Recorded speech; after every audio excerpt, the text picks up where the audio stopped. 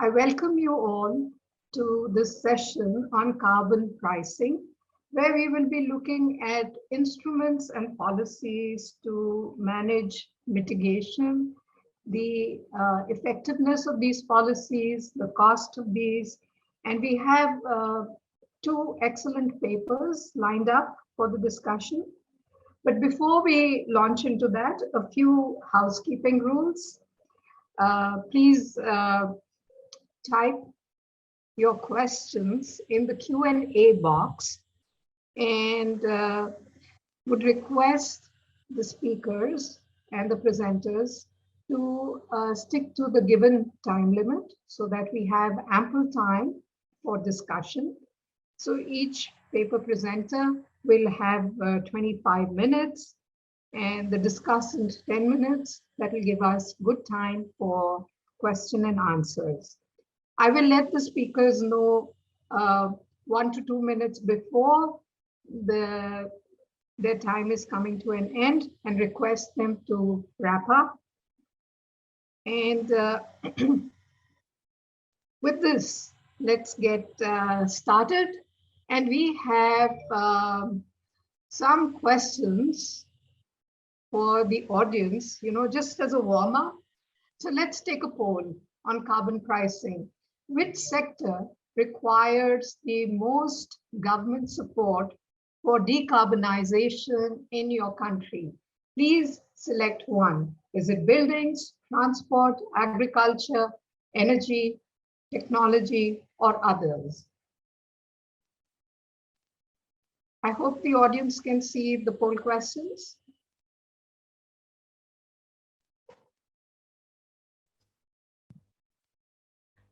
Dear Sujata, because it takes time for them to answer, we're gonna keep it through the session and I'll post results at the end of the session. Is that okay? Okay. Also, there is a second question. So I think both these will be posted. The second question is, which emissions policy is most needed in your country? Technology subsidy and promotion, emissions trading, emissions cap, a carbon tax, or other tax incentives, or any other policies. So with this,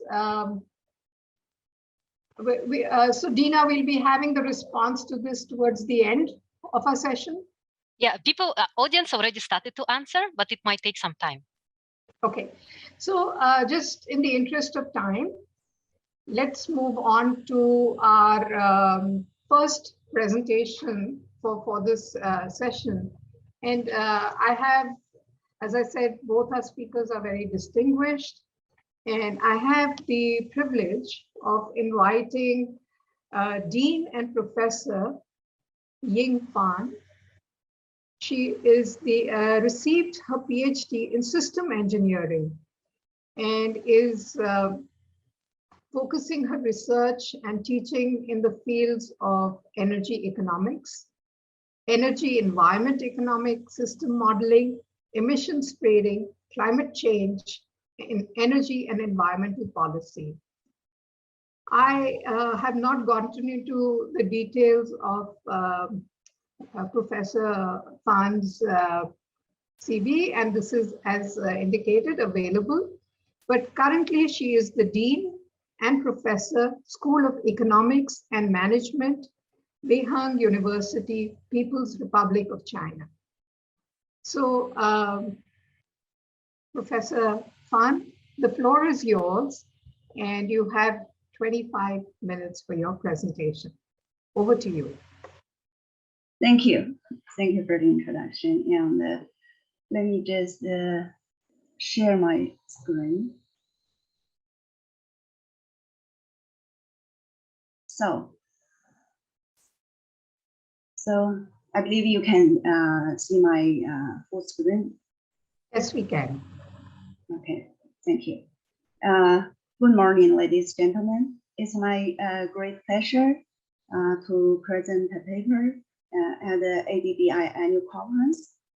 And the title of my paper is Exploring Complementarity of Carbon Pricing Instruments for Decarbonization in China. I'm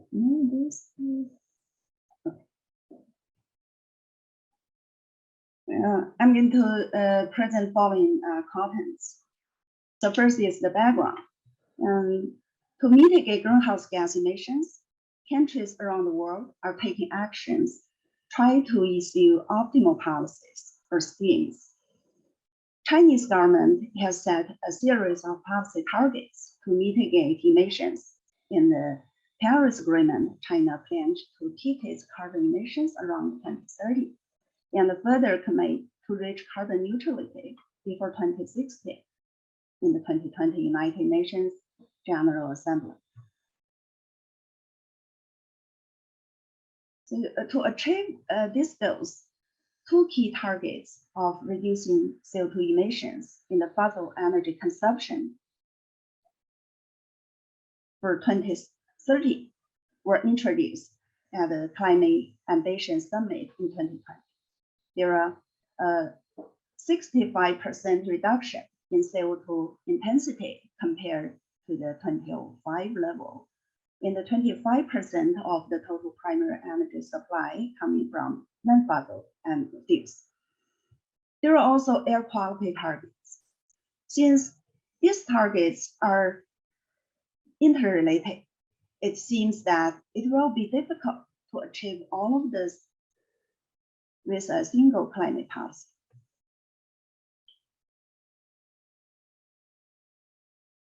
While carbon pricing, either via the emission trading scheme or a carbon tax, has been considered first best policy worldwide to combat climate change.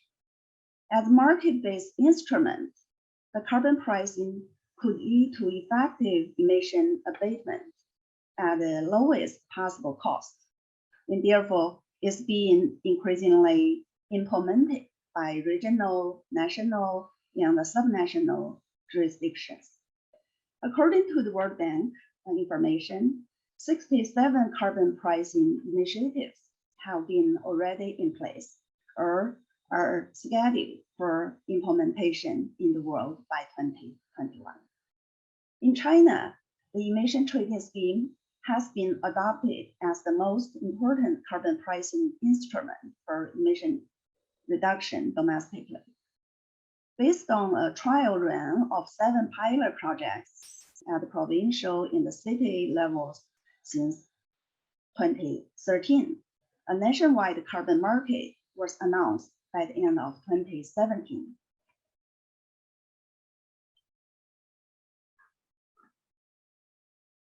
After 3 years of capacity building, which includes the system instruction for reporting, registration, and the trading, finally, the nationwide carbon market started operating in July 2021. The coverage of the nationwide carbon market is planned to be following sectors: power generation, petrochemical, chemicals, building materials, steel and iron, non-ferrous metals, paper making, and also domestic civil aviation. To date, the average carbon price is 47 yuan per ton CO2, and the accumulated trade volume is 23.4 million tons.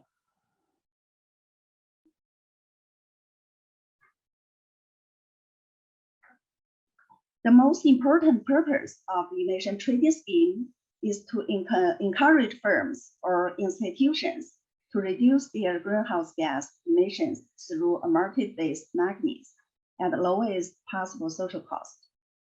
Meanwhile, to provide incentives for utilizing low carbon technologies and improving energy efficiency. This is considered a second aim of the nationwide carbon market. However, there are great uncertainties regarding this additional aim, as it is an indirect way. In fact, the emission trading scheme will always not cover all potential emission sources due to high transaction costs, such as emissions from household, transportation, and some other like service sectors. For example, the nationwide carbon market in China only includes the electricity sector in the initial phase, and the other 7 sectors will be covered in the future. These sectors basically are energy intensive. Some empirical studies on EU ETS have shown that the impact of the emission trading scheme on low carbon technology innovation and energy efficiency has not been that significant. For example, it has been found that the multiple policies like the EU ETS can fail to achieve multiple targets unless they are combined with other complementary policies. In the context of China, there has been some analysis in the discussions focusing on the 2 types of carbon pricing policies, ETS or carbon tax, focusing on impact analysis, abatement cost. Given the uncertainties surrounding the implementation of a single carbon pricing policy, complementary policies may provide a hand against the failure to achieve multiple climate targets. So it is of great importance to assess whether a single cost-effective instrument is enough for developing a low-carbon economy, or whether a policy portfolio would be more effective. There are a few studies trying to consider a mixed carbon pricing portfolio in China. As an extension of the previous research, this paper discussed this issue from both of the national and the regional levels. We investigate the impacts of different policy portfolios on CO2 emissions, social costs, interregional factor mobility, sectoral output in the export and import in China.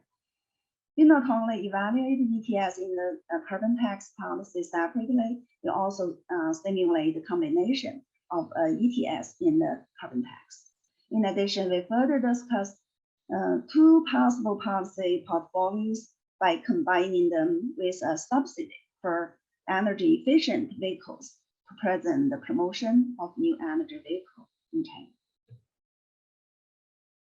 So in this paper, we use a multi-regional energy environment economy modeling system to analyze the economic impacts of different policies, which is based on China multi-regional CGE model. The model includes 30 regions in accordance with the administrative structure of mainland China. Each region consists of production sectors, rural and urban household, a representative enterprise, and the local government.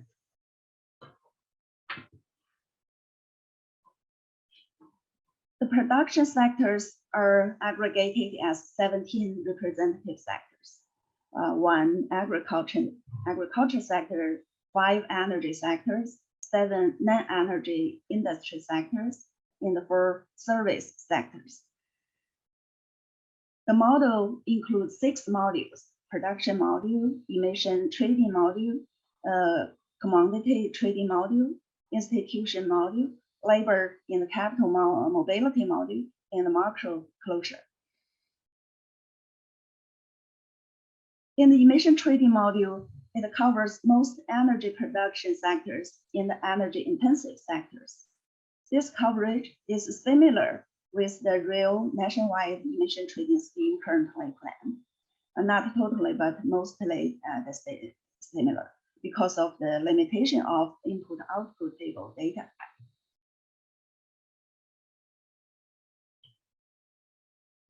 For the sectors levied carbon tax, the direct cost from tax is included into the production function.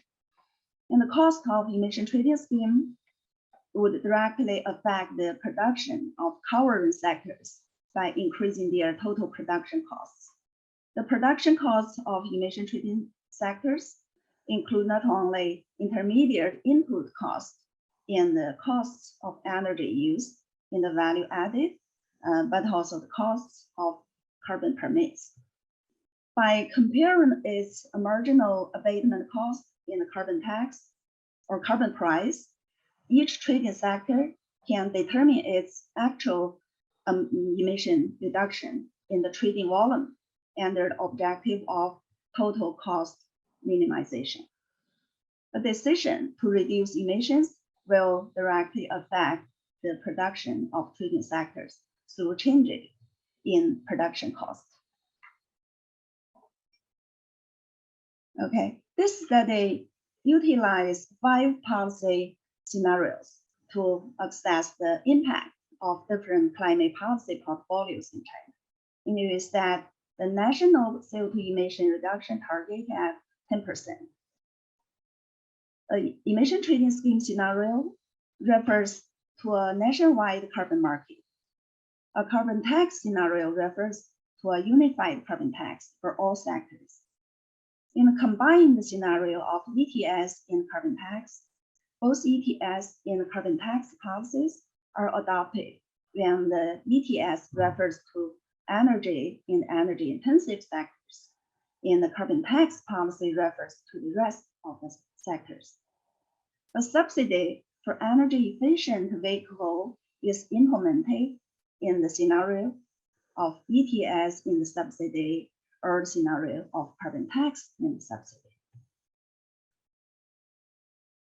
Let's see the simulation result.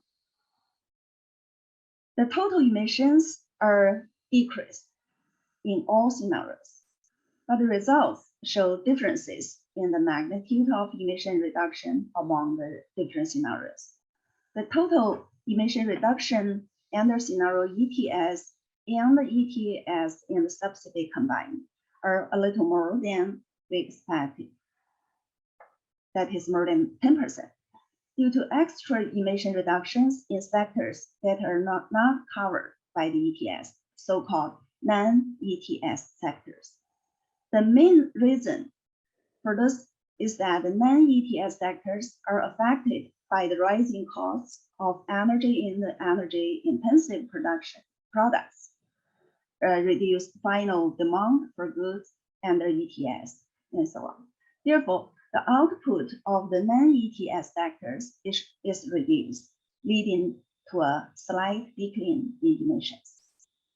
On the other hand, total emissions decreased by 9.35% under the ETS and carbon tax combined scenario, in which 90% of the emissions reduction target is allocated to the ETS, and 10% is expected to be accomplished by the carbon tax.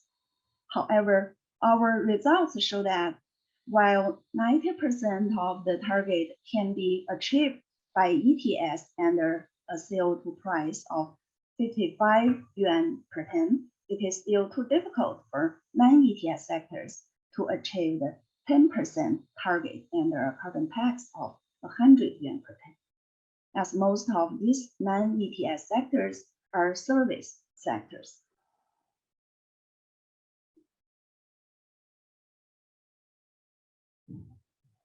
The figure displays the differences in emission reduction across regions under scenario ETS in subsidy combined and the carbon tax in subsidy combined. The results show significant differences between two policies, in that emission reductions present larger differences across regions under scenario carbon tax in subsidy combined. As there is no emission trading in scenario carbon tax in the subsidy combined, these regions will definitely suffer from more economic loss. Compared with carbon tax in subsidy combined scenario, the emission reduction under scenario emission trading in subsidy combined are more evenly distributed across regions and seem to be more reasonable.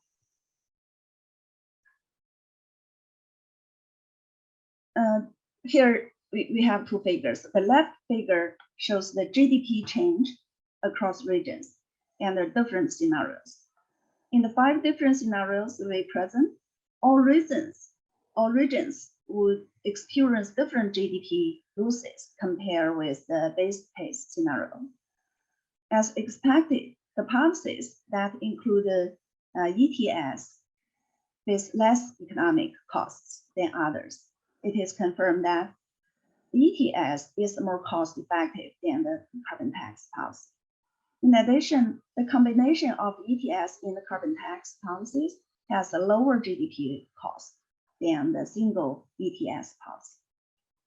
Regarding policy impacts at the regional level for central and the western regions, like Jilin in Inner Mongolia, Guilin in the Ningxia, experience more significant GDP losses than other regions under scenarios carbon tax or carbon tax and the subsidy combined.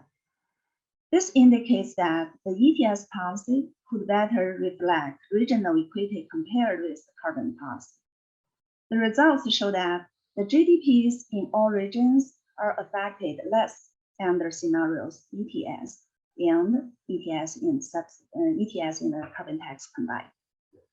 Red figure shows the welfare changes across regions under different scenarios. Let's see the results for interregional labor and capital mobility. Different policy portfolios have different impacts on the reallocation of production factors for labor and capital across regions. The results show that the ETS policy and the carbon tax policy have opposite effects on interregional labor and capital mobility. The ETS policy performs better in promoting the transfer of labor and capital from eastern regions to the central and the western regions, while labor in the central and the western regions transfer to the eastern regions under scenario carbon tax. The results for capital are similar. Here we can see the sectoral output impact. The total output decreases under all policy scenarios, as the emission reduction policies increase total production costs.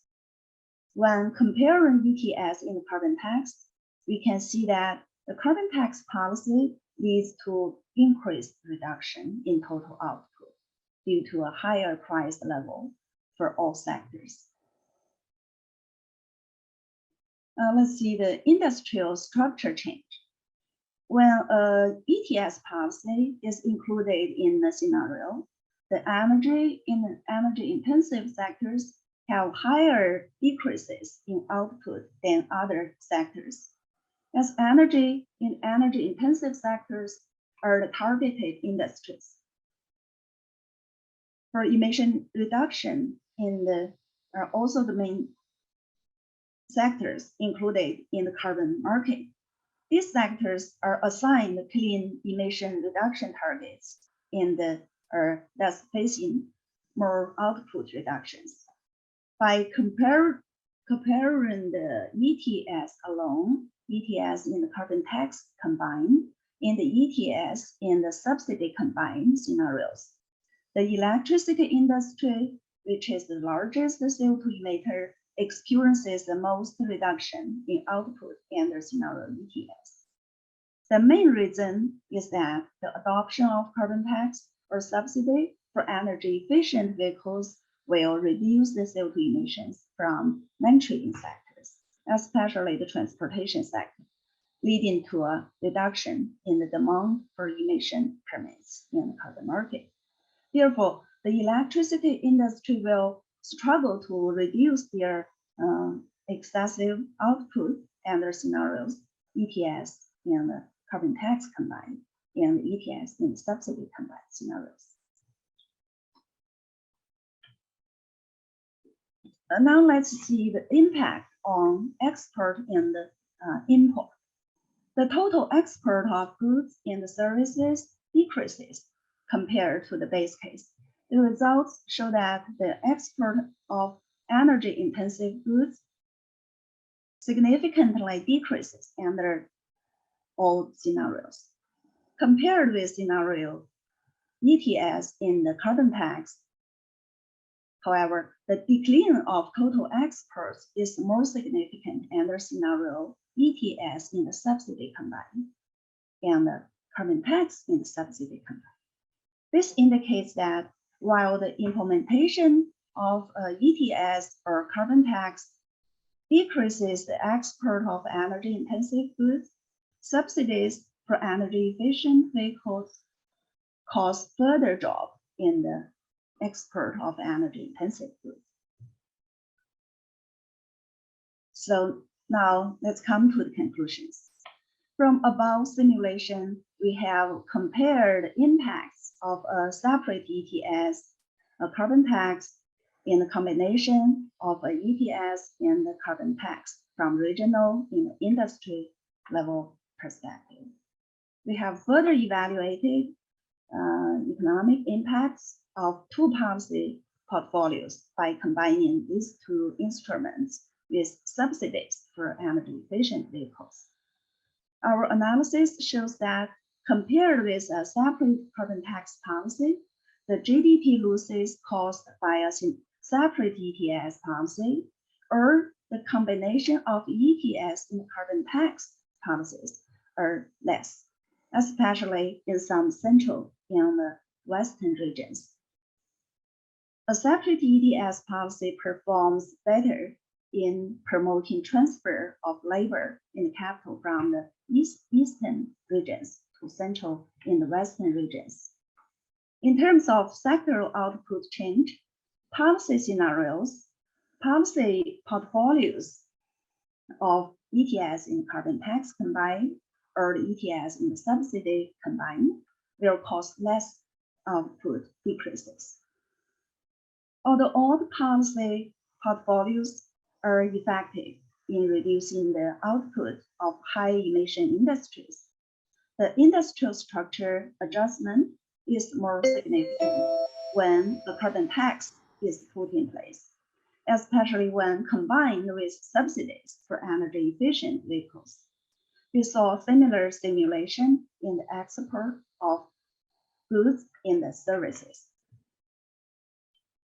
And finally, let's see some just a few policy implications.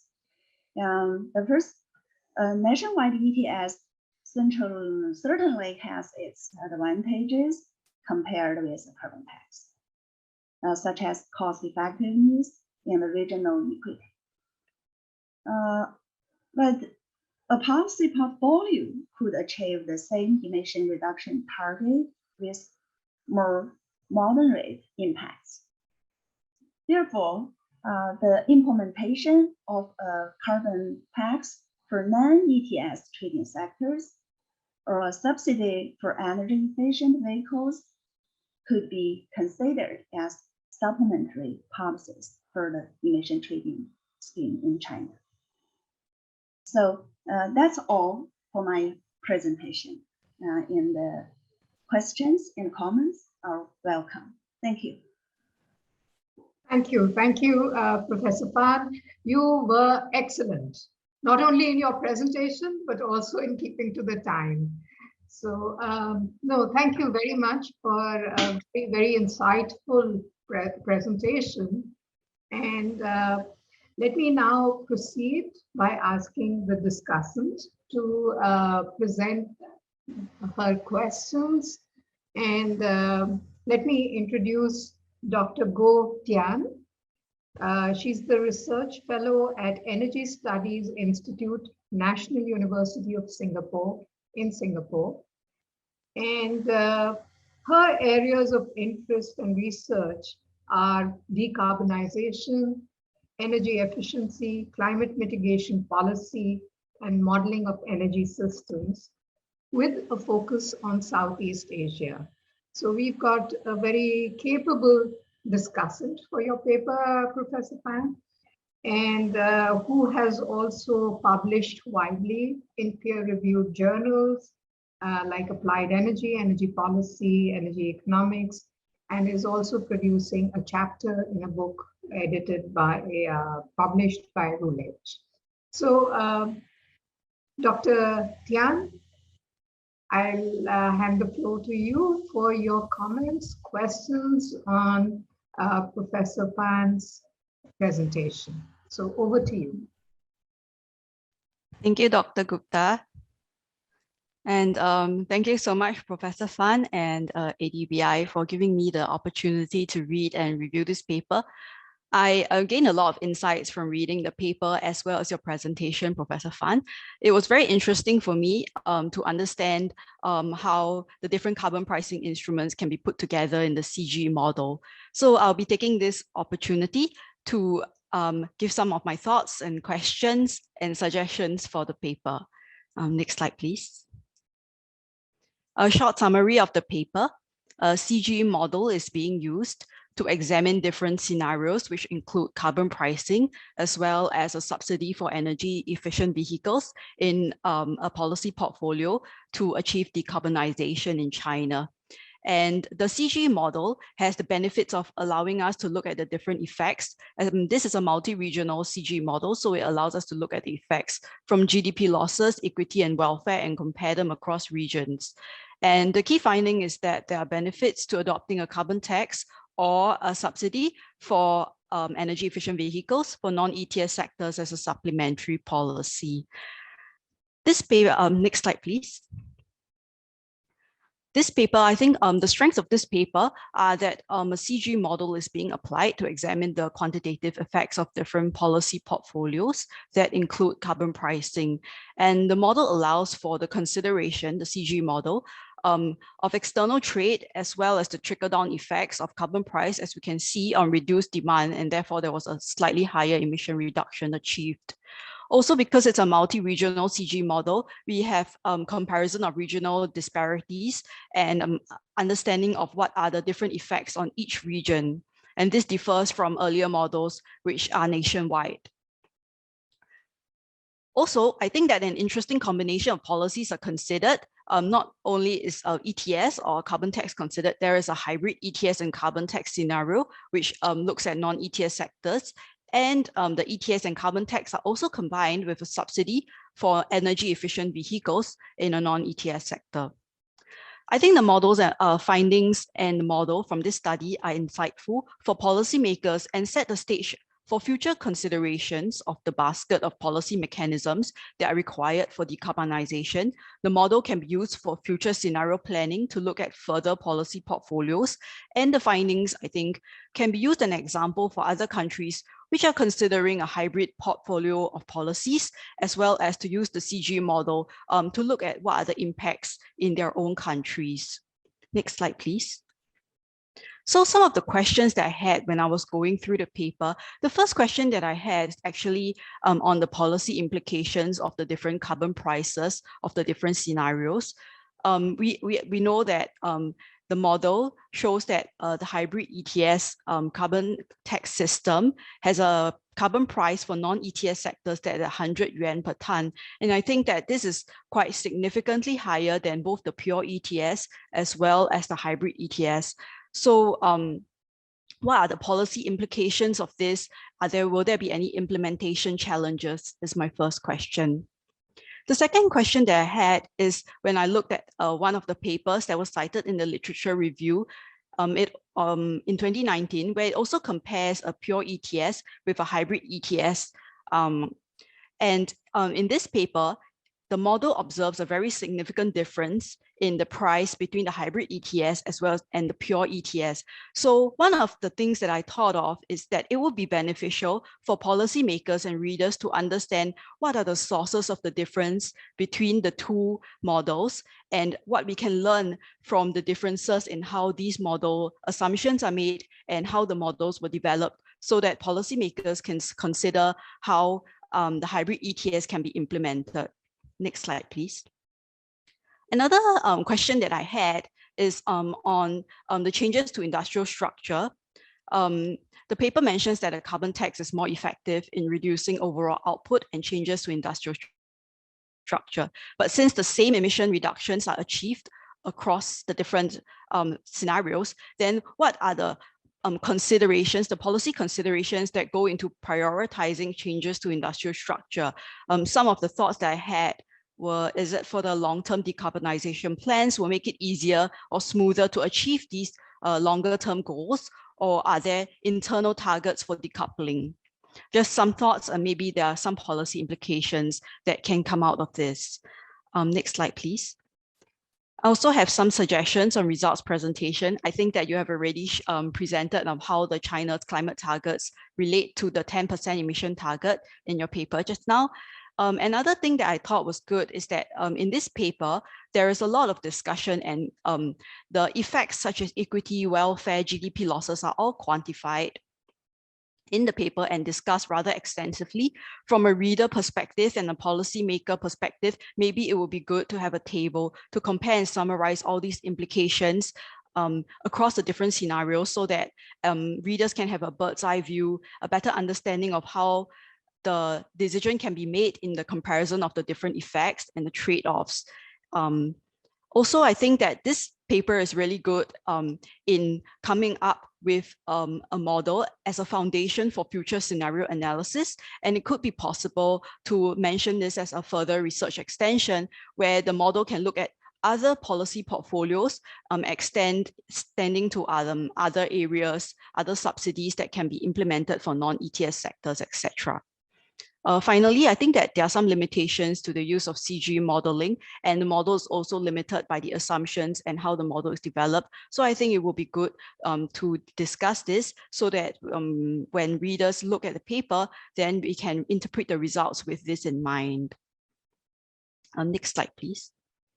And finally, on the policy implications, I have a couple of suggestions. First, I think that the subsidies for transportation, energy efficient vehicles, I think it's a very interesting policy to consider within the CG model. And I'm wondering that since the paper mentions that the carbon price and carbon tax are lowest when a subsidy is implemented, would it be useful to have a short explanation on how subsidies compare with other policy measures that can be implemented for the transportation sector, to give readers a view of how these policies compare with each other, or what are the differences in the other policy measures that can be implemented for transportation.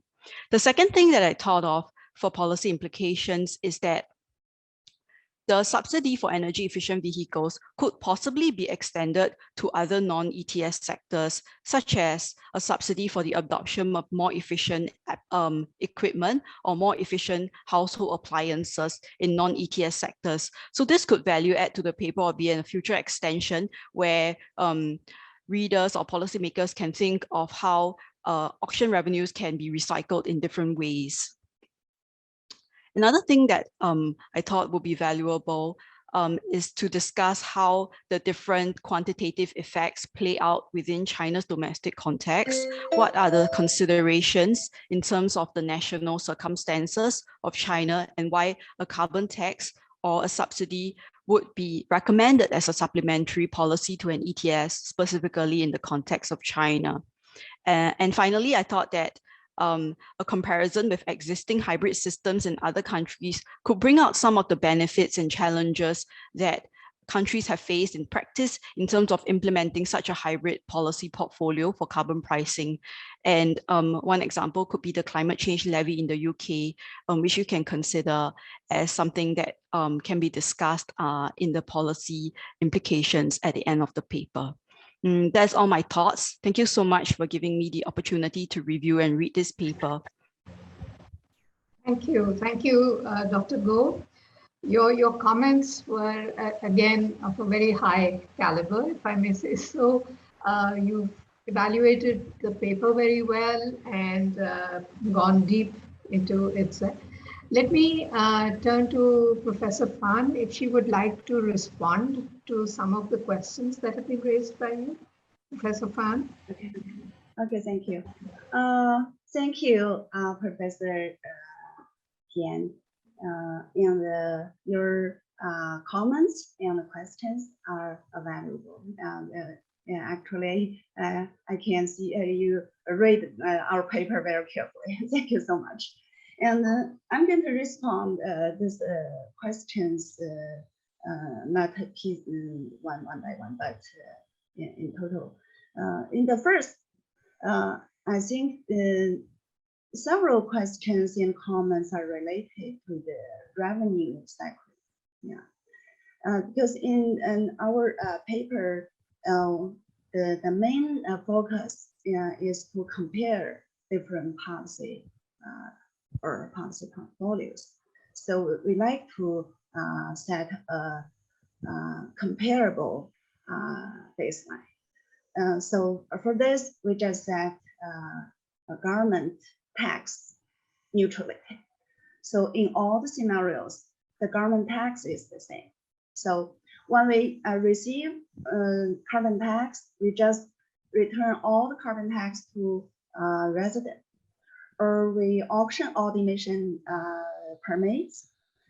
We also transfer this revenue to resident to keep tax neutrality. As an alternative, we like to invest this revenue to low carbon technologies. So in this case, we just take the energy efficient vehicle, which is a representative of low carbon or new technologies. So just the representative industry or technology. So that's why we take transportation as an example and transfer all the carbon pricing revenue to these new technologies. This certainly can be extended to other industries, especially low carbon, specific low carbon technologies. Yeah, you're right. That's first. Yeah, another point is the combination of emission trading and carbon tax. Yeah, actually, we suggest a ETS only cover a few energy intensive sectors, and the other sectors can be covered by carbon tax. Since the carbon tax covered sectors are not tradable, so it's difficult to set a suitable share of reduction target to carbon tax.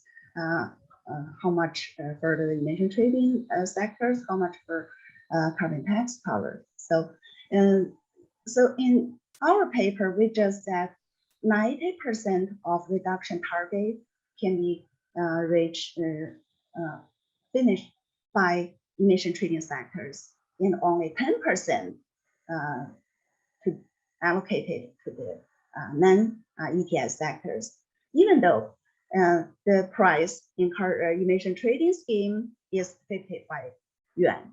And the carbon tax in non-ETS sectors is more than 100 yuan. So this raises another issue, is how to allocate all the reduction target to ETS scheme in the non-ETS sectors. That's not easy. Yeah, that's why the prices are different. And also for the, you mentioned the industrial structure change, including exporting and importing structure change. This related to the long-term reduction strategy. In our model, we not only include trading among sectors, among regions, we also include abatement, abatement cost. Yeah, abatement cost curve. This is also come from the CGE model simulation. So when we set a lower cap, then all the firms will choose actions between trading and invest in low carbon technology. So if they invest more to low carbon technologies other than trading, so the future structure change will be larger. So that's our point. Yeah, I believe all the trading schemes just for emission reduction. So when we evaluate emission trading scheme, we like to see how this emission trading scheme stimulate low carbon technology investment. So that's it. Definitely is necessary and good for the future change. Yeah. You mentioned some limitations. All your points are very good. Yeah. I think we can revise our paper. Thank you. Thank you so much. Thank you very much, Professor Fan. Dr. Go, any follow-up questions you have? I have no follow-up questions. I do agree that industrial change is beneficial in the longer term, and that ETS is meant to stimulate low carbon technologies instead of just having like an offsetting mechanism. Yeah, so I thank Professor Fan for giving those explanations. And I do think that also that the energy efficient vehicles is an example of how the subsidies can be implemented, and that this paper really shows that it can be extended to other non-ETS sectors, and it would be valuable to actually investigate this policy portfolio. Yeah, thank you. Thank you. And I agree, Professor Fan, a very, very valuable tool that can be used to evaluate different combinations of policies, etc. We have a question from the audience, from Daniel Augustine.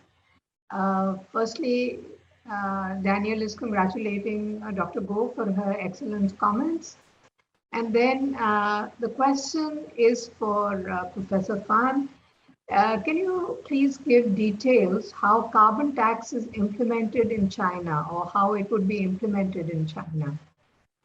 So over to you, Professor Fan. So you mean carbon tax? Yeah. Currently, we only have emission trading scheme in place, and but research on carbon tax has been under many research in different departments and universities. Currently, we don't have that, but I believe in the future we need a combination of emission trading and carbon tax. Okay, there's a follow-up question from Tomi Hardan Tomo. It's related to this, but the previous question. How might a carbon tax rate be set? So at what level would a carbon tax rate be set? And how could a carbon tax then affect the economy, employment, other taxes, and the deficit in China? I presume this is the budget deficit that is being referred to here.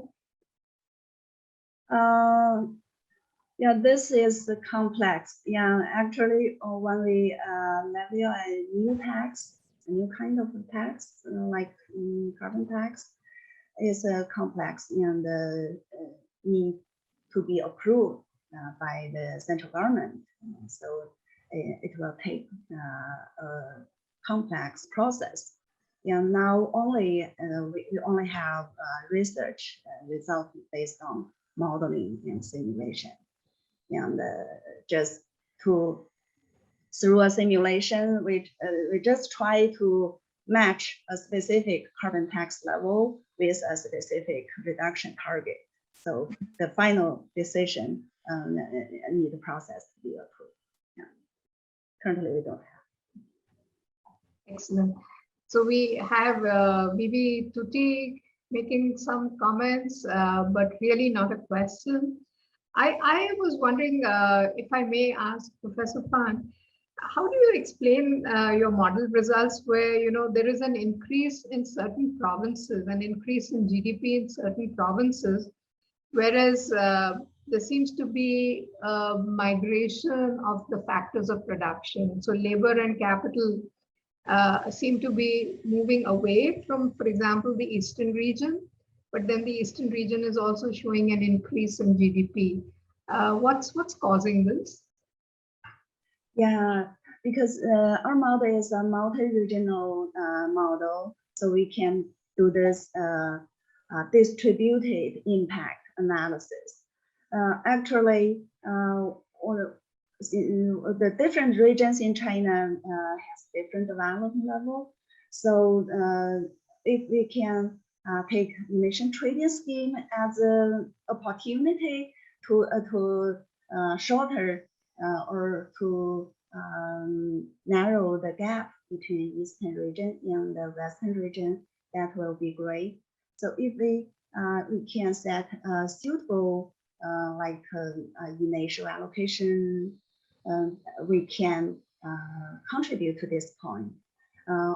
If we cannot set a very good initial allocation, that will be bad. So this point should be paid more attention. Okay, well, that's very interesting results from your model. And as I said earlier, it's a very useful tool and reasonably disaggregated. So it can, I think, provide useful guidance to the policymakers. And I think ultimately the implementation, etc., depends on other factors beyond the model, the realm of the model. So thank you once again and for an excellent presentation. Really enjoyed it, and I think I'd like to thank the audience also for their active participation and questions. And of course, Dr. Go for her very insightful comments. Thank you. With this, let's now move on to our second presentation for the session. And here I'd like to introduce our next distinguished speaker, Professor Frank Giozzo, and who is a professor at the Crawford School of Public Policy. He's the Director, Center for Climate and Energy Policy, Australian National University in Australia. So welcome, a very warm welcome to you, Professor. And his paper will be speaking about the role of carbon taxes and emissions trading in a portfolio of policies to reduce greenhouse gas emissions. A little bit more about Professor Giozzo. He is the Professor of Environmental Economics at Australian National University and also the Head of Energy at the ANU Institute for Climate, Energy and Disaster Solutions. He is a lead author with the Intergovernmental Panel on Climate Change and has taken on various roles in the IPCC, that's the 5th assessment report, and he's also currently associated with the 6th assessment report, and is a joint editor-in-chief of an academic journal on climate change, i.e. the Climate Policy. His more detailed CV is available on the website. And in the interest of time, Professor Giozzo, over to you.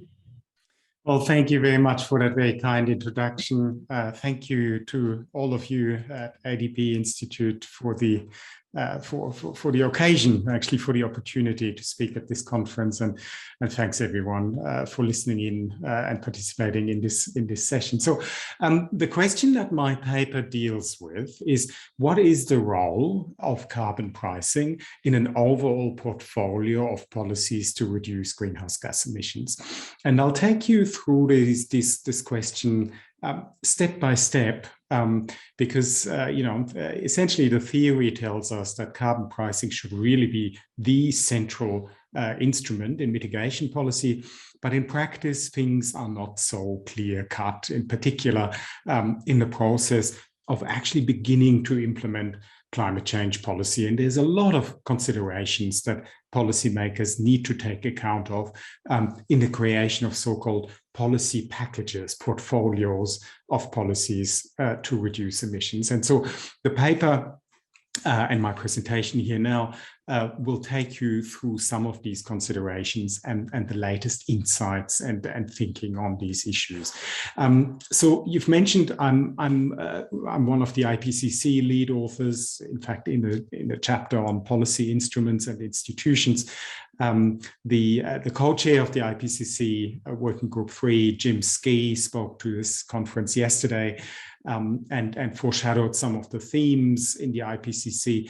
And of course, ahead of the release of the report planned for March next year, I'm of course unable to speak to what's actually in the report, but it's certainly fair to say that these precise issues that I'm talking about here are certainly, reflected in various forms in the assessment that the IPCC is preparing as well, and that simply reflects the policy practice and what we've learned in the actual implementation of carbon pricing, and it reflects the most recent academic literature as well.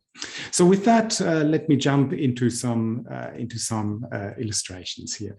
So, first of all, when we look at the recommendations by the High-Level Commission on Carbon Prices, convened by Professor Stieglitz and Stern just a few years ago, and they said a well-designed carbon price is an indispensable part of a strategy for reducing emissions in an efficient way. And I think that's a really strong guiding goalpost. The Commission also said that carbon prices that are in line with the Paris goals, long-term goals, would be in the order of $40 to $80 per ton of CO2 by 2020 and 50 to 100 by 2030. And as I'll show you in a minute, or as you probably know, that is actually a very ambitious goal here. So the question is how to design and implement a carbon price that is effective in the context of other policy instruments and in the context of multiple policy objectives as they exist in practice. Now, what we can observe is that carbon pricing really is becoming a mature policy instrument. Carbon pricing now covers over 20% of total greenhouse gas emissions, okay? Not just carbon dioxide, but over 20% of total greenhouse gas emissions.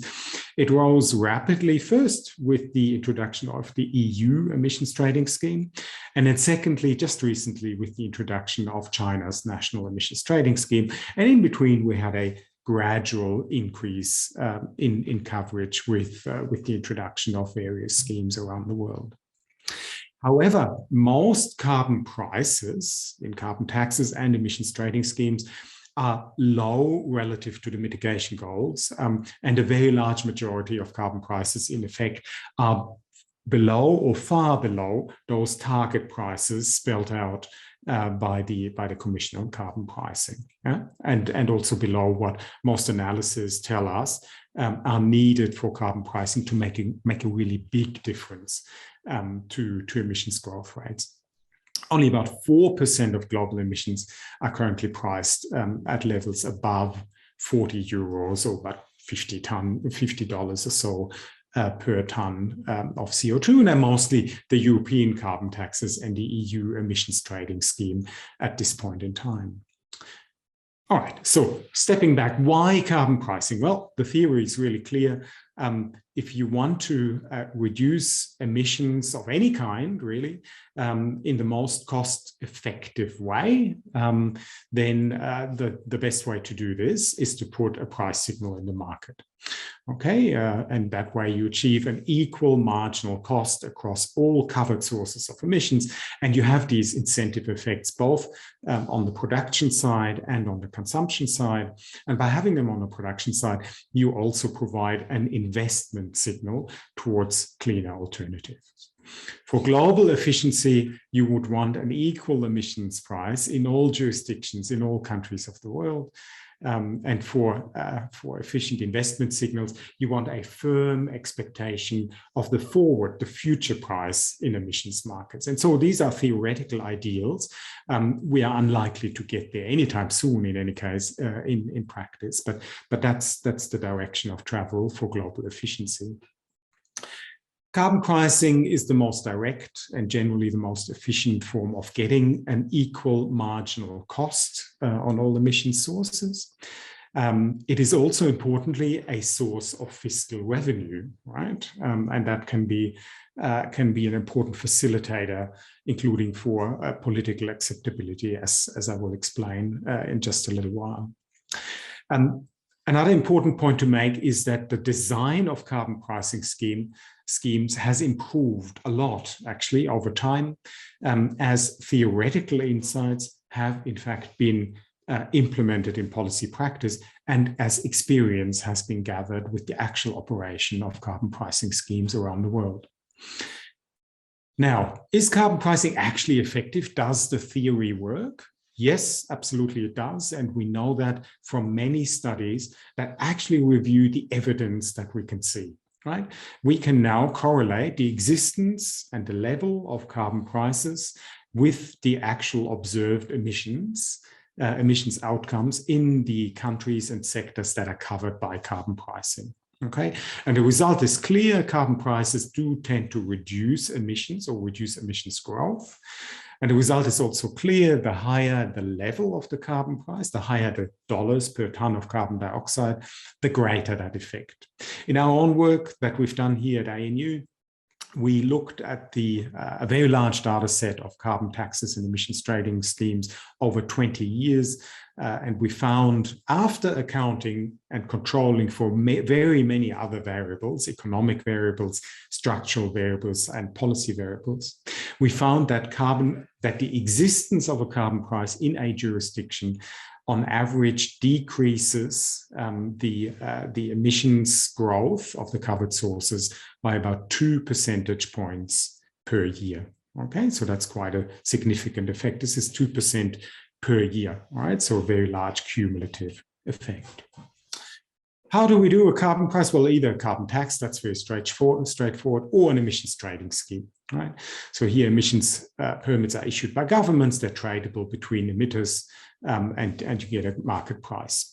Okay, both emissions trading schemes and carbon taxes can apply in the same jurisdiction, and they can even apply to the same sources. So Professor Fan alluded to that in her presentation just before, and we have a practical example of that in several of the European Union countries where the European emissions trading scheme applies, as well as national carbon taxes. There's many variants and related instruments. In the interest of time, I may skip through them very briefly. Baseline and credit schemes, traded emissions credit schemes such as the Clean Development Mechanism and similar national schemes. And of course, there's also shadow pricing of carbon emissions. Many of the large corporates, the companies do that, where they apply an internal carbon price. And some governments have also used a shadow carbon price in regulatory analysis or as an internal guidelines for making policy or investment decisions. Now, I already mentioned it, revenue. Carbon pricing can be an important source of fiscal revenues. Some of the schemes in place create large revenues, but others don't. Okay, so I've listed here just some of the examples where significant revenues are being achieved. And really the standout in terms of the emissions trading schemes here is the EU ETS. And it's important to know that at the beginning, the EU emissions trading scheme actually brought in very little money for the member governments, and it now brings in quite a lot, over $20 billion per year. So in the European context, that's not a massive amount of fiscal revenue, but it is significant and enough in order for member states to actually care about maximizing that revenue and doing something useful with it. Among the carbon taxes that are in operation, some quite significant revenues being achieved there as well. Now, as a thought experiment, if we covered all of the global carbon dioxide emissions from energy use, okay, and we covered them at a carbon price of $30 per ton, for example, which is not particularly high in the context of the higher price schemes at the moment, but higher than most of the schemes in existence at this point in time. we'd get about $1 trillion of tax revenue per year globally, right? So that's really significant. And if you break that down, if you apply the average emissions intensity per person, which is about 4 tons of CO2 from energy emissions per year globally, then at $30 a ton, of course, you've got $120 per person in the world per year to play with. So not insignificant if we got there. Revenue and cycling, what are we going to do with all of that money, right? So first of all, much of the revenue in the existing schemes actually return to emitters in order to alleviate competitive effects or in order to smooth the political obstacles to the introduction of carbon pricing. However, the revenue that's actually taken by governments can be used to lower other taxes or go into general revenue, of course. Please excuse me for a second. I've lost my window. Just 1 second. Just 1 more second, please. Sorry about that. I'll be right back. And I'm back. Thank you for bearing with me. So we were with revenue recycling. The money that governments take from carbon taxes or emissions trading schemes can, of course, be consolidated in general revenue, and it can then be used to lower other taxes, right? It can be used to lower income taxes, lower business taxes, okay? It can also be used, and often is, to make transfers to address particular distributional effects that are undesired. For example, carbon pricing will tend to raise energy prices, which can tend to have undesirable effect, in particular on low-income households. Okay, that can be alleviated through targeted transfers to low-income households using the money that is being taken in from the general community and the business community through a carbon tax or emissions trading scheme. A politically salient way of spending carbon pricing revenue is earmarking for specific purposes, in particular climate change related expenditure. The experience certainly in rich countries is that this can help significantly in shoring up general political support for carbon pricing, make it visible what the money is being spent on, and spend that money on climate change related purposes. Revenue is usually constrained by the free allocation of permits. I've mentioned that already. There's a tendency to return to give out some of the revenue for free to some of the companies concerned. Carbon pricing design choices, I mentioned it, great progress has been made there over the years. And I just want to, this paper looks at just 2 aspects really of design. First of all, permit allocation under emissions trading, who gets free permits, why and under what conditions, and equivalently for carbon taxes, who gets tax-free thresholds or tax exemptions and for what reasons. Secondly, minimum or maximum prices in emissions trading schemes, or I should say more generally, price guidance in emissions trading schemes. And then also, but I won't dwell on this in this presentation, linkage between emissions trading schemes with other jurisdictions. The allocation of free permits to emitters is often the result of lobbying by particular industries rather than an economic necessity. They're typically at the time of introduction of a carbon pricing scheme, there are concerns about loss of profitability or loss of competitiveness in the market. Now, if producers that are subject to a carbon price can also raise their output prices, right? And so if they can raise their product prices, then allocating them free permits can result in windfall profits, right? And achieve a distributional outcome that might not be in the intent of policymakers or the community overall. However, there is a bona fide case for providing free output-based allocations to industries that cannot raise their output prices, in particular to industries that trade in international product markets, where there's competition from countries where producers are not under similar carbon pricing constraints, right? And the tried and tested remedy for that is to provide some free emissions permits that are linked to the amount of output, not to the link to the amount of emissions, but linked to the amount of output. And that retains incentives to actually become more emissions efficient and less emissions intense. That shielding of domestic companies against international competition that is not subject to the same constraints can also be achieved through border carbon taxes or carbon border adjustment measures, as they're called in the European Union. In this case, no need for free permit allocation and therefore full opportunity to reap fiscal revenue. And the tax incidence in that case, it is at least partly on exporters, which is also an attractive feature from the point of view of importing countries.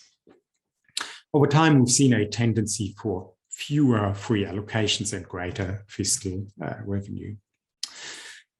There's various measures that can avoid low prices or even put a floor price in the system. A very interesting one, the Market Stability Reserve in the EU Emissions Trading Scheme. It's an automated mechanism that sets some of the permits aside while market prices are low. Similarly, high prices can be avoided through price ceilings, price containment reserves, and similar measures. At the end of the day, the principle is always to take permits out of the market if prices are too low relative to some benchmark, or to put additional permits into the market if prices are too high relative to some benchmark. Of course, in the extreme, you just fix the price and then you have a carbon tax. You can also stabilize prices by linking your domestic scheme to other schemes in other jurisdictions, forming a bigger bubble with a common price. On the downside, of course, that does mean a loss of control, a loss of national control over carbon prices, which can be perceived as a negative. Now, the roles of limits of carbon pricing. What can carbon pricing do? Well, a broad-based uniform price signal, automatically incentivizing emissions reductions right through the production chain, creating future pricing expectations, providing fiscal revenue, great things when you can implement them. What carbon pricing cannot do, however, is to apply to small non-point emission sources. I'll come to that in a second. To incentivize innovation at costs, at marginal costs higher than the carbon price, or be effective where behavior is not price sensitive, right? Many realms where raising the price of something doesn't necessarily translate into action to reduce use of that particular good. And also it falls short in providing specific or highly visible outcomes, which can be an important consideration for policymakers. Now, those are then, of course, also the theoretical reasons for why one might want to choose a set of non-pricing policy instrument. For example, in order to be applicable in agriculture or in energy efficiency, where there is a large number of small emission sources that are difficult to monitor and enforce, or where behavior, we notice for energy efficiency, doesn't respond very strongly to price signals.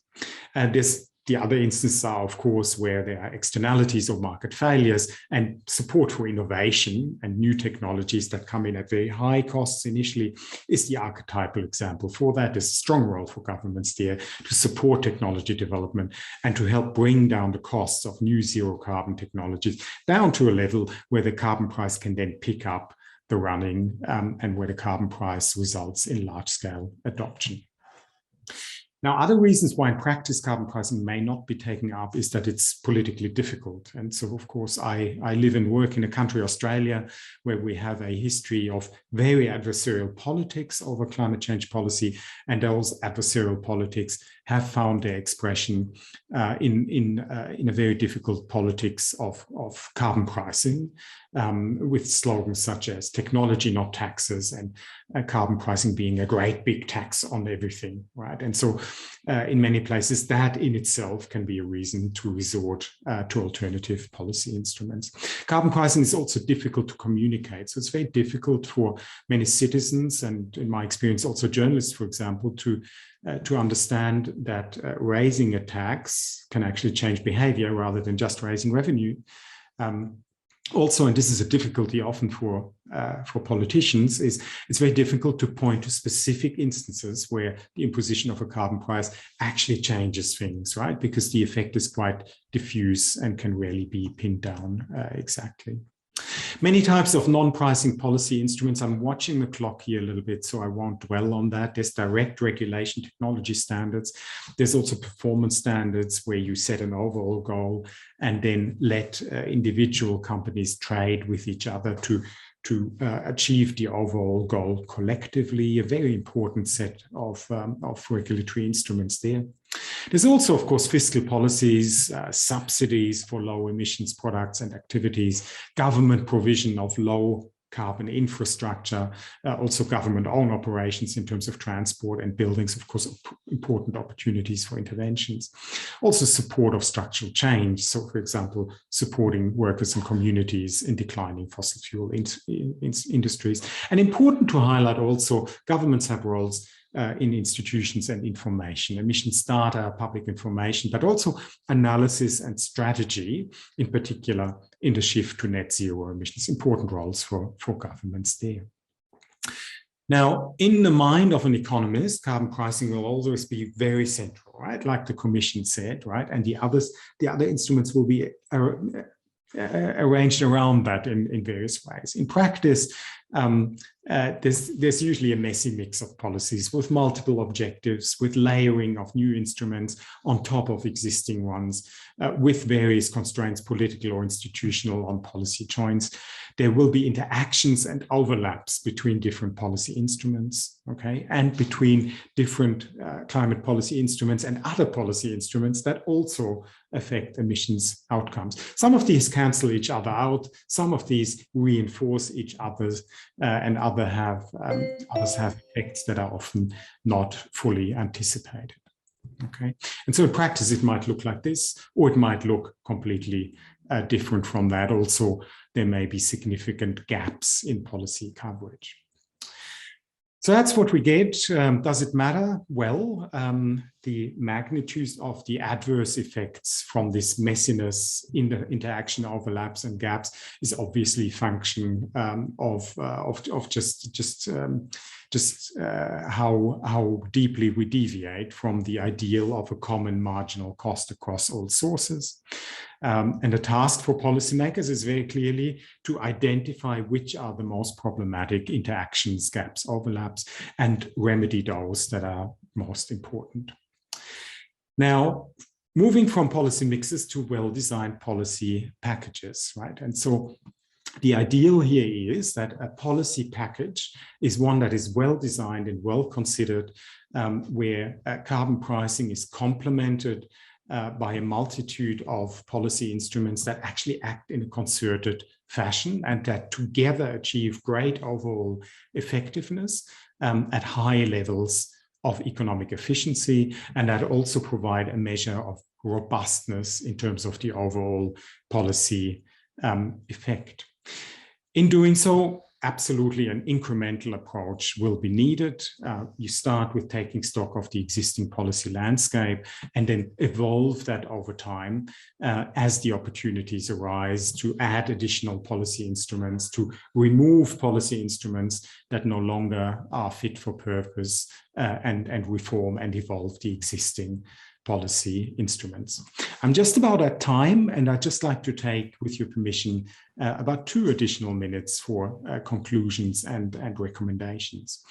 So conclusions, obviously carbon pricing has that important role, but that specific role will differ between different jurisdictions depending on the context. Design can be optimized both for societal and industry acceptability, as well as for effectiveness, and we've learned a great deal over decades of implementation of carbon pricing scheme, and we've learned a great deal in particular with the application of carbon pricing in jurisdictions in a whole range of countries over recent years. Climate policy never exists in a vacuum, and carbon pricing never exists by itself, and so those policy interactions are really quite central. And effective policy packages will include both pricing and non-pricing policy instruments, and they need to be designed in a way that multiple objectives can be met and synergies are maximized. Very briefly on some implications and recommendations really for policy practitioners, right? First of all, analysis and strategy. It's really important to identify options for national climate change policy in light of international experience, in light of what theory tells us. And what is always possible to do in a national context is to define a desirable future carbon pricing policy as part of a broader policy package, right? And use that as a goalpost and to map out the direction in which things should travel over time. Evolution, right? So map out that possible trajectory starting from the existing policy framework, take the opportunities for policy reform when they become available, and evolve those climate change policy instruments over time. It is totally okay not to start with the ideal carbon pricing instrument that is already pitched at a high price level. It's totally fine to get there over time with incremental steps.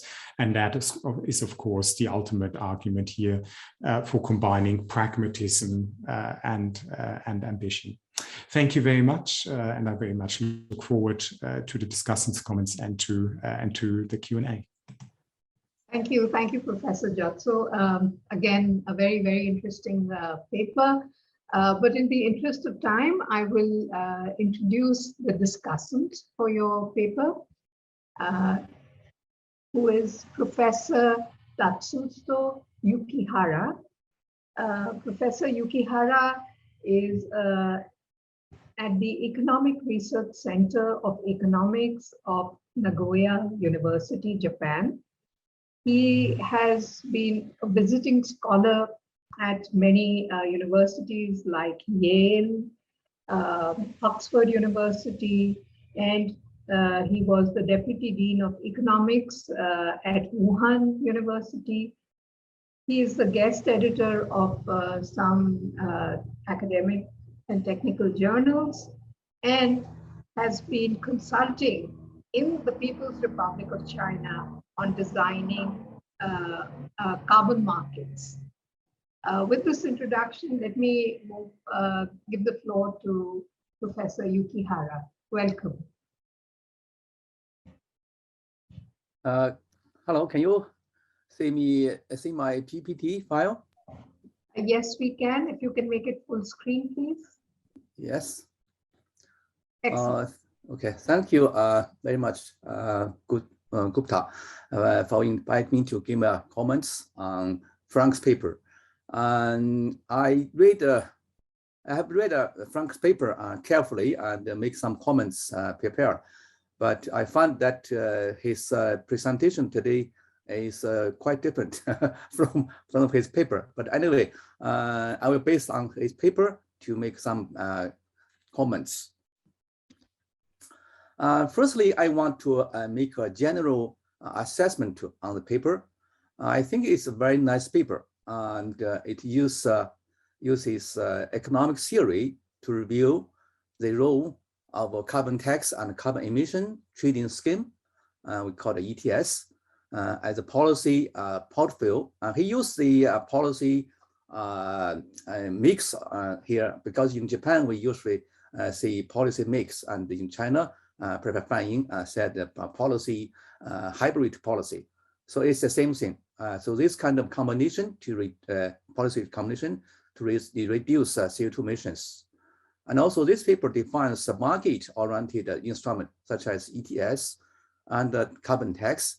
And the government interventions such as non-pricing instrument like subsidized institutional framework design, emission standard, efficiency certificate, regulation, and something like that, and analyze their functions to carbon mitigation. And also this paper discusses a very important issue of overlapping and interaction of policy instruments.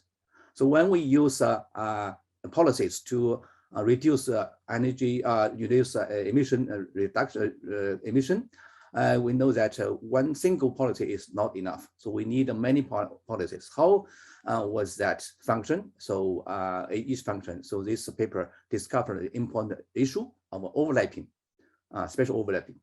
And also this paper provides a simple framework of combining multiple policies to reach a multiple objects. This is very words I like very much. It also suggests some politically and physically possible policy package, or Frank called it portable fuels for carbon neutrality targets. And also it provides some good ideas and methodologies, as he mentioned in today's presentation. Here I want to make a summary of with my idea about the so-called policy overlapping and interreaction. I made this a kind of graph, and also I found it very interesting. Frank also used a similar graph this morning. So I think that carbon reduction targets cannot be reached by a single policy or a single instrument solely. So we need a combination of policy mix or policy portfolio. But we can see from this photo of graphics that we have many instrument policies, for example, ETS, carbon tax, and also non-pricing policy, instrument like subsidies or institutional intervention, something like that. So we can see that these policy instruments or non-policy instruments are working together at the same time. So we need to know what is the interaction of each policies. For example, if we imply a policy of ETS, what should we do about carbon tax? And also, if we introduce a carbon tax, what other function should we go? So each one policy have interaction each other and at the same time. So this is question. Another question is that it must be have a carefully looking at the overlapping issues, because for example, ETS covers only some sectors, some countries, not all the world, not all the sectors. So this is a function or result are very limited. But carbon tax may cover all sectors, all household and government institutions. So this kind of coverage range and also function are quite different. But sometimes we say, if you issue a carbon tax, then some company will be hurt by ETS, because you will face a problem of doubling pricing. You give the double charge on the firm or company. So how to avoid this kind of thing is this question. Also, I will ask Frank about the definition of a range of the overlapping, what part of the overlapping or what part of the interaction. So carbon tax and non-pricing policy and ETS can work together, but we have to be careful about the overlapping issues and to let it work interactionally, as the words Frank used in his paper, harmony in Chinese, 和谐. So this is very important, you see. And also the image of a multiple policy object. I think it is very important or core idea or concept in his paper. We can see that in this graph, we can see that ETS, carbon tax, government intervention, and the international collaboration. There's two, I just choose two main instruments. Each policy can have a different target or result. For example, ETS can reduce carbon emissions from some targeted sectors and regions. Okay, so like what Professor Fan Ying said in his presentation today, China just covers energy sector or electric sector this year, and other countries may be different. And carbon tax may have a large range of pricing on the firms and the products. So it's kind of a pickering tax pricing on high emission sectors and regions. Okay, so some high emission company or firms will pay higher carbon tax, and then to reduce its carbon emissions. And so this kind of policy will may affect all sectors and firms as well as persons. Government intervention is very important because climate change policy or climate change governance is very high top down style instrument. So the government is necessary to design a target and a roadmap for the target, and also made some legislations and issue some policies. But the question is how to balance carbon inequality between sectors, regions, and household. So in Frankfurt, he didn't mention that, but I'm studying the inequality issues and also carbon inequality issues. I find that ETS carbon tax may induce some very serious carbon inequality issues. And also international carbon market.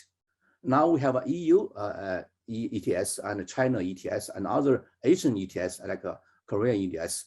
But how to integrate this kind of regional carbon market into one? But of course, maybe it's possible, but anyway, to function coordinately, to do something further. Otherwise, we cannot get the final goal of 2050 or 2060 or carbon neutrality. And also, I just put a very important issue here because we just have a COP26, and I know Frank is one of the leader authors of IPCC's report. But I may say here that carbon neutrality or zero carbon society, a low carbon growth, is not our final goal. Our final goal is make all people in the world better off, to let them have a higher economic growth without emit too much emissions. So in the future, our target is decoupling CO2 with GDP and toward a zero emission society with lower carbon growth. So our growth is also one. So we cannot say that only growth, but no, only emission reduction, but no growth. So this is something misunderstanding in recent days. Okay, finally, may I ask too many questions? Only choose two questions. One is that Frank mentioned in his presentation today that carbon pricing cannot be so high, cannot be so low. But in my opinion, that in the case of EU, now 1 ton CO2 costs about 69 euro. But in China, only 47 yen, the big difference. So how can we, set a reasonable carbon price to, give a punishment on high carbon company, and also give intensive to the innovative companies? Another question is that how to make a good balance between this kind of. Hara, can you please wrap up? You're already 2 minutes over time. Yes, I know. Please. How to make a good balance between emission reduction and the low carbon growth, also sustainable development. So only two questions. Okay, thank you. Okay, thank you. Thank you very much. And let me say that there are several questions in the Q&A, so we'll try to respond to those. But Professor Frank, do you want to respond to the two questions posed by Professor Yukihara? And if you could do it quickly, then I can cover some of the questions that will come up in the Q&A. Thank you. Firstly, a very warm thank you to Professor Yukihara. These reflections will be extremely valuable in further developing this paper, actually. And I think that's very enlightening for the audience now here as well. And Tatsuto, sorry, what I presented is somewhat of an evolution from the paper that you saw earlier on, and I put some emphasis on some of the more practical aspects as well. Very briefly on overlaps, I think the question you're asking is a very important one, also difficult one. How do we identify and measure and map the overlaps, right? So in my consideration, the best way to do this is bottom up, right? So, and you essentially what you want to do is you catalog all of the emission sources and then take that view of a particular emission source and catalog which kind of regulatory and pricing policies it's actually subject to. And that's usually the easier way of making such a map rather than coming top down. Secondly, on the multiple objectives, I found it really enlightening the way you presented this, and also the emphasis that you placed on the ultimate objective of development in the context of net zero or decarbonization. And when we're talking multiple objectives, this is really usually the biggest objectives that governments will have. And thirdly and finally, I want to pick up on the international dimensions. I think you're also right to highlight this very strongly. And I think you told us that the international dimension of carbon pricing or carbon trading can be carbon inequality. And I think that is actually part of the reason why in practice we do not see a lot of linking of emissions trading schemes between countries, right? And so, the early literature on this was very optimistic on the prospect for linking carbon trading schemes internationally because of the efficiency gains that can be had. But then the practical insight is that the countries that might be selling additional emissions permits to others would see a revenue inflow, but the overall macroeconomic costs of reducing emissions by more might actually exceed those revenue inflows, which creates all sorts of concerns for policymakers, of course, right? And I think that's actually a really tough nut that will need to be cracked in future when we have a broader range of carbon pricing schemes existing, because, homogenizing prices to some extent will really have tremendous economic efficiency benefits. And at this point, from where I sit, I don't really see a clear pathway of how we're going to get there. Okay, thank you. Thank you very much. We have several questions, so I'd suggest that some of these can be responded directly, but let me raise a couple of them, and I'll maybe merge one or two questions so that we have time for more questions. So one question for you, Professor Frank, is what would be the negative impact on fiscal revenue due to the production reduction? And would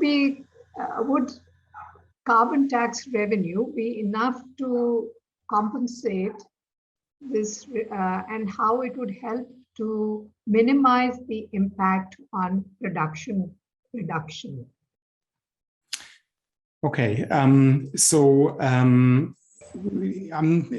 which reductions are we referring to? The emissions reductions or the reduction in production? The emission reduction.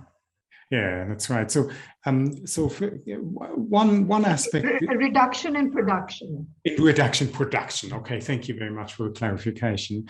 So, of course, what happens is when you bring in any kind of policy instruments aimed at reducing emissions, and that is effective, then the effect will be that some of the high emissions activities will be curtailed, right? And so, in practice, that will mean sometimes that producers will substitute into lower emissions technologies, can be the same company producing with different kit, different technologies. But, you know, there's also substitution from high emissions producing companies to low emissions producing companies, or in fact, substitution between entire product categories, right? So very archetypally away from the use of coal in electricity and also industry and towards the use of renewable energy, right? And that leaves some companies without a business model, right? Or with significant declines in revenue. Whether governments choose to compensate for that or not is ultimately a political decision, right? The observation in most emissions trading schemes is that the successful way of managing that transition is to provide some sort of temporary assistance, right? And so that works quite well because society's interest is normally a very long-term, whereas shareholder interest is normally quite a short-term one. And so, you know, if you provide some sort of compensation for lost profitability for 3 years, 5 years, something like that, you may be able to come to some sort of accommodation, if you will, with the losers from carbon pricing. Yeah. Well, thank you for that. Also, Professor Frank, your presentation has raised interest in our ADBI's Dean, Sonobe-san, and he would like to ask you a question. Yes, so, Sonobe-san, the floor is yours. Thank you, Chair Sujata. Thank you very much, Professor Frank, for excellent presentation. And thank you, Yukihara Sensei, for nice comments and questions. Yeah, you know, there is a proposal of differentiated carbon price recently. So, meaning the lower price of carbon for developing economies. And then IMF is saying that this is more equitable. So could you kindly share with us your thoughts on this proposal of differentiated carbon price? Thank you very much.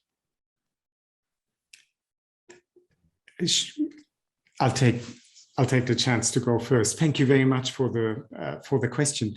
Now, I think we can say this is, in fact, what we largely already have. So we see the high carbon prices in some of the richer countries, and we see the lower carbon prices among those of the industrializing and developing countries that have taken on a carbon price. And it's sort of a natural way of evolving the system.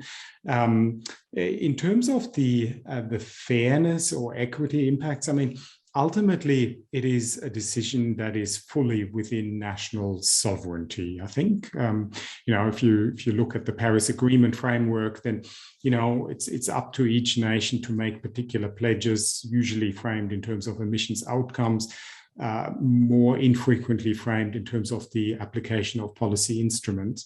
And so a differentiation in terms of the level of the stringency of policy effort, including the level of carbon price, is natural in that regard.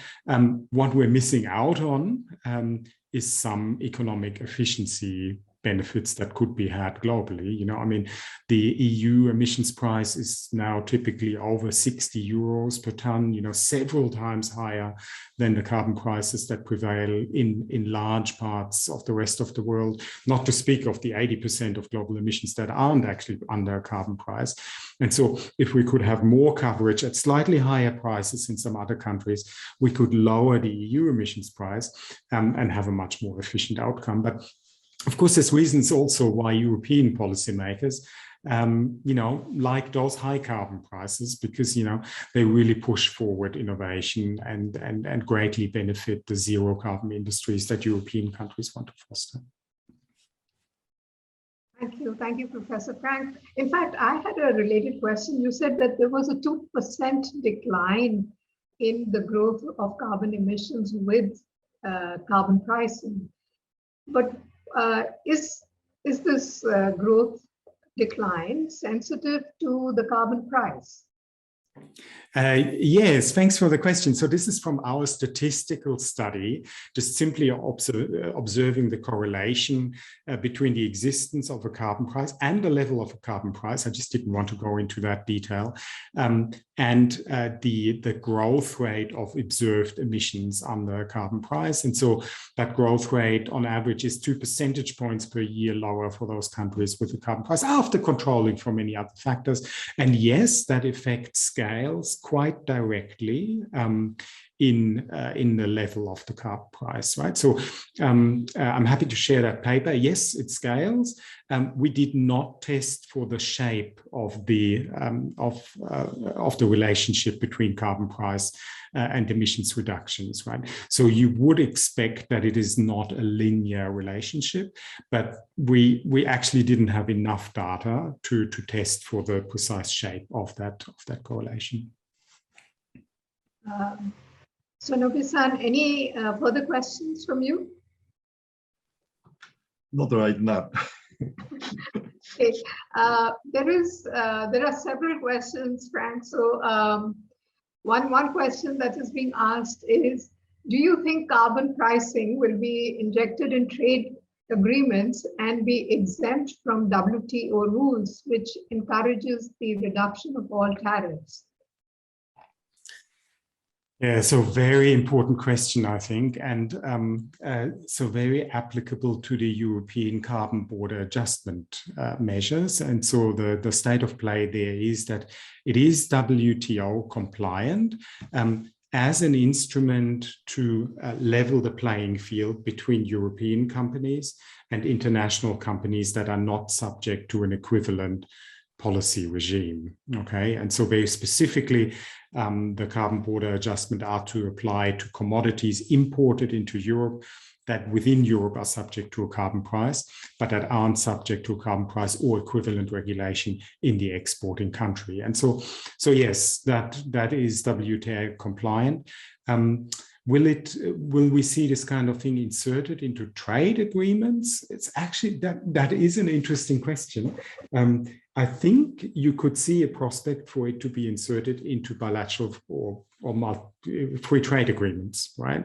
Where you say, one provision of a free trade agreement is that, goods traded freely are also subject to similar carbon tax, carbon pricing treatment in both countries. You could imagine that. I think the bigger point in many ways is that we could speculate that carbon border taxes might well catch on and not in other countries, right? And not be confined to the European Union. I hinted at that in my presentation. A carbon border tax adjustment is actually a very attractive thing for a country that imports energy-intensive, emissions-intensive commodities and also has a domestic industry. So it's not a thing that exporters like, but importers tend to like it. And so I think we might see more of it. Okay. The organizers of the conference are telling me that we've shot over time. So, but it's been an extremely interesting discussion, Frank, and also Professor Fan. Thank you very much for your presentations and for taking our questions, and also to our two discussants, Yukihara-san and Dr. Go. Thank you very much for your very, very insightful comments again. And I think it would be remiss on my part not to thank the audience.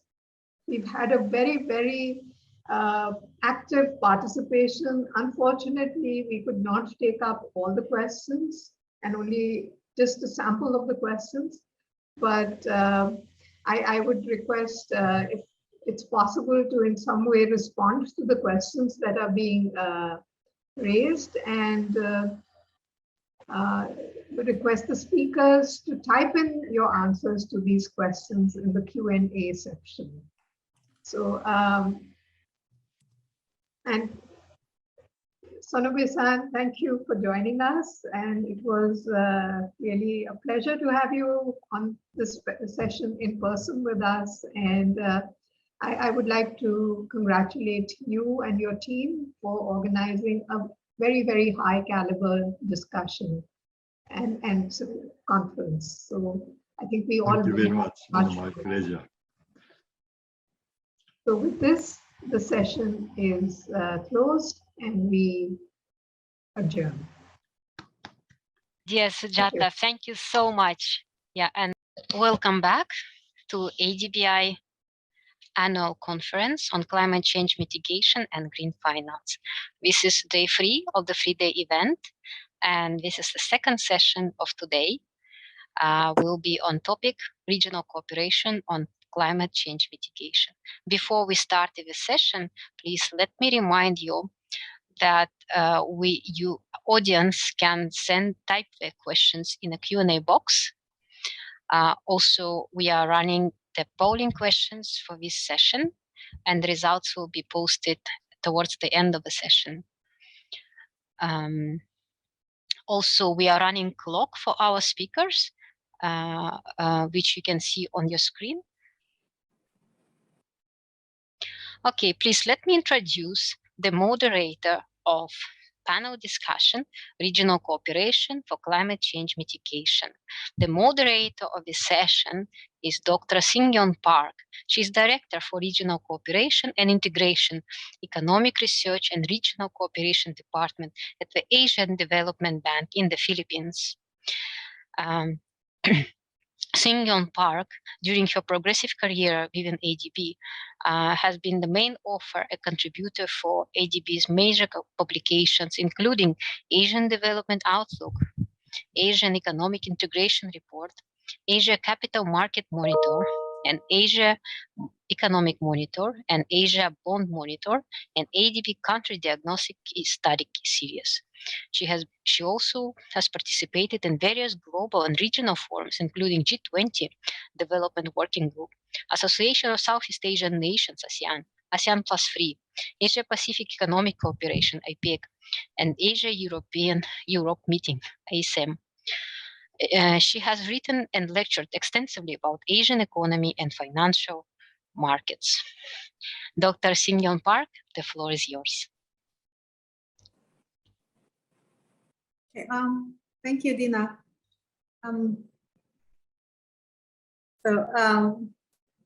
Thank you very much for warm welcome and also kind introduction. I'm very pleased to introduce this panel on regional cooperation for climate change mitigation. This panel discussion will highlight the importance of and the role of regional cooperation for climate change mitigation, with special focus on our own region, developing Asia. We'll discuss the policy support and actions which can help facilitate and promote regional cooperation, which is increasingly recognized as a very essential pillar for climate change mitigation efforts for the region. Regional cooperation for climate change mitigation is necessary in many aspects, such as electricity markets, cross-border renewable energy trading, low carbon technology transfer, carbon markets, and among many others.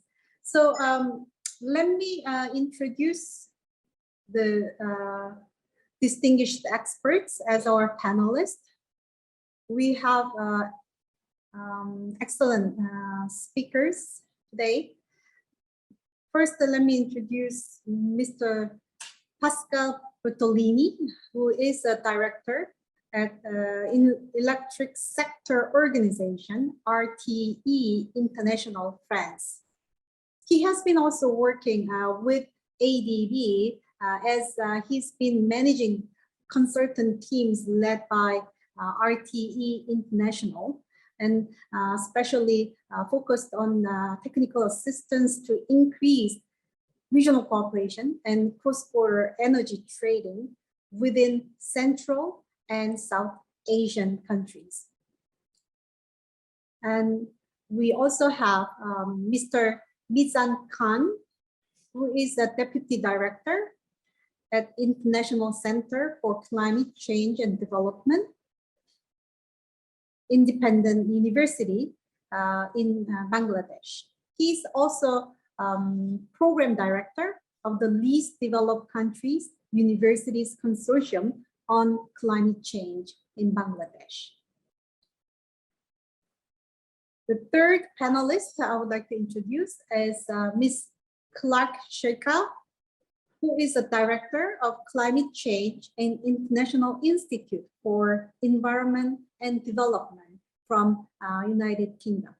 She has over 30 years of experience in climate resilient development, covering natural resources, energy, and water systems. Our fourth panelist is Yuki Yutama, who is Executive Director from ASEAN Center for Energy in Indonesia. He is currently an advisory board member of Asia Pacific Energy Research Center, World Economic Forum Global Future Councils, and Energy Working Group of UNESCO. Last but not the least, let me introduce Mr. Matthew David Wittgenstein, who is the Chief of Section in Energy Connectivity from UNESCO, based in Thailand. Matthew supports the region's efforts to improve the sustainability and security of the national energy systems through increased cross-border power system integration. Recent work includes capacity building for energy regulators in ASEAN, an assessment of the potential to develop green power corridor in Northeast Asia, and supporting increased cooperation on sustainable energy among the countries in the Pacific. So let me quickly invite each panelist to give a brief opening remark,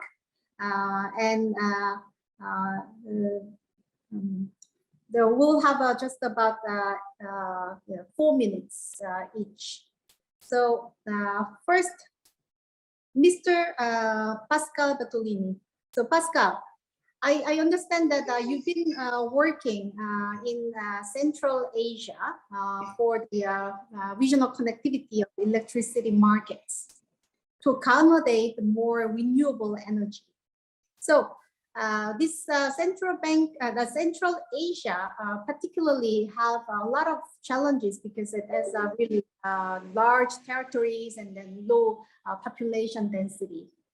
Based on your project, can you share us why renewable energy integration needs the implementation of extended connectivity of power systems? Yes, first of all, I would like to answer this question. I would like to highlight that increasing needs in connectivity come from the technical characteristic of renewable energy. And maybe I'm going to share some slides. First of all, because renewable generation is located where primary resources are abundant, but not necessarily close to load centers. There is a need for transmission infrastructure. Then wind and solar generation are intermittent. That means we need flexible sources to mitigate this effect of intermittency. And these flexible sources can also be far from the area where intermittent generation is connected. And also because intermittency also requires quick connectivity to activate considerable amount of balancing energy in some minutes.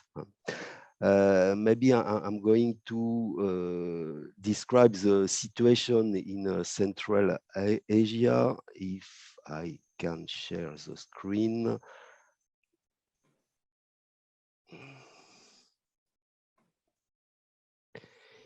Yes, now. Can you change to the, this slide mode? Yeah. Yes, now you can see it? Yeah. Yes. Okay. So in Central Asia, what we have, it's a very high development potential of wind and solar energy in the plains of Uzbekistan and Kazakhstan.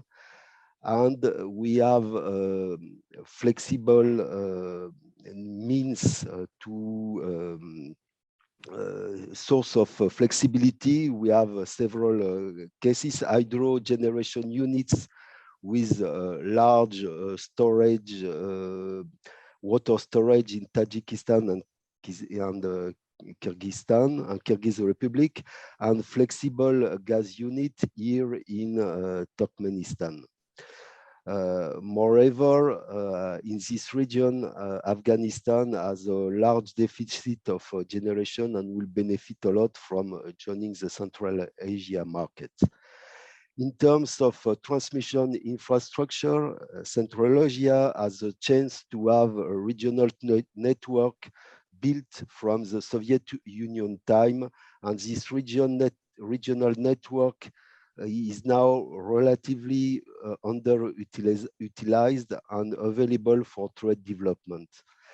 The regional master plan that we are working on confirms that in the short term, ADBI is financing two main cross-border lines to connect Afghanistan to Central Asia. The first one from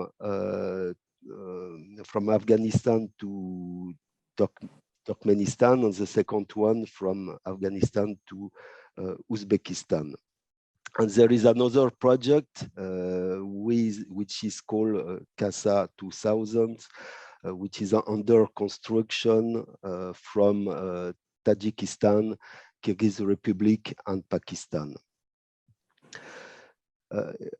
Up to 2030, to enable extended trading in the region, we only found beneficial to add three new cross-border lines that we can see on this slide. Okay, and I think for the first part of the session, I will stop at that time. And maybe the first conclusion now is to see that infrastructure is not the major bottleneck to connect a large amount of renewable energy in Central Asia, because we have an existing network, and this is more, we will see later that the main challenges are more at the lack of framework for regional cooperation. Thank you. Thank you. That's quite interesting to see that all these connections in energy market. Well, how about in South Asia? Can I turn to Mizan? How well are the electricity markets connected in South Asia? Activity in ASEAN. Thank you, Park.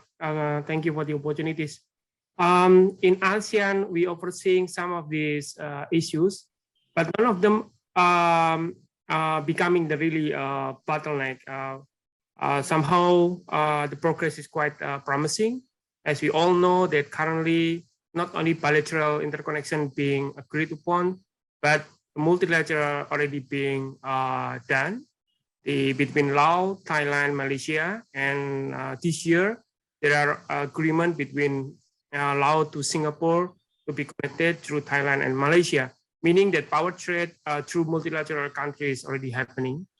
On the social and political barriers, as we all know, the desires of the member countries to maintain energy independence from a broader regional power trading system, and also full integration of power market. Somehow it is something new, but by having a gradual improvement from bilateral to trilateral and lateral multilateral, showing that this issue is not anymore there.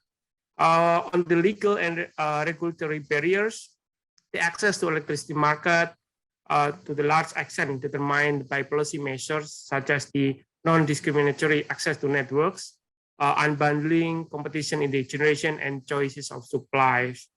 And currently, most of the countries having a high degree of national market monopolization, and therefore is a bit challenging if we're looking at the potential of multilateral, which is better to have the open market strategies.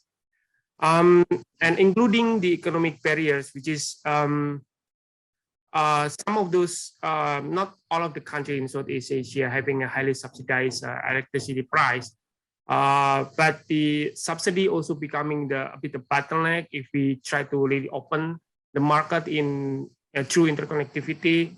All of these players, stakeholders have to really compete with these subsidy price of electricity. So those are some sort of challenges, and of course, with these Laos, Thailand, Malaysia, and Singapore already being agreed on the being connected, then some of the barriers somehow is being lifted bit by bit. Moreover, on the technical and environmental barriers, we don't see any issues on that matters. Our study, we call it the ASEAN Interconnection Master Plan Studies 3, showing that economically and technically this transmission cross countries are very feasible. And we also have a target of 35% installed, increasing in the installed power capacity coming from RE, including VRE in 2025. And it is also already agreed upon the between 10 ministers of energy this year. So we really looking forward on the acceleration of the activities on the interconnection. Thank you. Thank you, Yuki. Well, turns to maybe questions for Claire. I believe that the COP26 presented a great opportunity for all of us to discuss like what will be the future steps for updated and upgraded the climate change commitments made by the world, and how can regional cooperation can really support these new goals and then the new efforts to achieve the net zero carbon target, especially in Asia. Thanks very much. Yeah, so coming out of COP26, we saw that first of all that the Paris ratchet works. So the whole idea of the Paris Agreement is that every 5 years there is an ambition moment, and this was the first one. And we saw commitments to reduce emissions that are in line with about a 1.8 temperature, average temperature. But the current policies are still on track for something in the region of 2.7. So we've got a long way to go still. So although we saw a big improvement, it wasn't enough of an improvement. But we also agreed to strengthen targets in the next year. So instead of waiting for another 5 years before the next ambition moment, we've agreed to another ambition moment in this coming year, and then annual ministerials after that. And this is all important because it sends signals to the market. The other thing that was critical for the energy markets was that the Paris rulebook was agreed, and within that, the transparency of reporting of carbon, as well as the carbon markets, were both agreed. And there's just a couple of points I want to make also on the politics. I mean, there was a lot of noise made at the end about India and China looking for a reduction in the strength of the language. But I think it's important that we keep an eye on who's making commitments, but also who's delivering against those commitments. And at the moment, India and China are actually delivering better proportionally than most of the North, the rich North European countries, etc. And we really need to see the richer countries creating political space by reducing more than the 45% by 2030 and net zero by 2050 that science says that we need. So it's I think it's we need to keep a close eye on delivery, not just on targets. Another word on markets, we won the case on what is called corresponding adjustments, which basically just means that carbon can't be double counted, carbon reductions can't be double counted. But it will still allow some of the weaker carbon credits to be sold. But these are all going to be labeled. So it's now up to the buyers around decisions around whether they're going to buy carbon markets that with high integrity or low integrity. So the world is watching. But this agreement to carbon accounting rules will intensify the competitiveness of low carbon solutions. We also saw in Glasgow the coal and fossil fuel subsidies being mentioned for the first time, along with reducing emissions by 45% and a much stronger focus on 1.5 degrees as our target than we've had previously. All of this could well cause a reduction in demand of products coming from markets which are using high amounts of coal and oil. It could also see, and that reducing demand could then see a reduction in profit margins for producers in those spaces, because you can't pass on the carbon price to consumers when you've got this highly transparent system operating.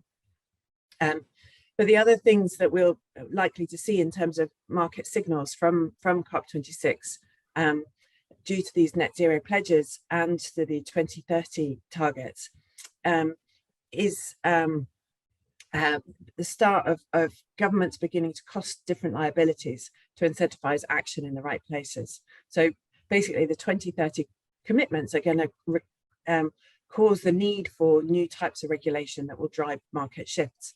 And countries like South Korea and Japan, who have just raised their ambition for 2030, could well begin to create a sort of draw in of a sort of a value to producing things through lower carbon production methods, as well as lower carbon energy systems.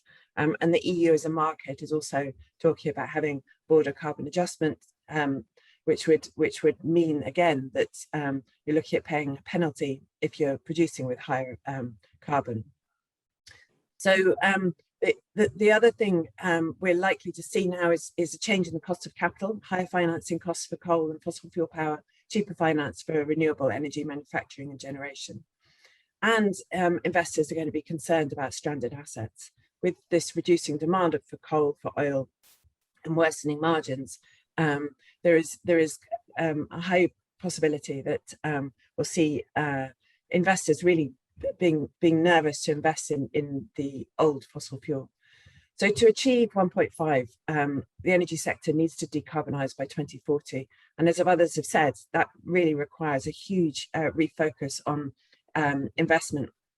But it needs to be as much on the grids to prepare for that decarbonizing energy generation and enabling regional collaboration. And maybe I'll stop there for now. Thank you, Claire. Well, Matthew, you've actually seen a lot of the projects and then also have experience on this cross-border power connectivity. To meet this new target and under this new COP26, like what could be the lessons you learned from these range of projects and then experience on cross-border power connectivity to make the implementation of these projects more efficient?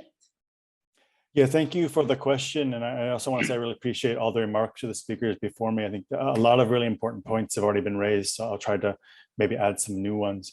First, one thing that's worth emphasizing is we've heard already there's a lot of activity going on across Asia on cross-border power system connectivity, but compared to other parts of the world, there's really a lagging behind when it comes both to the development of bilateral interconnectors and in particular the creation of regional power markets. So you can see in North America, in Europe, but also Africa and parts of Latin America, the establishment of multilateral regional power pools where countries come together and exchange power in multiple directions on an optimized basis. We are seeing more efforts like this. For example, the Laos, Thailand, Malaysia, Singapore power trade in Southeast Asia, but we don't have anywhere a full regional power market.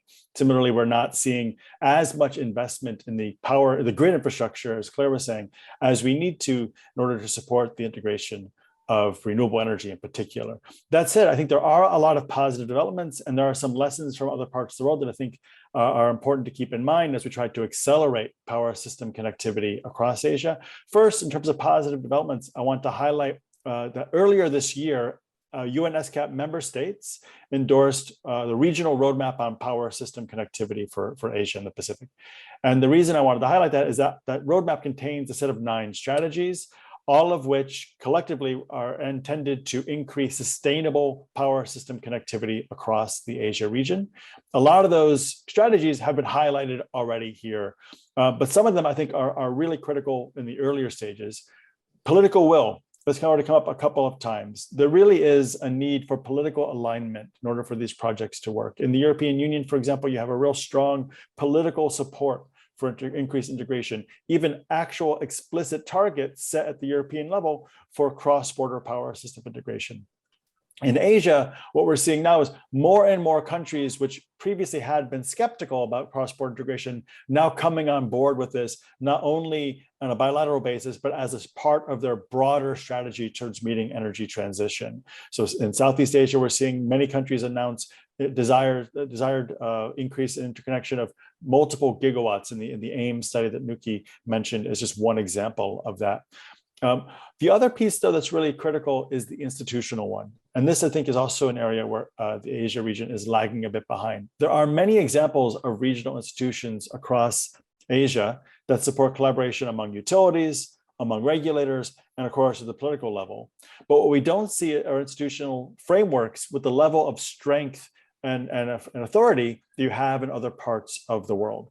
It's great to see all these increased regional power system master plans, for example. But then what happens is those plans sit on a shelf and never get implemented because the utilities aren't working together more actively enough. The regulators in particular are not coming together to harmonize regulations, and the policymakers aren't following through with the necessary intergovernmental agreements to support power trade, development of infrastructure, etc. So I think if there's one thing that I would advocate for as a near-term step, it's that we need to have more institutional capacity building, both in the sense of building up the institutions themselves to do more of this work, but also at the working level, building up the capacity of the people working in these institutions to actually perform the technical work required to take these grand visions, which are really exciting, and then turn them into reality by building the market frameworks, by building the interconnectors, by operating the interconnectors efficiently, effectively, affordably, and securely. The other thing I wanted to add, though, is there's also an opportunity here for this region to learn some of the lessons from other parts of the world. If you look at how markets have evolved in other parts of in Europe, for example, or North America, it's a stepwise process, right? There's no sort of leaping forward to say, here's what the optimal market design is going to look like. The markets look the way they look because of political, technical, and regulatory constraints in each region. So the markets we would expect to evolve in Asia will therefore reflect the national and sub-regional context in Asia as well. That's appropriate, but it also means that we shouldn't let the idea of an ideal market prevent us from making progress today. We should be willing to make some mistakes, to have some market experiments, do some trading that maybe isn't optimal today, but could become more optimal in the future. But that said, there's one piece that I think must be kept in mind as these markets are developed, which is that going forward, they will need to integrate higher and higher shares of renewable energy. So already we're seeing revisions to the European market design. We're seeing conversations going on in North America about how to redesign wholesale and other types of power markets to integrate higher and higher shares of renewable energy. If there's one thing that the markets in Asia should do as step one, is they should consider what the implications of high shares of renewable energy will be for cross-border power trade. And that's the last thing I'll say before I turn it back to you, Ms. Park, which is to say that this is going to be a real driver of integration. I think, as was already mentioned, when you have higher shares of renewables, you need more flexibility You also want to tap into resources that are further away from your demand centers because that's where the high renewable energy potential is. It's also where it's easier to develop these resources. They're further from populated centers. So you have lower land costs and it's easier to actually build these large projects that we need to meet demand. That means we're going to need to think now about how to enable more rapid integration of power systems across the borders, but also more optimal trade on a multilateral basis. I'm really excited because I think there's a lot of progress being made. I think we're really on the cusp of seeing a lot of these markets being developed here. I think we just really need to just put our foot down on the pedal a little bit more and actually make these projects more of reality. Maybe I'll pause there and turn it back to you. Thanks. Thank you, Matthew. Well, it's very interesting to hear about this in the renewable energy trading. So let me invite Mr. Bertolini again. What are the prospects for the renewable energy cross-border trade in Central Asia? Is there something that the government or like international organization can do to support this development? Yes, at the moment, each country has its own planning for developing renewable energy, and mainly it's the two countries that have mentioned at the beginning, Uzbekistan and Kazakhstan have ambitious, let's say yes, ambitious program for developing renewable energy. Let's say for wind and solar, and let's say because we have also all the other countries in the mountain area which are also developing renewable energy, but hydro energy. And this is, as I told you previously, it's complementary, and this the two means can help themselves to have a good operation good operation for running the system and mitigate the effect of intermittency of wind and solar. So that's the first point. But I would like maybe to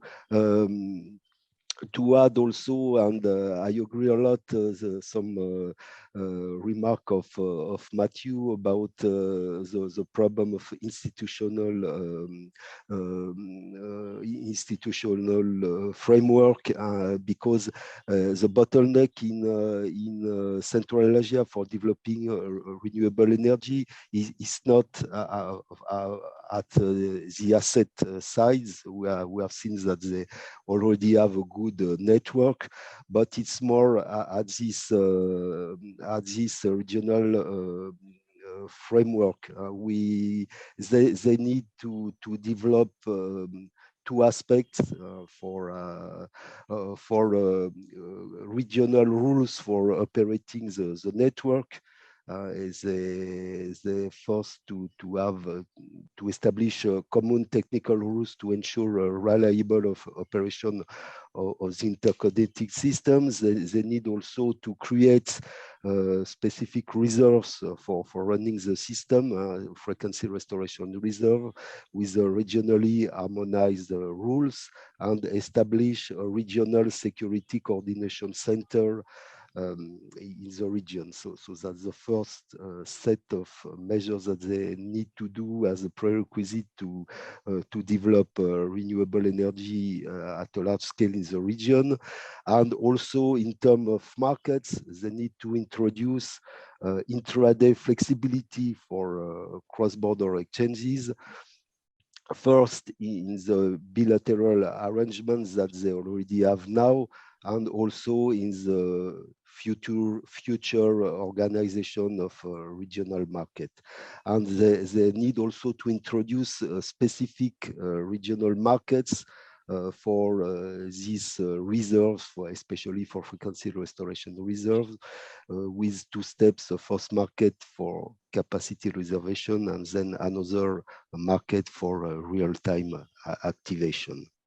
And that's the main challenges now for them are at this to develop this institutional framework and to develop these markets and a lot of work has to be done now, because there is no very, let's say, big political will to go to this target. Thank you. Well, let me again remind all the participants, if you have any questions, please use the Q&A box so that we can resort to those questions after these panel discussion. I'm going to turn to Mr. Khan. Well, it's very interesting to hear those challenges facing Central Asia. What is the situation in South Asia? What are the major challenges, or like any challenges specific you feel for South Asia in enhancing the connectivity, promoting the regional cooperation in building the, these energy trading market? Yeah, thank you, Dr. Park. There is a great demand for energy in South Asia. Most of these countries are developing at a higher growth rate compared to countries in many other regions. So there is no question of the need for cooperation, but the challenges stand in the way, and there are many, many challenges. As I mentioned, the first challenge is the opening up, or kind of a closed mentality approach of India as the pivot in this region. Particularly, I'm talking of the SASEC or BBIN countries, because for these long 30 years, SARC did not have much kind of impact in regional energy cooperation. We had agreements. So first point is India must come up with an open approach for multilateral cooperation, not just bilateral. Bilateral is happening, but at a very small scale. And we have great potential. For example, India, Pakistan, Bangladesh have got these fossil fuel sources. And Nepal and Bhutan have got great potential for hydroelectricity generation. And this should be given more focus because of the net zero emissions. And I also attended the COP26, and there we need to focus on renewable energy, as Mr. Pascal has mentioned.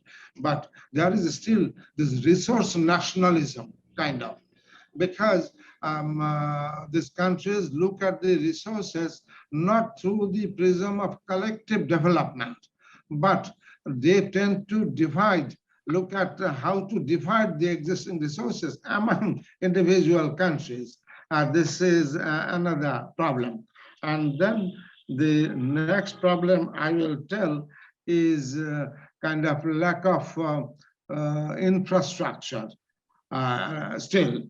There are little developments in the infrastructure only bilaterally, but we need to develop these regional power market infrastructure more vigorously. For example, these inter-country connectivity lines, this is another challenge.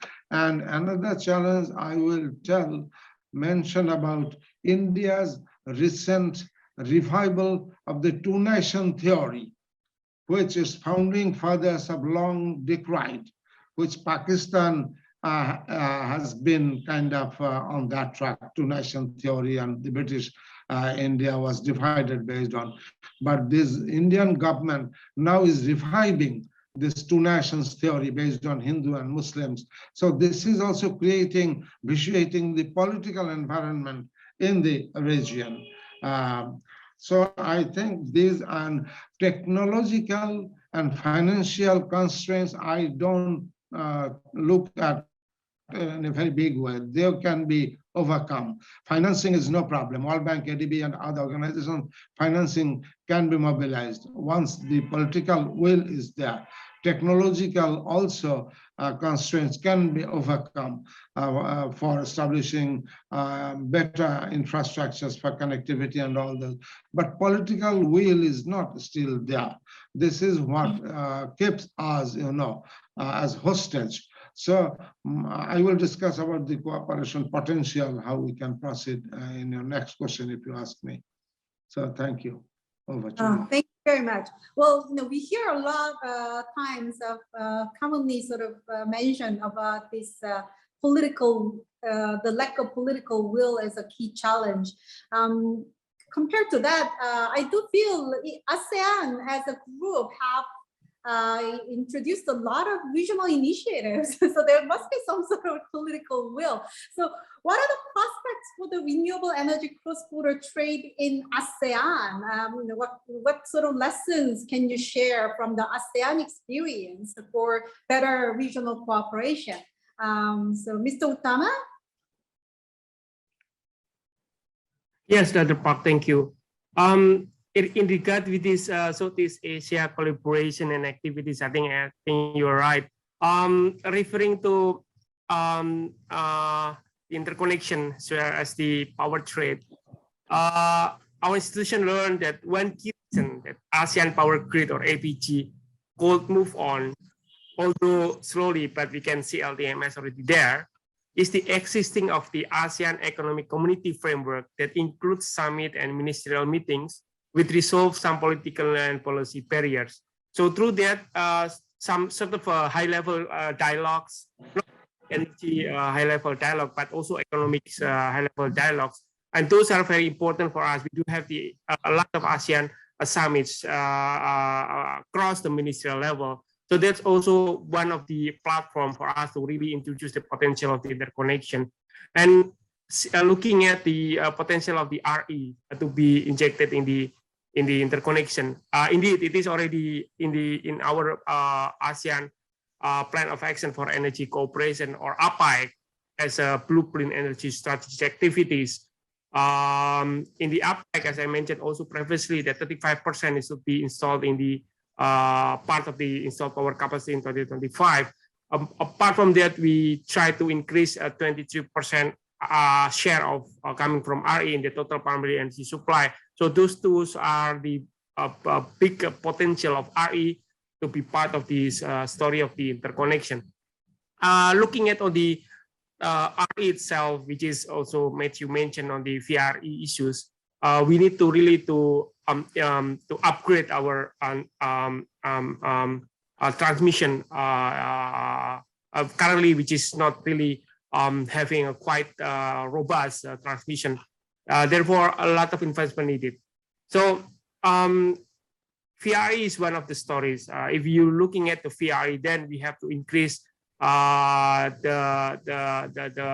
battery, either chemical batteries or the pump storage batteries and so on. So those also, apart from the transition that the storage is important, need a lot of investment. But apart from that, we do have a lot of potential in terms of these other indigenous primary energy supply, which can provide a very good stable base load, such as hydro, geothermal, and also co-firing from biomass.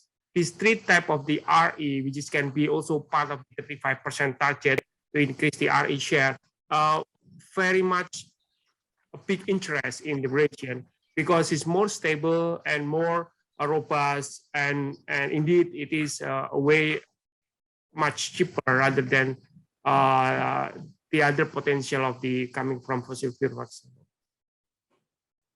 Thank you. Claire, can COP26 do something about addressing the lack of political will in the region? Will it be possibly like a support somehow the regional initiatives to meet the target, or like can like a COP26 sort of bring these regions policymakers to commit to a new target? Is there something that the COP26 to do? Thank you, Dr. Park. So I guess the answer is to some extent. So one of the fundamental issues is that the political economy of power utilities has been at the heart of the politics of emission reductions for some time.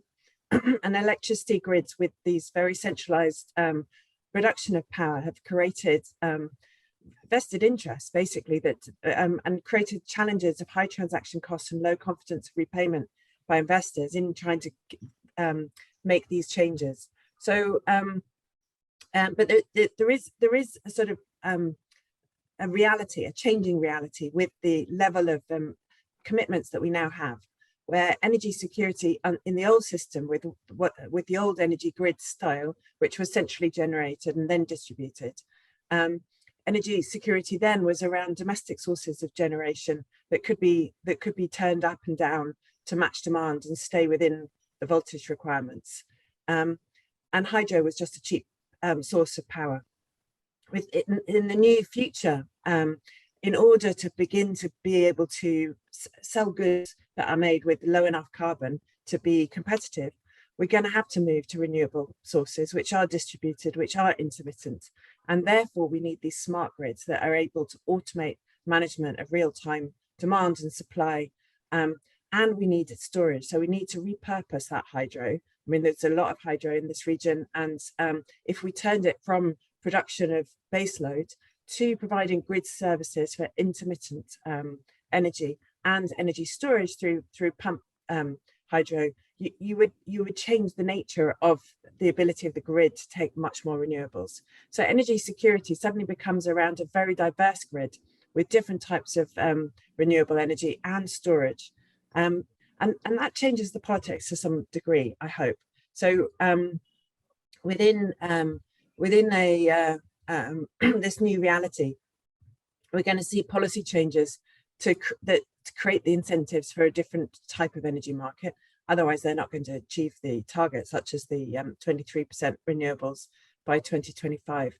But to do that cost effectively, it's around diversity. So different types of renewable energy installations across the geographies, demand management. So bringing in variable tariffs, looking at the role of electric vehicles, for example, as a way of balancing the grid demand and supply, potentially oversupply in some areas, because there are times where producing more solar is cheaper than storing. Improved weather prediction, and then really, as everyone's been talking about, upgrading the grids to be able to handle this wider bandwidth voltage, to be able to handle this distributed energy production, but also to be able to really support the energy trading that's needed. And there's some really interesting innovations out there of how to begin to build this resilience of provision. And Matthew's touched on some of the European changes. I mean, in the US, for example, they're looking at how to incentivize long duration energy storage in how they price the energy market.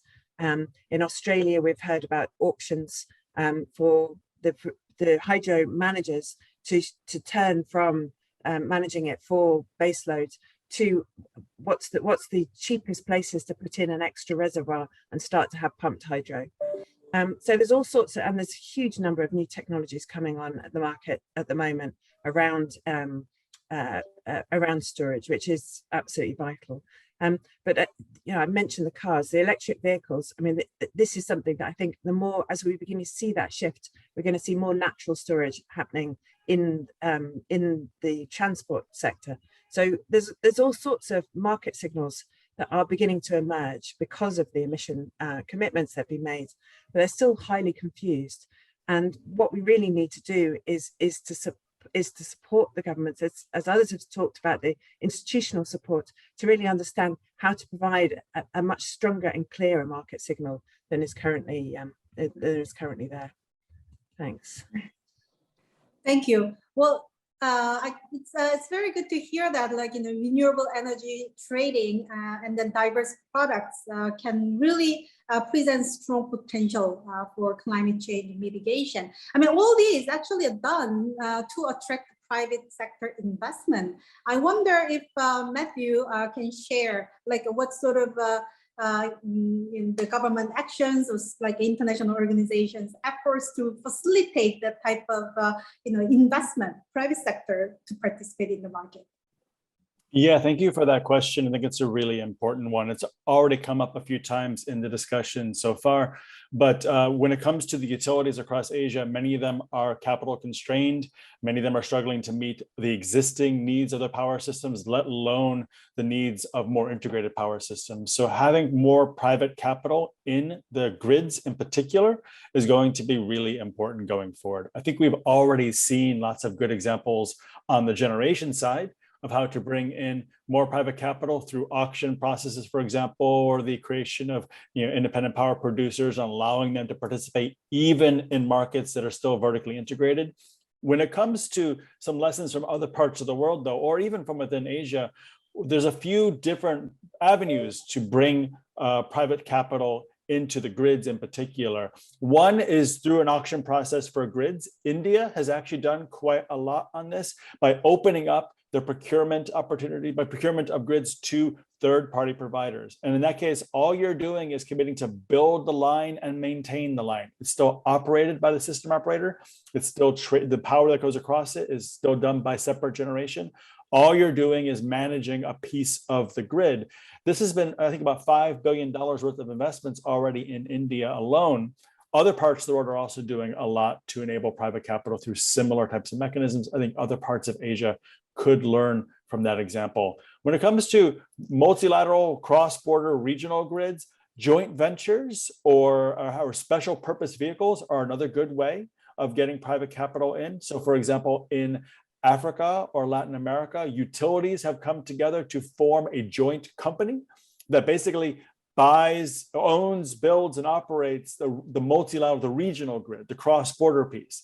So at the national level, you still the utility having full control over its national grid, but the interconnector is jointly managed through a company that all the utilities have some ownership of. And that allows private sector participants also to invest in the joint vehicle as opposed to the joint project as opposed to the national grids specifically.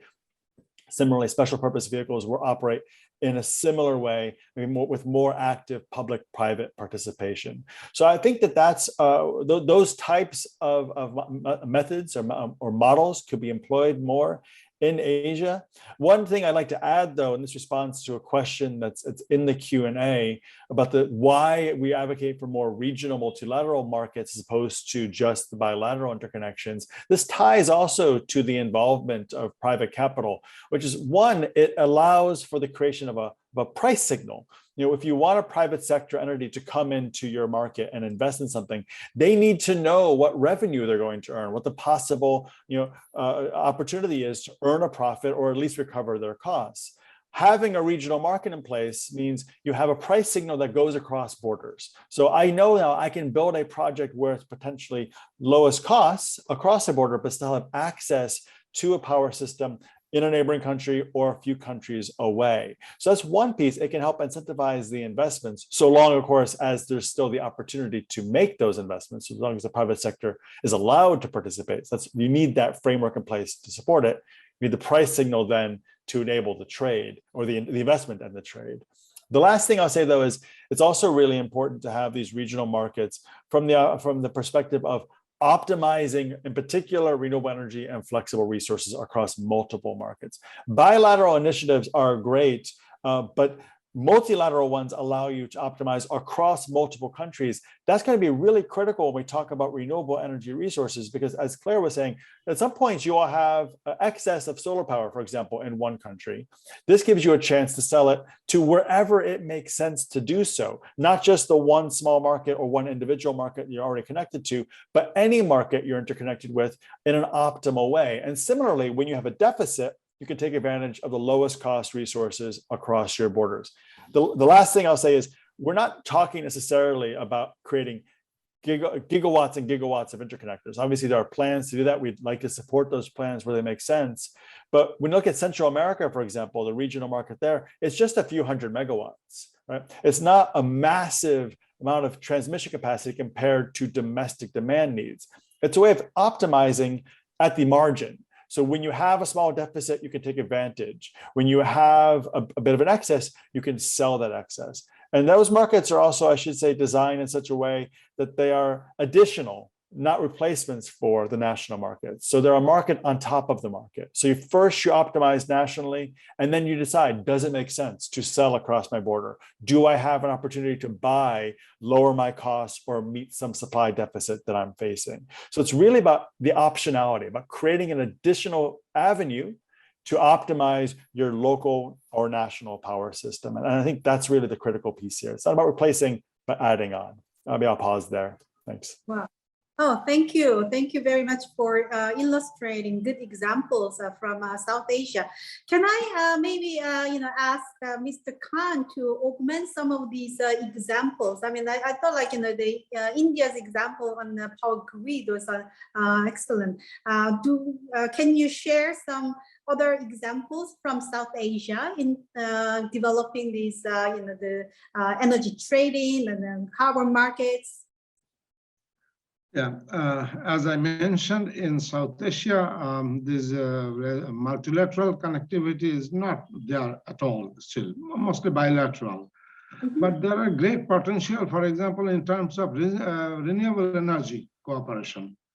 India and Sri Lanka are kind of discussing over some solar energy project. And India is a great leader now in renewable energy production, and it has got great, big, very big plans. It tends to outbid even China in this regard. So this renewable energy cooperation can be an area where we can surely have multilateral cooperation. And the hydroelectricity, as I mentioned, we have great potential, Nepal and Bhutan. And this is something that really remains under-harnessed. And if India as the pivot in this region comes up, then we can have a better hydroelectricity cooperation, as Matthew has mentioned, because multilateral initiatives always provide you with greater scale efficiency.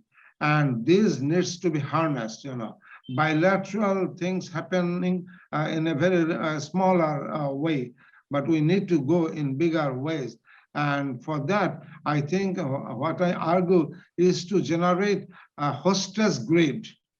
If we can generate grids, multilateral grids, for example, in connectivity, that will serve as hostage to ensuring political stability and peace in each other's region, because each country will be then well-wisher of developments in the neighboring countries.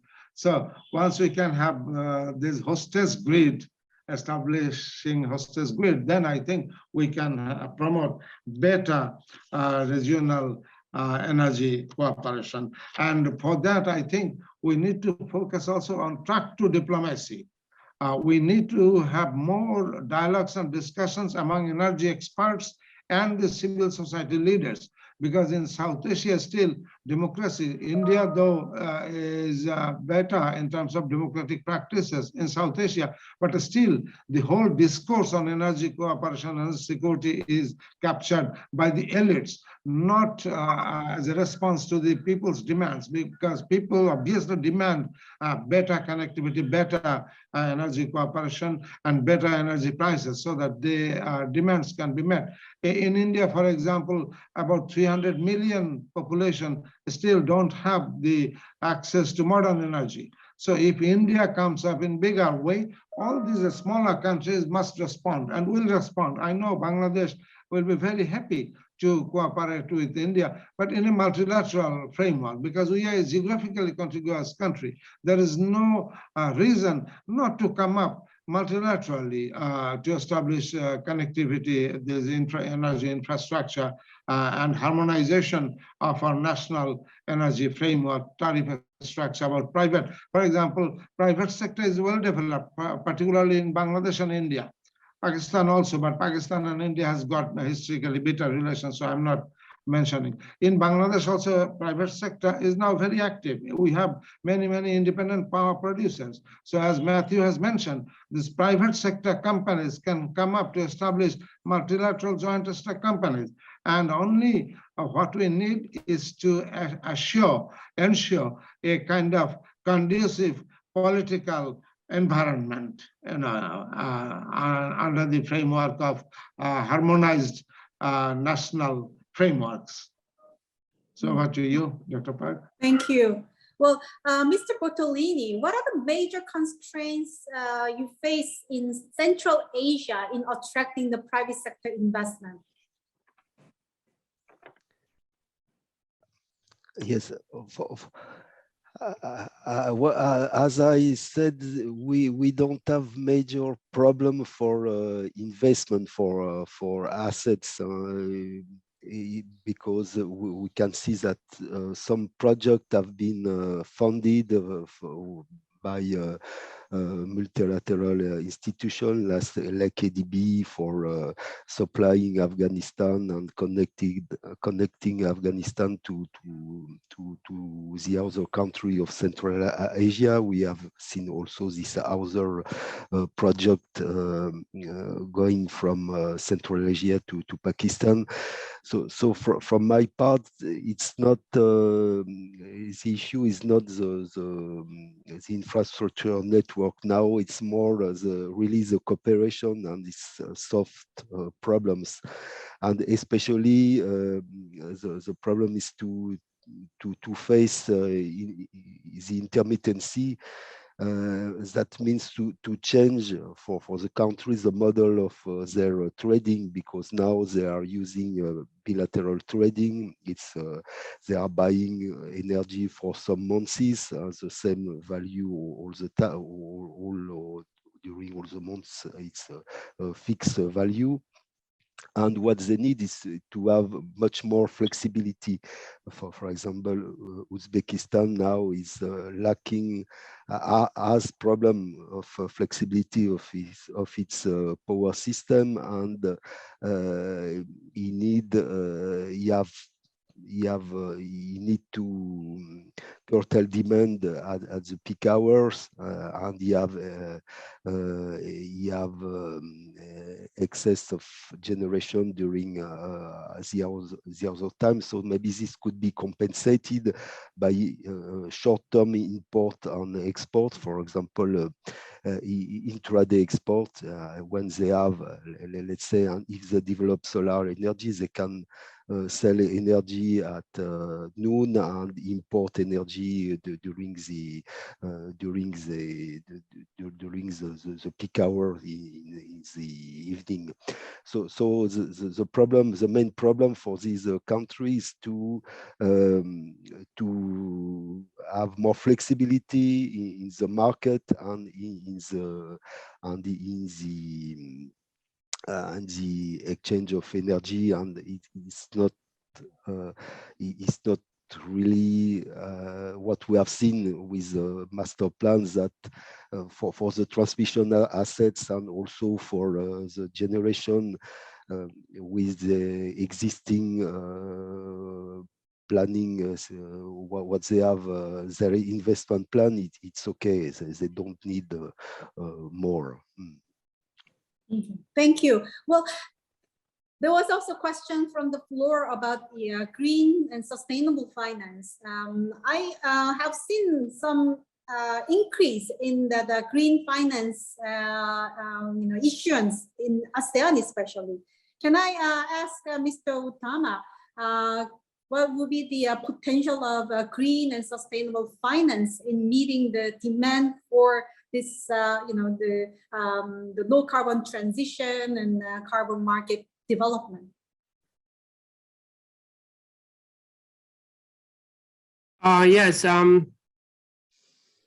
Based on our study on the AIMS-3, that it requires a huge investment for increasing the RE into the interconnections. In 2040, it was predicted around $77 billion alone for making sure that the target on the RE penetration is there. That's why it is quite challenging for us to really rely on the government to provide such financial support. The governments in Southeast Asia really open up their arms to welcome all of this financial support coming from any source. And green finance is indeed having a very interested market in the region. if we're looking at on those target in 2025 alone, the potential can be up to $26 billion of fuel cost saving associated by the replacement of the fossil fuel power plants if we try to achieve such target. And not only the government interest, but the private sectors, our dialogue partners also shown their interest to really wants to invest in the region, especially on these green finance to not only on looking at the power generation on the interconnection, but the whole perspective of the increasing of 23% on the total primary energy supply, including the industrial sector and transportation sector. So those are one big stories coming on the ASEAN Plan of Action for Energy Cooperation that agreed upon by 10 member states. So again, the potential is there. The interests are huge. And of course, in line with the target in the coming years that some of these member states already changed their power development plan into more on the green perspective, replacing and stopping the installation of the coal power plant, for example, sooner than what they planned previously, is showing also that the interest on making the grid greener is there. Thank you. Thank you. Well, we have a question from the floor, which seems quite interesting for Matthew. There's quite a few mentions about the political will needed for power cooperation. What is the link on the roadmap for power connectivity that can help build the required institutions? Yeah, thank you for that question. As has come up a number of times, political will really is a critically important aspect here. And I think the one thing I'll say to start is we are seeing more increased political support for this. I think when it comes to our roadmap, as I mentioned, it was endorsed by all of the ESCAP member states early this year. It's 53 countries from across the Asia Pacific region who've all signed on to at least indicate that they see power system connectivity as one of the tools that they would like to utilize in order to meet their sustainable development goals. Now, of course, different countries have different levels of interest in this. Some of them, of course, may not actively need it. If you're in the Pacific, cross-border power system connectivity probably isn't going to be a priority anytime soon. That said, I think there's a lot of benefits that have come just from talking about and collaborating with each other on energy issues writ large, and that's the beginning of it. It's about bringing stakeholders together to talk about what they're trying to accomplish, what lessons they can learn from each other, and how they can support each other in their really ambitious goals to meet net zero targets, for example, or increase significantly the share of renewable energy in their power systems. One thing I'd like to highlight that came out of the COP and that ESCAP is involved in, as well as others in this call today, is the initiative that was launched called the Green Grids Initiative, One Sun, One World, One Grid. This was initially a joint effort by the UK and India, and since then the United States, Australia, and France have also signed on, as well as many other countries in terms of their endorsement. The idea here is to exactly do what I was just talking about, bring everyone together at a table to talk about how we can build up our grids to support renewable energy and accelerate the transition at the infrastructure level. So what we're doing at ESCAP is we're leading the Asia Pacific Working Group. The ASEAN Center for Energy is also a member, as are other entities from across Asia. The idea is very simply to bring everyone to the same table so we can talk about how we can collaborate. The working group is aimed at institutions that operate across multiple countries.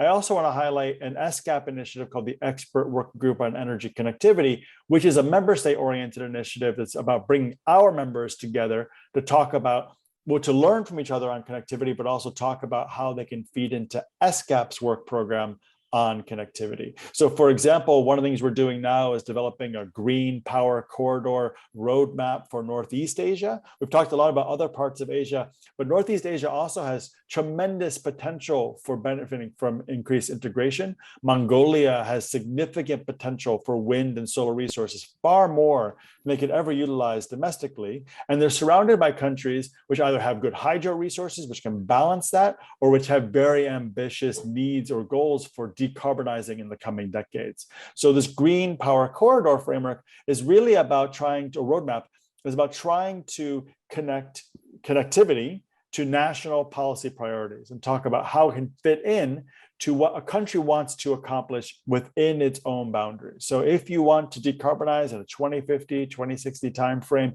how can you leverage the renewable energy resources across your borders while ensuring the costs stay low for consumers, while also ensuring that your power systems remain secure? So it's about addressing those concerns, talking about connectivity as one tool in the toolbox, not the only thing you want to do to meet your goals, but one among many options that can help you accomplish the really ambitious power system decarbonization needs that we all know we have in order to meet the Paris Agreement goals and the Sustainable Development Agenda. Maybe I'll pause there and turn it back to you. Thanks.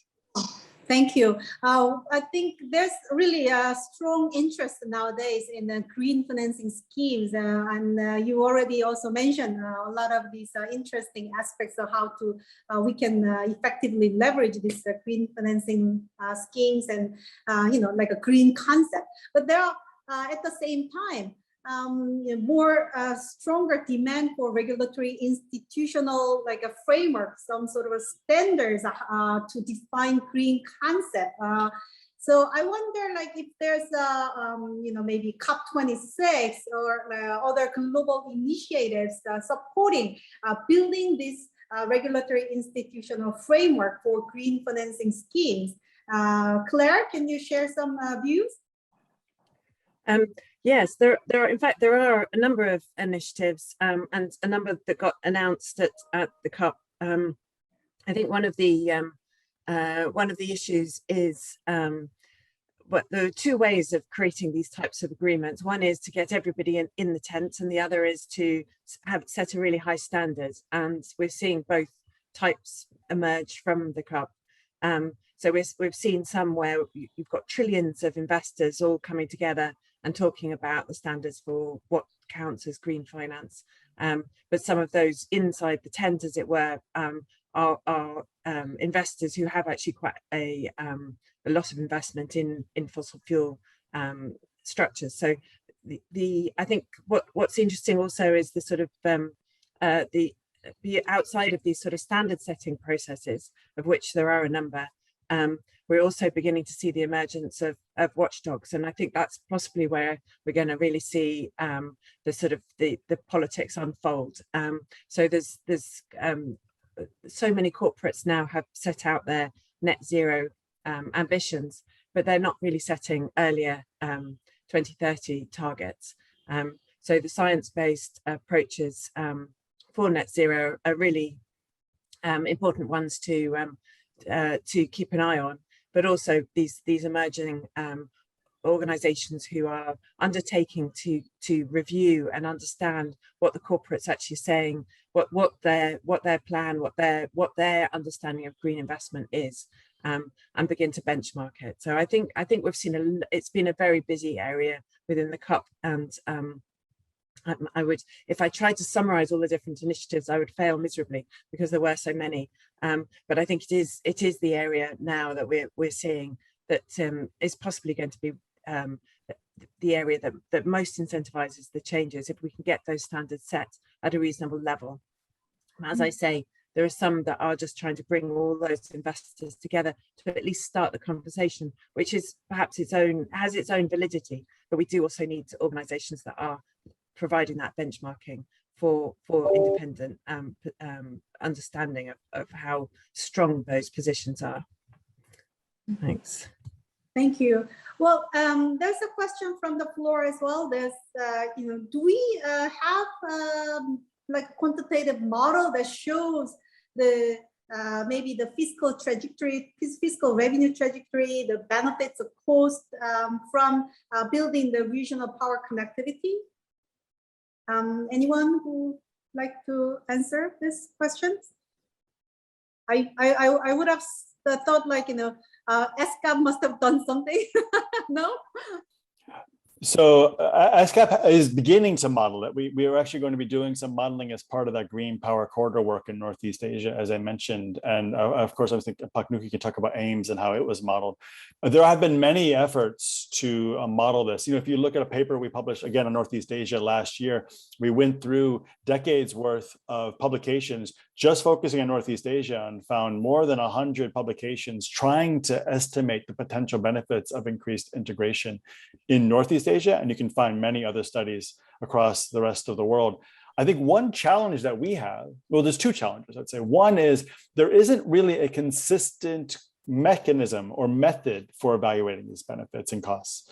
So if you look at all the studies, you need to really dig deep into the assumptions to understand what the actual benefits might be, or you can't just take them all necessarily on face value.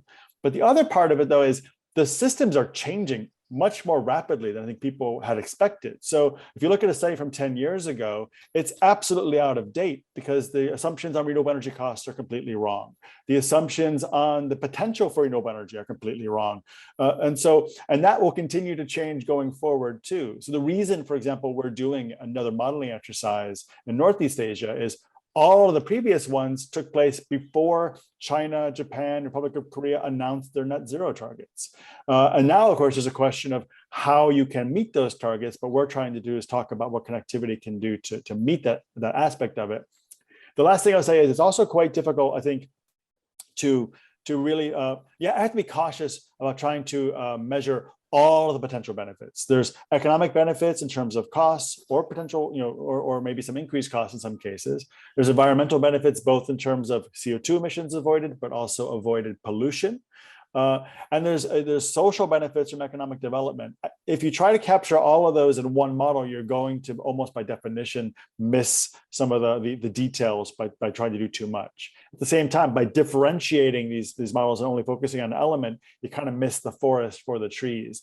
So trying to find some way of balancing both the overall benefits of integration in a modeling exercise with the specific implications for the countries involved, I think it's a really critical challenge that we're trying to address in our own work, but one that we'll probably need to continue working on as we go forward.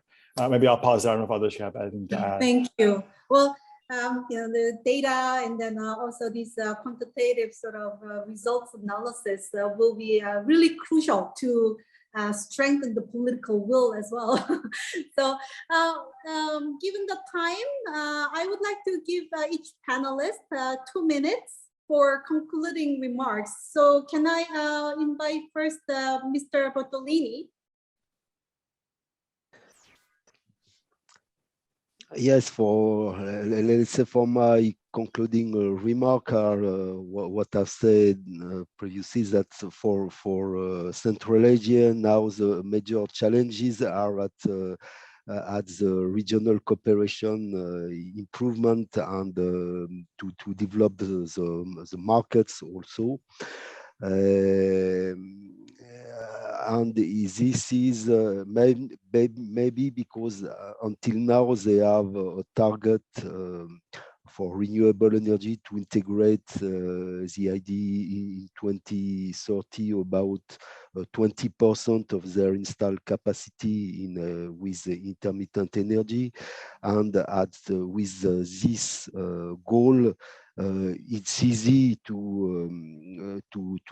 it's possible to operate the system maybe without adding new infrastructure such as batteries or expensive or new interconnection lines. I think that's that's my main conclusion for the Central Asia with regard to integration of renewable energy. And maybe if we have time, maybe after the conclusion, I have a small video of 3 minutes about a presentation of one of the projects that we have made in Central Asia. We can see it if we have time enough for. Sure.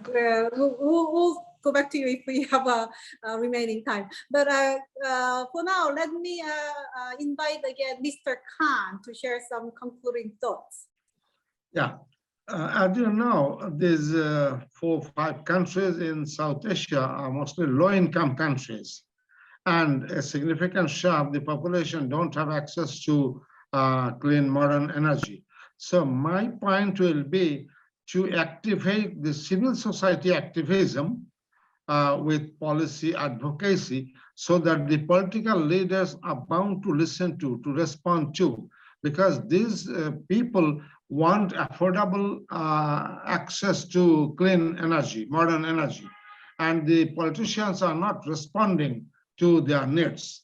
So I will argue that this structured diplomacy, together with the energy experts, and not bureaucrats and politicians, but energy experts and the people, civil society leadership must unite together to force the regional leadership to come up for better regional connectivity, and also for better and stronger cooperation in regional renewable energy, because we need to address climate change too.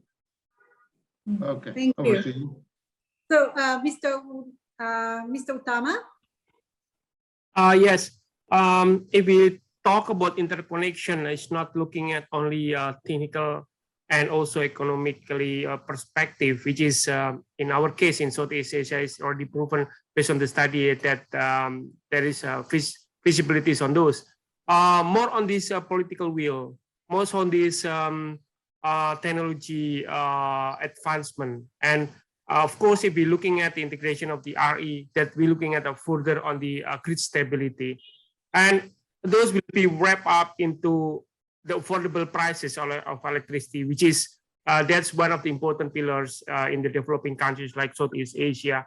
People will be looking at the affordable prices of the electricity whenever the source are. They're not care about whether it is being interconnected or not. Wherever it is affordable enough, then people are happy. So of course, there is energy security issues on the bigger level, national level as well as regional level. And the energy security create the political stability. And interconnection is one of the way to make sure that the energy security is there. And at the same time, again, if we doing it right, then the affordability will be follow suit. So those important pillars is still attached in Southeast Asia, as we always being asked to put these 2 matters at front.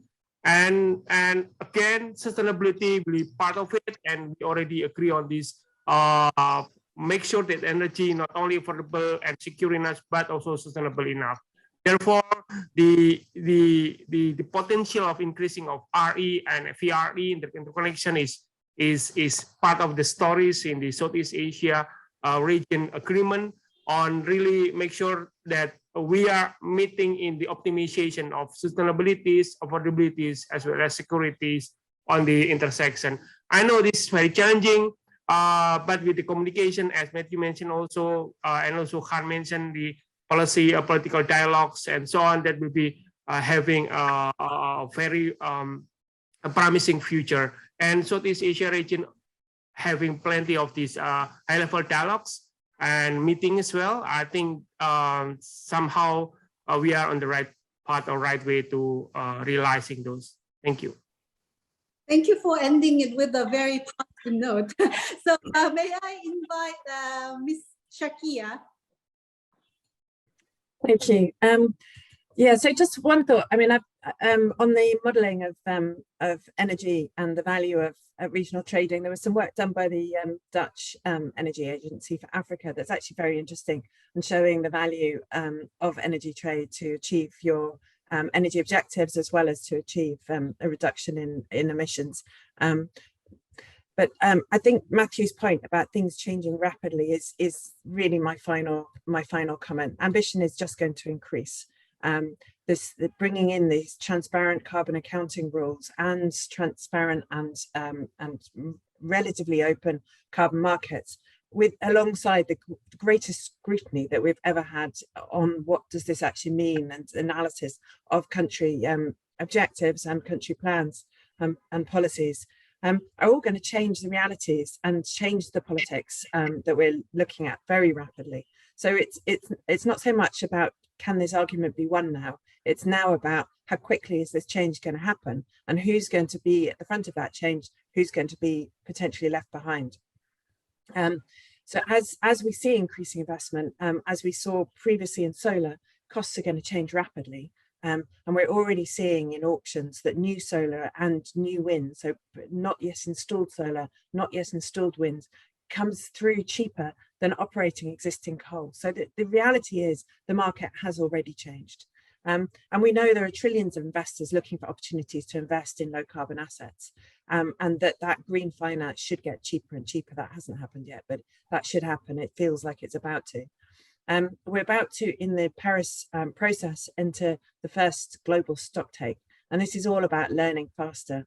And I suspect that within the energy space, we're going to see a lot of lessons coming out around that interconnectivity issues that we discussed today, but also around energy storage and what's the value of electric vehicles, what's the potential of pump hydro, as well as of batteries and solid air and so on. So, you know, we are going into a period of rapid change within energy systems, within wider systems. And I think countries were going to be increasingly incentivized to be at the front of that shift rather than behind. Thank you. Thank you. So Matthew, can you share us the final thought? Yeah, thank you. First, I think everything that's been said is really well taken, and I very much appreciate the thoughts of all the fellow speakers. I would just say I also try to end on a positive note. I really do feel like we are at a really important point in this topic. Certainly, I've been busier than ever talking about this. There's more interest in connectivity than I've experienced in my years working in this industry. That's really exciting, because I think it's a sign that people are beginning to recognize how it fits into the broader energy landscape. You know, I compare it to some degree to the conversations I used to have on solar power, as Claire was just saying. So when I first started working in this industry, I would talk about solar power, and the response was almost invariably, that stuff is too expensive. Why would we bother investing in that when we can continue to utilize our thermal assets? And now the question from everyone is, how quickly can we build this? And we just saw from the International Energy Agency yesterday announcing that this past year was a record year for renewable energy yet again. We're only going to see more record years. So this is just the beginning of the acceleration of renewable energy deployment. Whether it is deployed at a scale and pace necessary to meet climate change objectives, I think that's still an open question. And this, to me, is why this conversations like this are so important. It's about enabling the transition as quickly and efficiently and securely as possible. Energy connectivity is one of the ways in which we do that, by allowing the countries that can race ahead in renewable energy deployment to leverage that the resources by selling it across their borders, by allowing countries that aren't as able to do that today to take advantage of that fact, and in the long term, hopefully get us there faster than we could have otherwise by working together. So I'm quite optimistic, I'm quite excited, and I'm very happy to have been part of this conversation today. Thank you. Thank you. Thank you very much. I would like to really convey gratitude to all participants in this session. I learned a lot, and I hope everyone who joined this session learned as much. And this is really a great understanding that the crisis sometimes bring a lot of opportunities. I do feel this proposed new opportunities for us, thinking of new ways of building for more resilient recovery in the region. So I hope everybody learned how to from this session, and we look forward to seeing everyone again in the next session. Thank you. Thank you. Bye. Thank you. Thank you very much. Sorry, Pascal, would you like us to play your video which you prepared?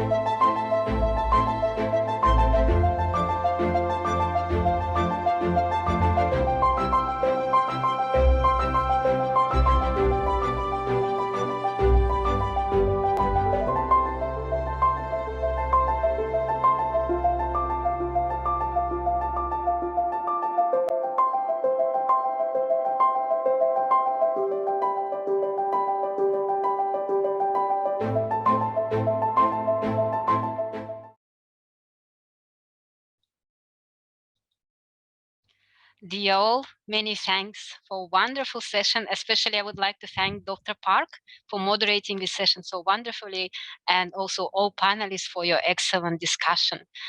And thank you, Pascal, so much for this wonderful video. And a special thank from me, because I saw some photos of my home from my city and actually from area where I live. I haven't been there since COVID started, so I miss it. Thank you so much for this nice video.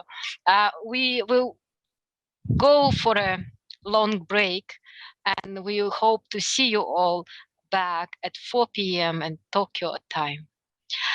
Thank you very Dina. much. Thank you all the panelists for active participation. Thank you. Okay, the next session called Buildings Promoting and Financing Demand-Side Energy Efficiency. This is the final sessions of today, and tomorrow we'll continue with other sessions.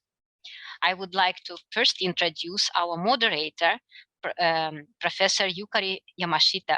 She is Managing Director for the Institute of Energy Economics in Japan, in charge of the Energy Data and Modeling Center, which is responsible for quantitative and qualitative analysis on energy policy issues.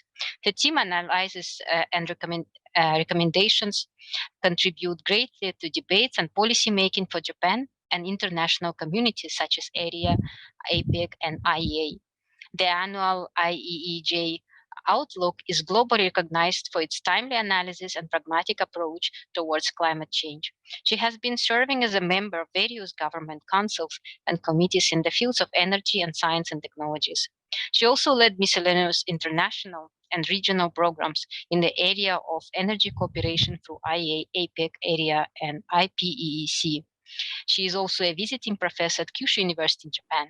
She served as the 2020 president of the International Association of Energy Economics, IAEE, and she is 2021 executive vice president of IAEE. Dear Professor Yamashita, the floor is yours, please.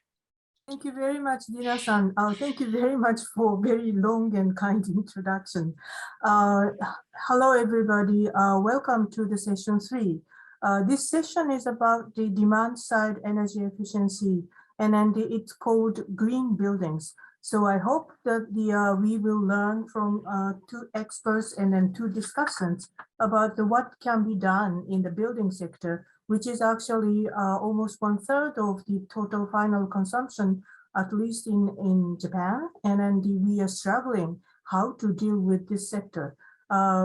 It cannot be done, the achievement cannot be done without the collaboration between the builders and then the consumers, and then also probably the manufacturers, which will supply the building materials. So without getting too much into the context, blah, blah, blah from me, I would like to introduce the first presenter.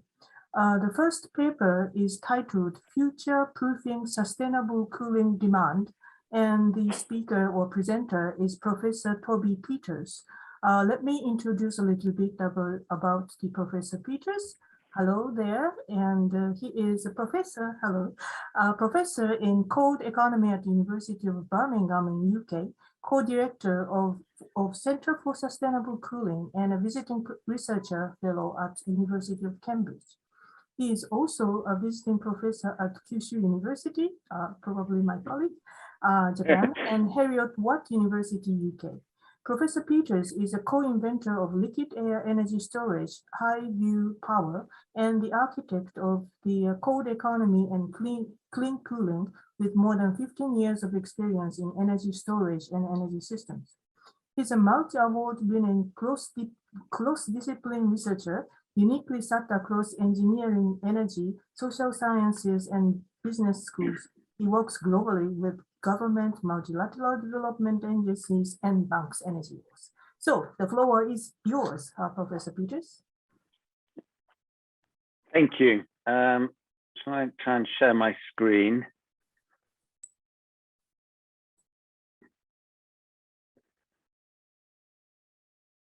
Can you see my presentation?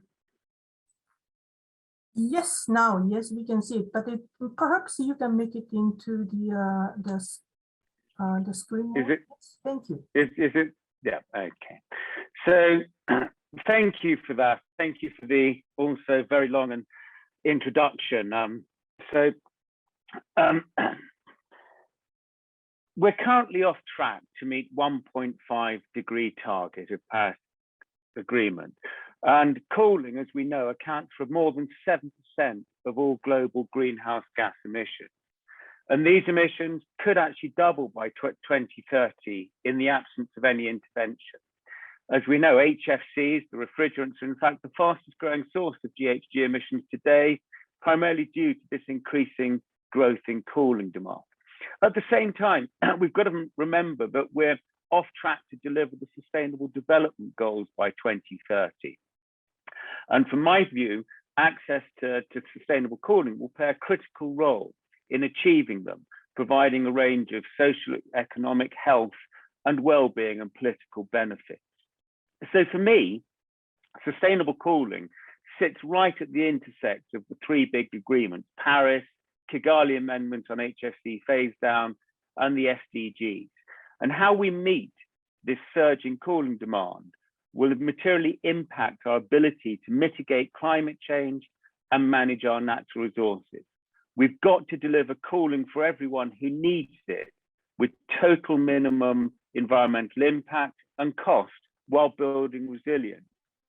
Achieving this will require, from my view, a shift in mindset away from linear approaches to a system-of-system, need-driven circular approach, understanding interconnected and dynamic relationships within the whole system, and also taking a future-orientated approach, ensuring adaptation to a plus 50 degree Celsius world and the associated system resilience. So space cooling, as we know, is the fastest growing energy service in buildings worldwide. And the electricity demand for space cooling could increase by 300% by 2050, up to about 6,200 terawatt hours, consuming as much electricity as the whole of China and India today. And in some hotter regions of the world, let us not forget the share of space cooling in electricity consumption already is reaching staggering numbers. You go over to the GCC, where, example, 70% of Saudi or Abu Dhabi's electricity is used for air conditioning. In actual fact, there are some surveys which suggest that by 2030, Saudi will be burning more oil for air conditioning than it exports.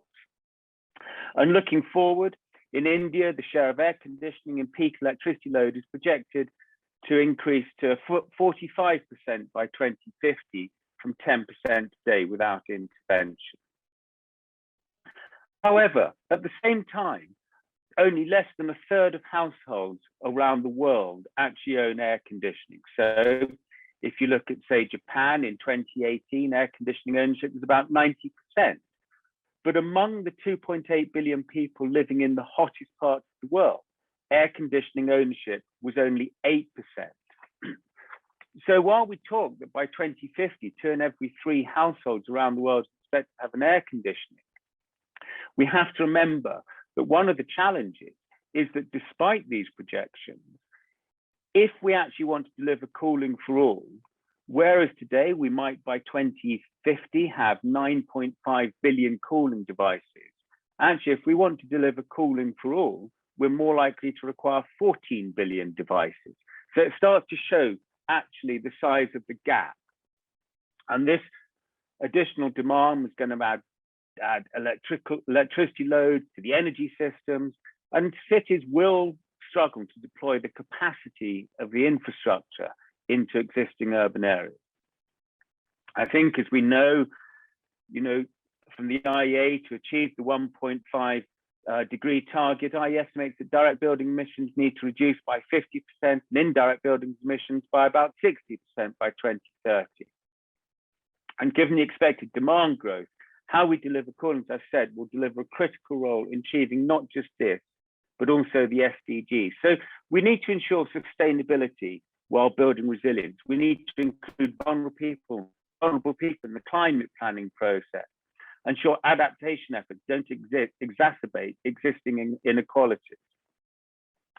And as different countries face different climate risks, we've got to consider the sustainable solutions that are effective in each location and recognize they might not be feasible to others. And to manage the complexity and deliver cooling in the most cost-efficient way with minimum environmental impact, countries should focus on their strengths, which is key to building resilience. And we need to take, as I said, a future-orientated approach to ensure future capacity and capability. Buildings constructed today will still be in use for at least the next 50 years, and we have to design for plus 50-degree world to ensure system resilience. I think there's a window of opportunity. There's a lot of the buildings, they talk about 80% of the stock, which hasn't yet been built. But the point we have to remember is that energy now is a system of systems, particularly as we transition to renewables. And we must recognize that addressing the cooling needs across all sectors requires equal attention. And we've got to do this in a joined up way. So the key for me to ensuring current and future cooling needs are met for all efficiently, sustainably while building resilience is to come to the system, a needs-driven integrated approach by identifying and understanding the interdependencies across the cooling system and the wider energy system. Jumping back a bit, the growth in cooling demand will be driven by multiple demographic and developmental changes. These will include rising population, urbanization, increasing income, improved access to electricity, climate change itself. According to the UK Met Office, 1 billion people could suffer from extreme heat stress if global temperatures increase by 2 degrees C. And as I said, we've got increasing populations and movement to urbanization. And the other point, of course, is that we've got this increasing income, 2.2 billion lower middle income people, newly entering the world's middle class will soon be able to purchase air conditioners, or at least the most affordable, but therefore the most inefficient and energy intensive. But as I said, in addition to increasing demand for air conditioning, we have to look at the other 60% of the energy consumption of cooling from other sectors and look at this in an integrated way. For example, rising temperatures will increase the demand for space, not only for space cooling, but also for the transport environment. Think about 40% of energy consumption of a bus in Asia can be for the AC load. So as we transition to electric vehicles, we have to think about that in the whole system. Higher incomes will potentially result in higher food consumption levels and change in diet, which will require more cold chain in the cities. And urbanization will increase demand for refrigeration, as well as push the distance from the farm to the market, creating greater demand for cold chain logistics, which we want driven from the whole energy system as we transition away from renewables, or from diesel to renewables.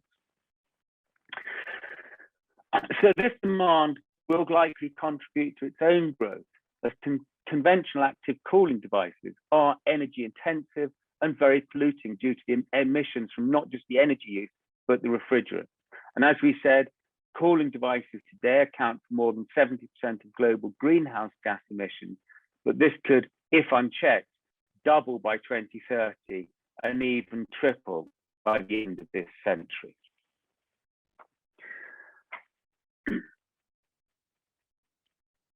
And as I said, we've got to think about the SDGs, the Sustainable Development Goals. The social and economic cost of lack of cooling disproportionately falls on the poor, the disadvantaged, and the marginalized communities, women and girls as well, and they exacerbate the inequality. So today, more than 1 billion people face immediate risk from lack of access to cooling, which includes about 680 million slum dwellers living in hotter climate urban areas. And these people often aren't included in the climate planning process. And sun adaptation efforts may even exacerbate existing inequalities. So for example, rapid urbanization and growth of large cities has been accompanied by the rapid growth of highly vulnerable urban communities living in formal settlements. So we really have to think about this. But at the same time, from my perspective, sustainable cooling provides many social and economic societal benefits that are critical for achieving our SDGs.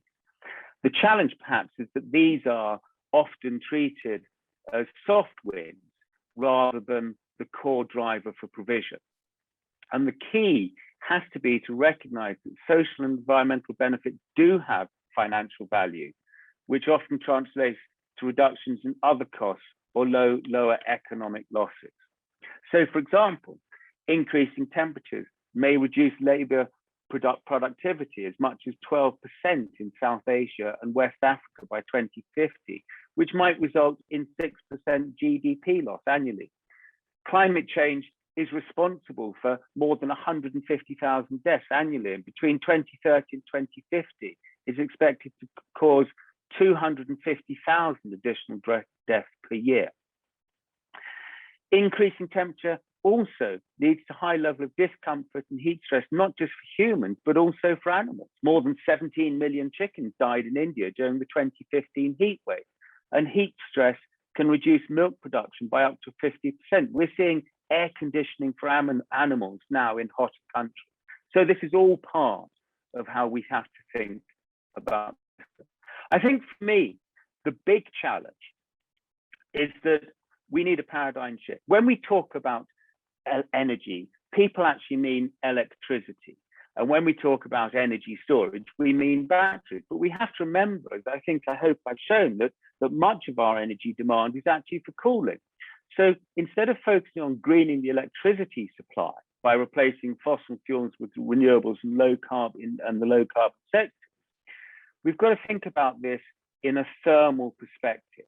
Can we do things differently? Can we think about how we make cold, how we store cold, how we manage cold, and how we move and utilize cold?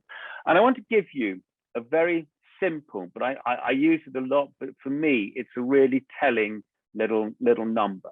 So in 2018, it was the record year for global deployment of solar power with 104 gigawatts of installed capacity added.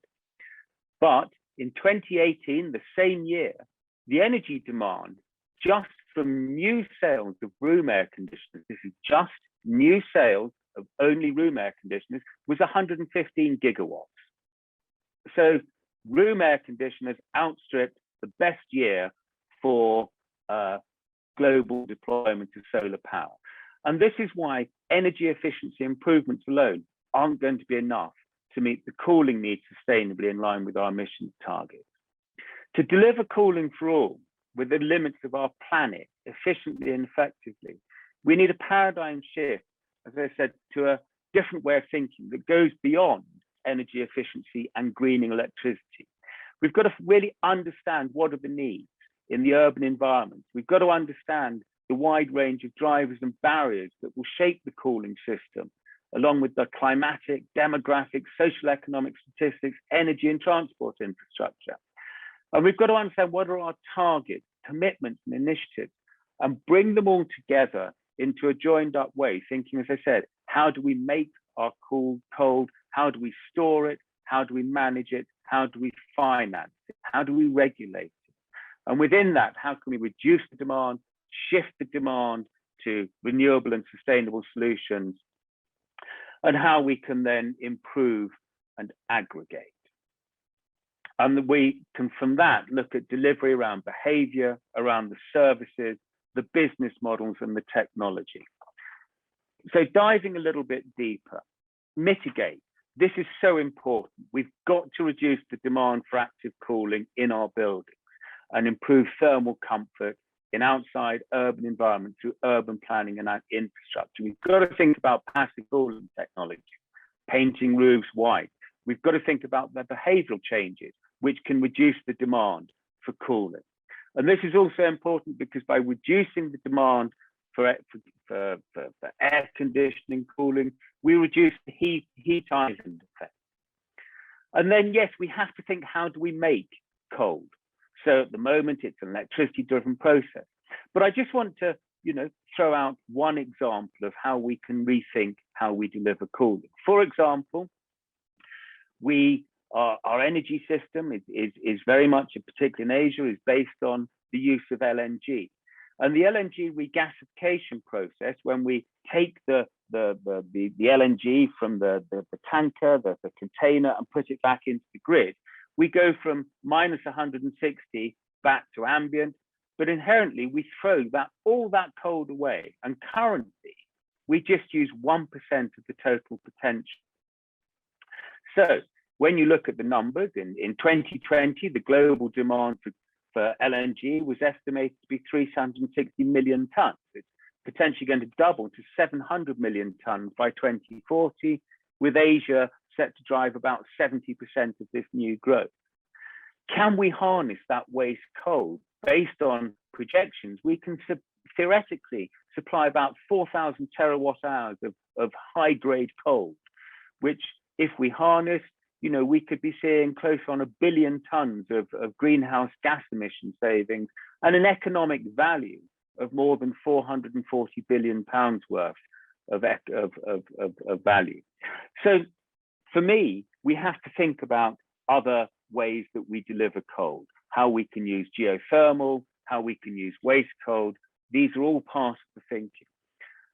We also have to think about how do we store coal. We know that the importance of energy storage to support renewable energy, intermittent energy, how to store at night. But if I want to drive an air conditioning unit at night, is it better to store my energy in a lithium-ion battery or in a block of ice? But this is the problem. We're not thinking thermally. We're not understanding the need. So we've really got to, in my view, think about the role of thermal energy storage, ice, PCM. And we have to think about how do we manage. For me, this really has to be part of the nub of the solution. This isn't just about the systems to manage cooling, but the maintenance. We can really make big changes, 13%, energy savings of up to 20% by improving the optimization, the monitoring, and the maintenance of our equipment. And equally, as we want to design and look at new technologies, we've got to have the people trained up to install and maintain them. We've got to do this ahead of the curve, not after the curve. So for me, it's really important to develop a cooling workforce with the right set of skills for proper installation and maintenance, not just of the equipment that we want today, but of the equipment we want tomorrow. And of course, got to think about finance and regulation. This is a big challenge. Most consumers today purchase ACs that are 2 to 3 times less efficient than the ones available on the market. And the major reason for this is the upfront costs associated with the sustainable cooling equipment. The global cooling prize showed us what can be achieved with room air conditioning, an 80% reduction in emissions. But to bring these technologies to market, we need to align the regulations and the standards to the technological process. We need to be setting MEPs aligned to what can be achieved, not what is available today. And we need to look at the financial barriers, this high upfront cost. Can we use pay-as-you-go? Can we use cooling as a service? How can we change the model so that people can be incentivized and enabled to buy the most efficient solution?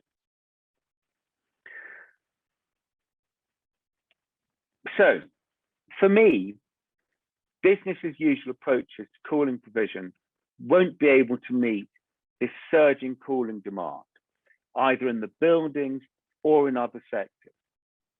And we've got to take an integrated system level approach to cooling. We've got to minimize the demand for air conditioning in buildings through passive design techniques. I think we've got to look at ways to, within the energy system, to harness the untapped thermal resources and how we can bring those, how we can bring district cooling much more into the system. And we have to make use of thermal energy storage. Stop always saying that it's about electricity and batteries. Our big demand for energy is cooling. Let's start thinking thermally. And it also requires integration and system management, particularly as we want to bring on electric vehicles and look at an integrated system.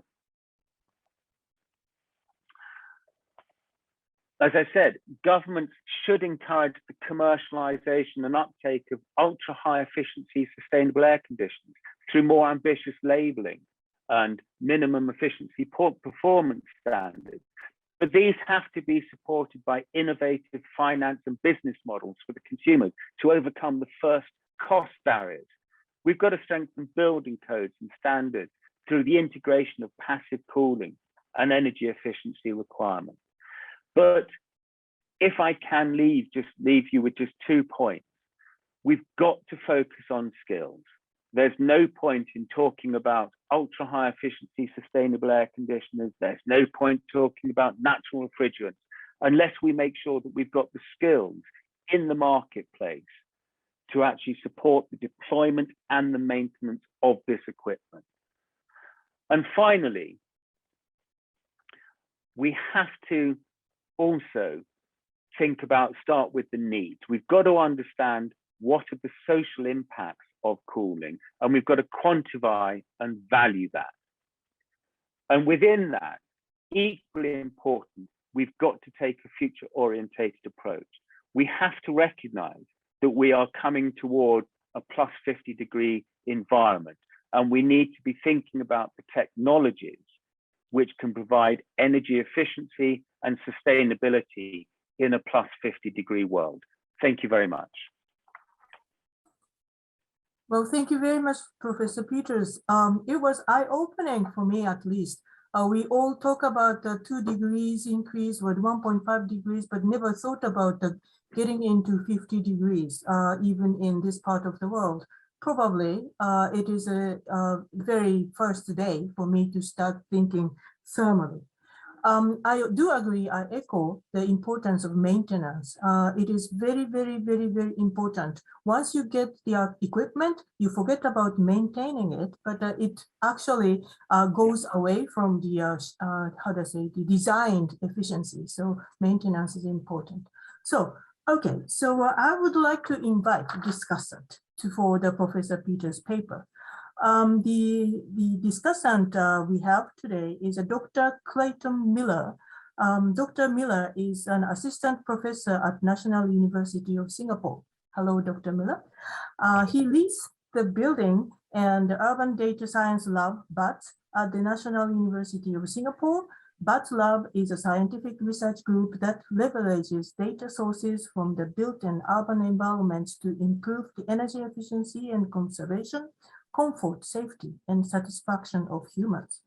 Dr. Miller is also a co-leader of a data analytics project at UC Berkeley and for IEA's Annex 79, Occupant-Centric Building Design and Operation. And he is the former CTO of Optilas, which is a Singapore NRF-funded startup. He holds a Doctor of Science degree from the ETH Zurich. So with that, I would like to invite Dr. Miller. The floor is yours. Excellent. Thank you very much for the introduction. I'll go ahead and share my screen. So yes, thank you. I am here to kind of provide a bit of a response to Professor Peters' the paper that he just presented. And there's lots of really great aspects to the paper that I'd love to discuss quickly in the beginning, and then go into a little bit of suggestions that I have to help, I think, improve the paper in a few ways, mostly related to the climate context, specifically from the tropical climate context, which is where we are here in Singapore. And some potential improvements based on a case study that we have here in Singapore at the National University of Singapore. So quickly, my background is in mechanical engineering, architecture, and also, as was mentioned in the bio, computer science and data science. And my team is made up of people from it's very interdisciplinary, and we look at ways to improve buildings, both on the design side and as well as the operations side through the use of IoT and data collection and things like that. So, you know, my response or my overview after reading the paper and seeing Professor Peters' presentation is really, I mean, I totally agree on the framework of the paper that it is a systems approach. There's lots of moving parts to this solution. There is no silver bullet. There is no one size fits all approach. And I really liked that context, the overall framework of it. I really liked, Professor Peters, what you mentioned at the end, that this is about skills, not just technology. I think that's really, really important, especially when you look at the context of introducing new types of technologies to markets where they don't previously exist. So there are lots of really great things. I could spend a lot more time than 10 minutes going through the great things I think in the paper, but I want to talk about some of the improvements that I think that could add a bit of context. And that's really looking at the climates where a lot of this new cooling is going to be needed, which is in the tropics. I mean, it's a lot of the world that's close to the equator. And cooling technology in general really came out of climates that are more diverse, more continental climates like North America and Europe. And so what I propose is really, focusing on these climates, maybe even one at a time. And the tropical climate, of course, in Singapore is the one that I'll focus on today as an example based on a case study that I want to show very quickly. And as well as the digital side. I know Professor Peters mentioned the digital side. So digitization of the demand for cooling. So not cooling spaces when they're not needed, and figuring out ways to collect information about the perception of people is really important. So I want to talk about, as I mentioned, a quick case study to show this example of contextualizing, to a certain climate. There's a building here at NUS called the SDE4 building that's been in operation for almost 2 years. And the idea of this building was to rethink the way cooling is provided in a non-residential context. In Singapore, everyone uses fans and windows and air conditioning kind of in tandem. And I think you'll see that across a lot of the tropics. But in commercial buildings, if you go to the Central Business District of Singapore, you're going to find these glass boxes that are powered by North American style air conditioning, just blasting cold air into a enclosed sealed space.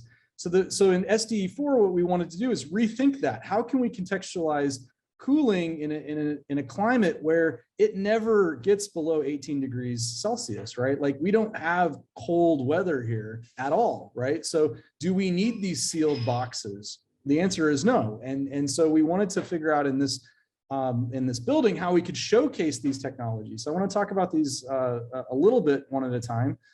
The first one is just a general concept of tropical architecture in general. And if you go across the region, you're going to find lots of this kind of architecture in residential buildings. Like a lot of people have these very airy, open buildings with a lot of ability for there to be cross ventilation, natural ventilation, which Professor Peters touches on in the paper. But in the tropical context, it's really important to leverage this because, like I said, in most parts of the tropics, we don't need heating ever. We don't need solid, sealed off buildings. And so really making the building porous, oriented the building properly, making it very open to success if you do allow people to open windows, which I'll talk about in the next slide, making that possible.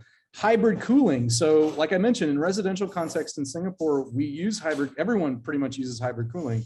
No one uses exclusively air conditioning or, fans, but in commercial buildings, it's pretty rare. And so in this building, we have ceiling fans. We have sensors attached to the fans, which are detecting, the occupancy and what the people need and want in the space. We have operable windows that are coupled with the air conditioning system to turn off the aircon if people are opening the windows. And we're doing a lot of research in the effects of this on energy, cooling energy consumption, satisfaction of occupants, but also now with infectious disease airborne infectious disease being a big issue, the impact on the reduction of risk of spreading infectious diseases when you're using fresh air instead of recirculated air. Net zero energy. This is a concept that the building exemplifies. And what net zero does is it gives each building or each district a budget. So you need to, you can only consume as much energy as you can produce on site. It's not feasible for very high-rise buildings, but medium and low-rise buildings. It provides a really great design target for building owners to incentivize them to really focus on efficiency and conservation on the cooling side. And wellness is a concept that's becoming very common, and there is a very nice overlap between using things like natural ventilation and tropical architecture and the impact that it has on people's health in terms of air quality, views, you know, the different aspects. There's a really nice synergy between those things. And there's something called well certification. So SDE4 is one of the first well certified buildings in the tropics and on university campuses. And then last but not least is something called biophilic design. So integration of, you know, tropical features like vegetative features into the building, not cutting down the trees around the building, making sure that, you know, that we have vegetation built into the design concept. This can help reduce the cooling demand. It can, and it can also increase the satisfaction of the occupants in really interesting ways, and we do research on that. The last thing I want to touch on is the digitization side of things. And here in our group, in collaboration with the University of California, Berkeley, we're working on an open source project that's meant to scale the way we collect data from occupants. So we're using smartwatches to, and we do this in a research-based context where we deploy these to test participants and have them wear the watch for 2 to 4 weeks. And whenever the watch vibrates, they're being asked to ask various questions about how they feel, related to thermal comfort, but also things like noise and privacy and infectious disease risk perception. So we're creating much larger data sets than we have in the past. Here's a view of our building, and the little dots in the upper part show where we've collected data. So we're getting much more longitudinal intensive data from occupants across a diversity of conditions, spaces, and situations that the person is in, whether they're focusing or they're with friends or they're eating or they're, you know, what are they wearing? Are they wearing heavy clothes versus light clothes? So increasing the amount of data and characterizing better the way, you know, what people want in buildings is really going to help us not just blast cold air into a space and expect everyone to be comfortable, but instead create more personalized potential for cooling. And so, yeah, these are all things that I think, you know, it could enhance especially in the paper, the mitigation and make part of the systems that Professor Peters mentioned. They're just kind of maybe diving into some details, I guess, in those two areas. But from a design and technology perspective, I thought they might be good suggestions, and I'm happy to discuss that after this presentation. And last but not least, of course, this is not all my work. There's a lot of people to thank, including the people from NUS, my research team, and funding agencies as well. So with that, yeah. Thank you very much. Sure, thank you. Thank you very much, Dr. Miller. I liked the title of the source, which called the human as a sensor for buildings. That sounds like what we have been doing with the Apple Watch. Now I would like to invite back the Professor Peters, if you have any dive-in message or the feedback towards. No, I mean, I think, Clayton, that's really helpful and really useful, and I think we're very much on the same page, and I'm all the time trying to capture more examples, more ways it's being done. I think, you know, I think cooling space not needed is a really important point. I know at our campus in Heriot Watt in Malaysia, we don't cool the corridors. We don't cool the loos. We cool the classrooms, but you walk through there. Also, when you look at big spaces, I mean, if you go into a conference hall, I remember when we could go into conference halls and you actually realize that you know, you might have a room which is 5-6 meters high with 200 people in it, but actually the 200 people are actually only in the bottom 2 meters, and you're calling this whole all space. I think one thing's also, I mean, this also came out of the Global Cooling Prize, was that you know, we don't, as you said, it's all driven by North American style. There's no measurement of latent cooling demand and the humidity, which is so important. So, you know, actually, we've got to change the way that we actually test equipment as well as installing. So is it meeting the need, particularly this need, as you said, in these regions where you have very high humidity as well as the heat? So hybrid cooling, all these areas, there's lots there that I fully agree with. Well, I agree with all of it, and I look forward to picking up afterwards and pulling it in. My only challenge, as you know, when you write these papers, is you have a word limit. So we're going to have to cut and add in, but I want to bring all of this in. So thank you very much. Yeah, my pleasure. Well, there's one question, but before going to the floor, I have a few questions. You know, in Japan, we're increasingly worried about the hot summer, but at the same time, we have this heat shock concern, where in Japan, the households are not necessarily heated or how to say, centrally heated. So there is a warm living room, but a cold bathroom or cold powder room. So the older people may get the heat shock because of walking into the cold room from the warm room and get the stroke. Is there any concern like that in the cooling? Cooling is required tropical climate, because you were talking about corridor not cool too much, and then when the conference room where people are, it should be comfortable.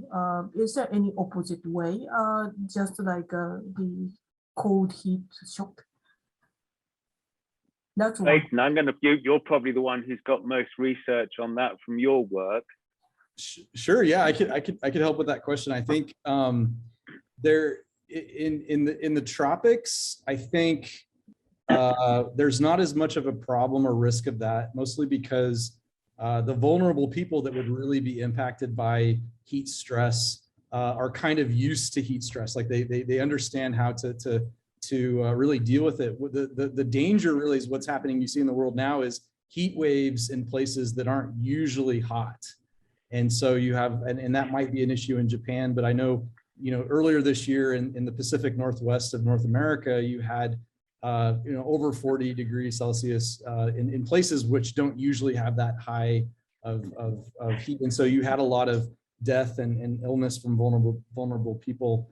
And I don't know if that's because of the heat stress by going from cold to hot spaces or things like that, but it is, heat stress in general is a really big problem. Yeah. I can say that definitely. And I don't do research in that area, but I do have colleagues that do. And it's one of the, for example, in Australia, it's one of the biggest causes of death from natural disasters is heat waves, basically. Yeah, it's a big issue. So yeah, but not my exact area of expertise in detail, but I do have some of that type of high level insight. Yeah. My point of bringing it up is because we used to try to persuade European architects to come over to Asia or Southeast Asia, Japan, etc., because we are suffering from the hot and humid summer, and then they don't understand unless they come here, and then they talk about insulation only aiming at protecting people from dying in the cold winter. So you have, when you talk about the systematic approach, you also have to think about those people whose mindset is not at all there to be persuasive. And then moreover, nowadays, the old people are increasing in number in Japan, and then they don't feel much about the temperature difference. So the heat wave is actually very bad for the old people because they don't think about switching or air conditioning. So the digital technology is very important. I think the control heat for the temperature for the senior citizens is increasingly important also in different parts of the world, especially Asia. That was what I wanted to say in to that. I think you made a really, really important point about this North global South relationship, because it's interesting. I work in cooling, but I'm based in the UK. The UK is so focused on heating, and I know heating is very important, but you know, the big demand for the big growth of demand is around cooling. And we've got to really drive the cooling debate. You know, we need to, the COP and everything, we need to recognize all our energy demand is for cooling load. Be it, you know, and it's not just people, as I said, it's animals as well, it's computers, everything is, and cooling, I think by 2060 will actually overtake heating in its energy demand. So, you know, we need to recognize that there has to be this flip, and we, you know, it's got to, thermodynamics, everything has to be about how do we keep people and products cold. You know, the big challenge for me, and I know I'm slightly digressing, but if we look at COVID-19 and that was, we were very quick to focus on how do we design a vaccine. Brilliant. We were very quick to focus on how do we manufacture a vaccine. And then everybody went, oh, blimey, we have to keep this vaccine at 2 to 8 degrees or minus 70 to move it around. And we didn't do anything to build that cold chain in advance. We already lose 25% of vaccines in Africa and Asia due to broken cold chains. You know, we just don't, we're blind to this cooling issue. And equally, as we transition to renewables, as I said, what we have to do is we have to remember, for example, 40–50% of a bus's energy consumption is its air conditioning load. So when you're plugging in that demand into the grid, 50% of the bus's demand is actually to keep people cold. Is using a lithium-ion battery and electricity the right way to do it, or we should be thinking firmly to take that demand off the grid? And that's why we've got to be thinking about system approaches and what the energy demand of vehicles are, as well as buildings. Yeah, I think it is, I maybe excuse my choice of words, but golden opportunity for you to make that point out, because people are concerned how we can transport these the vaccine, which requires a really low temperature. We have 2 questions here. I haven't understood the context, but there is a longer question. Cooling RCC structure with water flow, hollow brick, and other structural design is specifically important for urban building. What are plans for mass adaptation and replication of this? How cost-effective these construction methods are? I don't have very much idea about it. Oh, yeah, the Professor Dr. Yeah, I mean, I think maybe this question is related to radiant cooling technologies, perhaps, like using chilled water through the structure of a building. And that's, you know, that I talked about hybrid systems that we do here in Singapore. That's another hybrid system that's being tested in Singapore, because instead of just using cold air, you can use air movement, you can use radiant cooling. So providing these radiant cooler surfaces, there's you know, so there's a multi-pronged approach to keeping people comfortable besides just blasting cold air. So these are emerging technologies. So there's a lot of testing and development, and people becoming comfortable with implementing new technologies. That's a big challenge as well. So. And there's, I remember I was on the judging panel of the Ashton Awards earlier this year, and one of them was actually using a sort of similar approach where it was using ground source water, pumping it round, and then also putting a fan over it to drive it. So you know, but we need all of these things to be looked at, not just simply electrically driven vapor compression cycles. Absolutely. Thank you very much. And really, if I can, my whole thing is that the moment the current approach is we start with the vapor compression cycle air conditioner. What we should be doing is that should be the last thing we go to, not the first thing. And if we look at all these other solutions first, and then come to that and take that load off the grid and stop that heat island effect. I see. And then of course we will be refraining from using more and more refrigerant by avoiding going to the AC, etc., while trying to go for the passive cooling. Yeah. So we think. But if I can just add in, and this is the point why I mentioned the 50 degrees C. and whether it's 50, 45, is that with cooling, you are exhausting to atmosphere at the moment. So the warmer the atmosphere, the more humid, the harder the system has to work. And as we get hotter temperatures, it's not simply about how do we keep ourselves cool. It's actually about, you know, we have to use the air conditioners will have to have much bigger fins, much bigger equipment. They have to use so much more energy because they're trying to exhaust into this warm environment. So, you know, this is why it's a really important game change in how we approach cooling is because of it's the energy demand is not going to be linear. It will really sort of ramp up in hotter environments.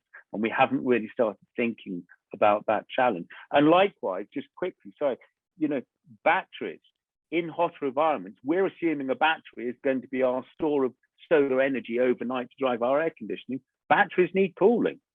You know, they've got to, you know, so we're creating more problems that we're not thinking around. I hear you very well. Unfortunately, the time is running out, but I heard you, and then all the audiences here heard you well.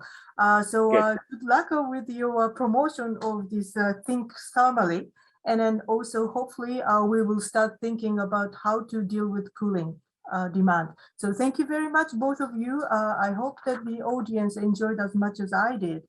So that it was the Professor Peters and then the Dr. Miller. Thank you very much for joining us today.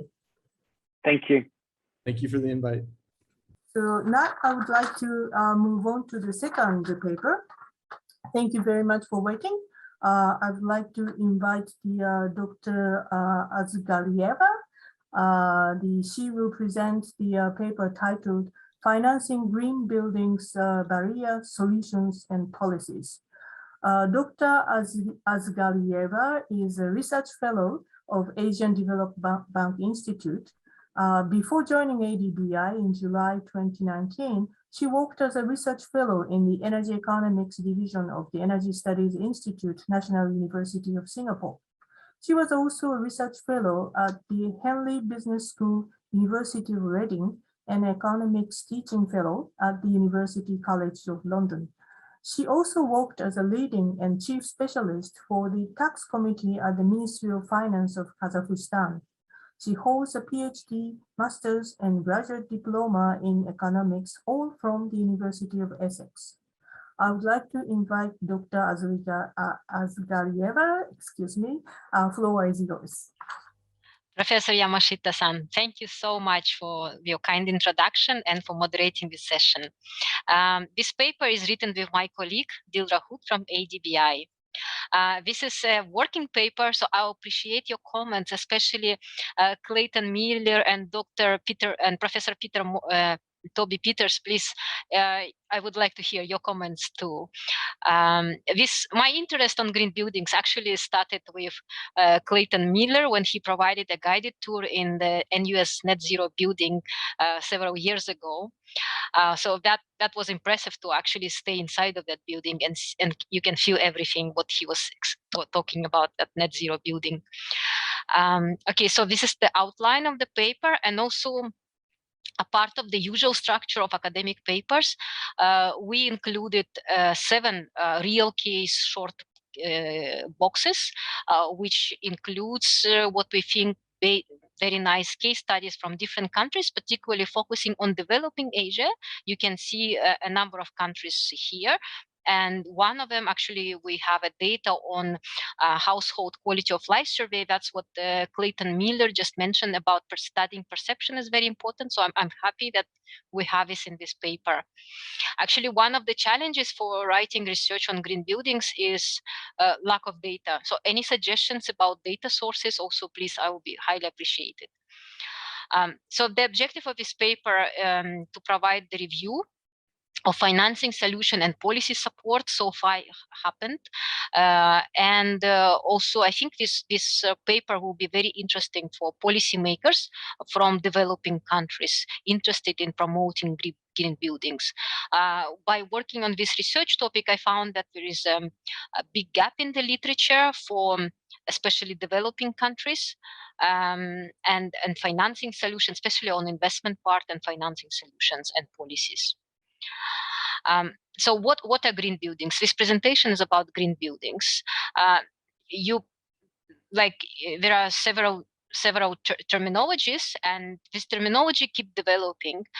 Before it was energy efficient buildings. So the difference between energy efficient buildings and green buildings is that energy efficient is about energy efficiency, right?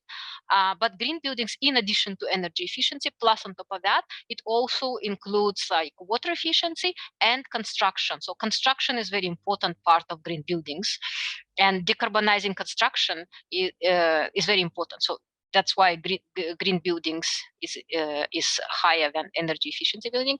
And then I think Clayton Miller told you about net zero carbon buildings, so I'm not going to repeat. So why I highlighted construction part of the green buildings, because many countries have energy efficiency standards for buildings. But I think we need to promote green buildings. Why? Because they include construction part, sustainable construction, low carbon construction, and so on. You probably heard from last month COP26, which happened in November, the importance apparently for large pollution of construction of to greenhouse gas emissions. Actually, I like this example from The Economist recent article that they said if cement industry were a country, it would be the third largest emitter. Although emission intensity is quite low for which these industries, construction of building material industries is quite low per kilogram or per ton because they're heavy. But if you look overall level of pollution, it's very high due to large scale. Developing countries, they keep constructing quite fast, the construction. So it's very important to decarbonize also the construction. And at COP26, it was highlighting the importance for providing demand for green construction material, because if there is no demand for green construction material, then they will not be produced. And at COP26, 5 countries announced that they will support demand for green construction materials. That's UK, India, Germany, Canada, and United Arabian Emirates. So by promoting green buildings, actually, countries will support demand for green construction material in their country. So the solution to this problem could be 4 R's. Actually, technology is already there. Many technologies are provided, although not of them cost competitive. Of course, some of them more expensive, like carbon capture and storage and so on. So that's why they need support for reduction of greenhouse gas emission could be achieved using reduce, reuse, recycle, and replace with green material. About financing, financing of green buildings doesn't mean financing construction, actually, green construction, because financing could be at any stage. So ideally, of course, it's nice if green buildings are financed starting from construction stage. This is the example of building in Malaysia, which started with green construction. And usually, more commonly, buildings are retrofitted, so they use the existing building constructed, or sometimes even refinancing, that's past loan and acquisitions.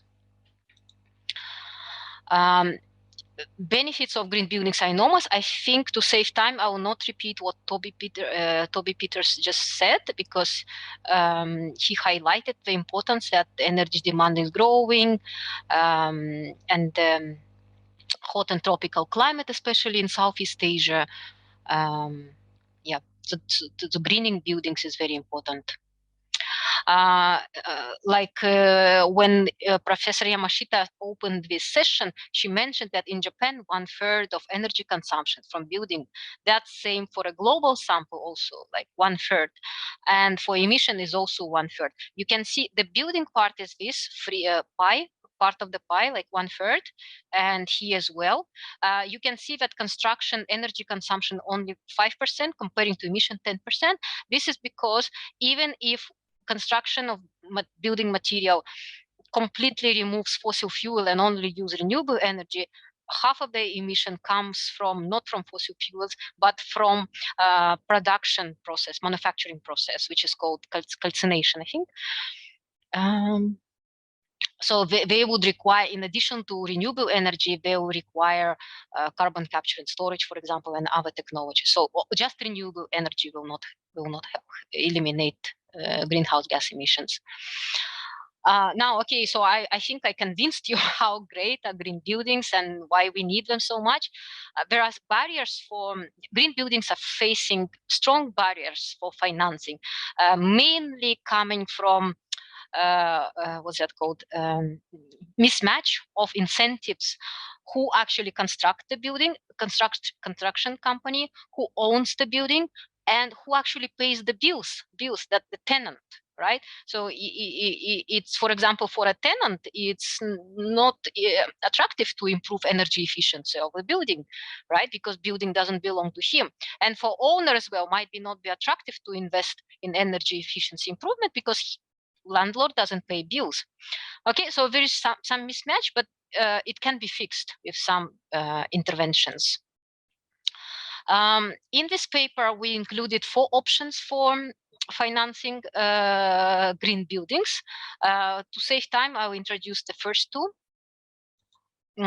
Green bonds, I think everyone knows them quite well. They financed green projects, especially renewable energy and green buildings. So top 2 projects which green bonds finance, that's green buildings and energy. What's interesting about green bonds, that they're growing fast. They've been growing fast a long time. COVID-19 hit issuance in 2020. But 2021 is an amazing year for green bonds. We hit actually $500 billion US, and year is not yet over, but we already hit, and this is double of 2020. So I think we green bonds recovered after COVID-19. What's interesting, again, what Toby Peters mentioned about tropical hot climate in Southeast Asia, nearly half of green bonds in Southeast Asia were used for financing green buildings. So it looks like green buildings are very attractive projects for Southeast Asia. Comparing to globally, it's just 1/5, and in Southeast Asia, it's half. Another interesting feature of green buildings, not necessarily, but usually green buildings, green bonds for green buildings are issued by real estate. And real estate actually adds to issuance of green bonds more stability, because what we learned from COVID-19 when it happened, you can see that issuance of green bonds by financial sector like banks and by government reduced significantly comparing to 2019. They were affected, but other sectors like real estate, they were not so affected, and they actually even increased the issuance. So having this diversity of different sectors issuing green bonds can benefit to overall issuance.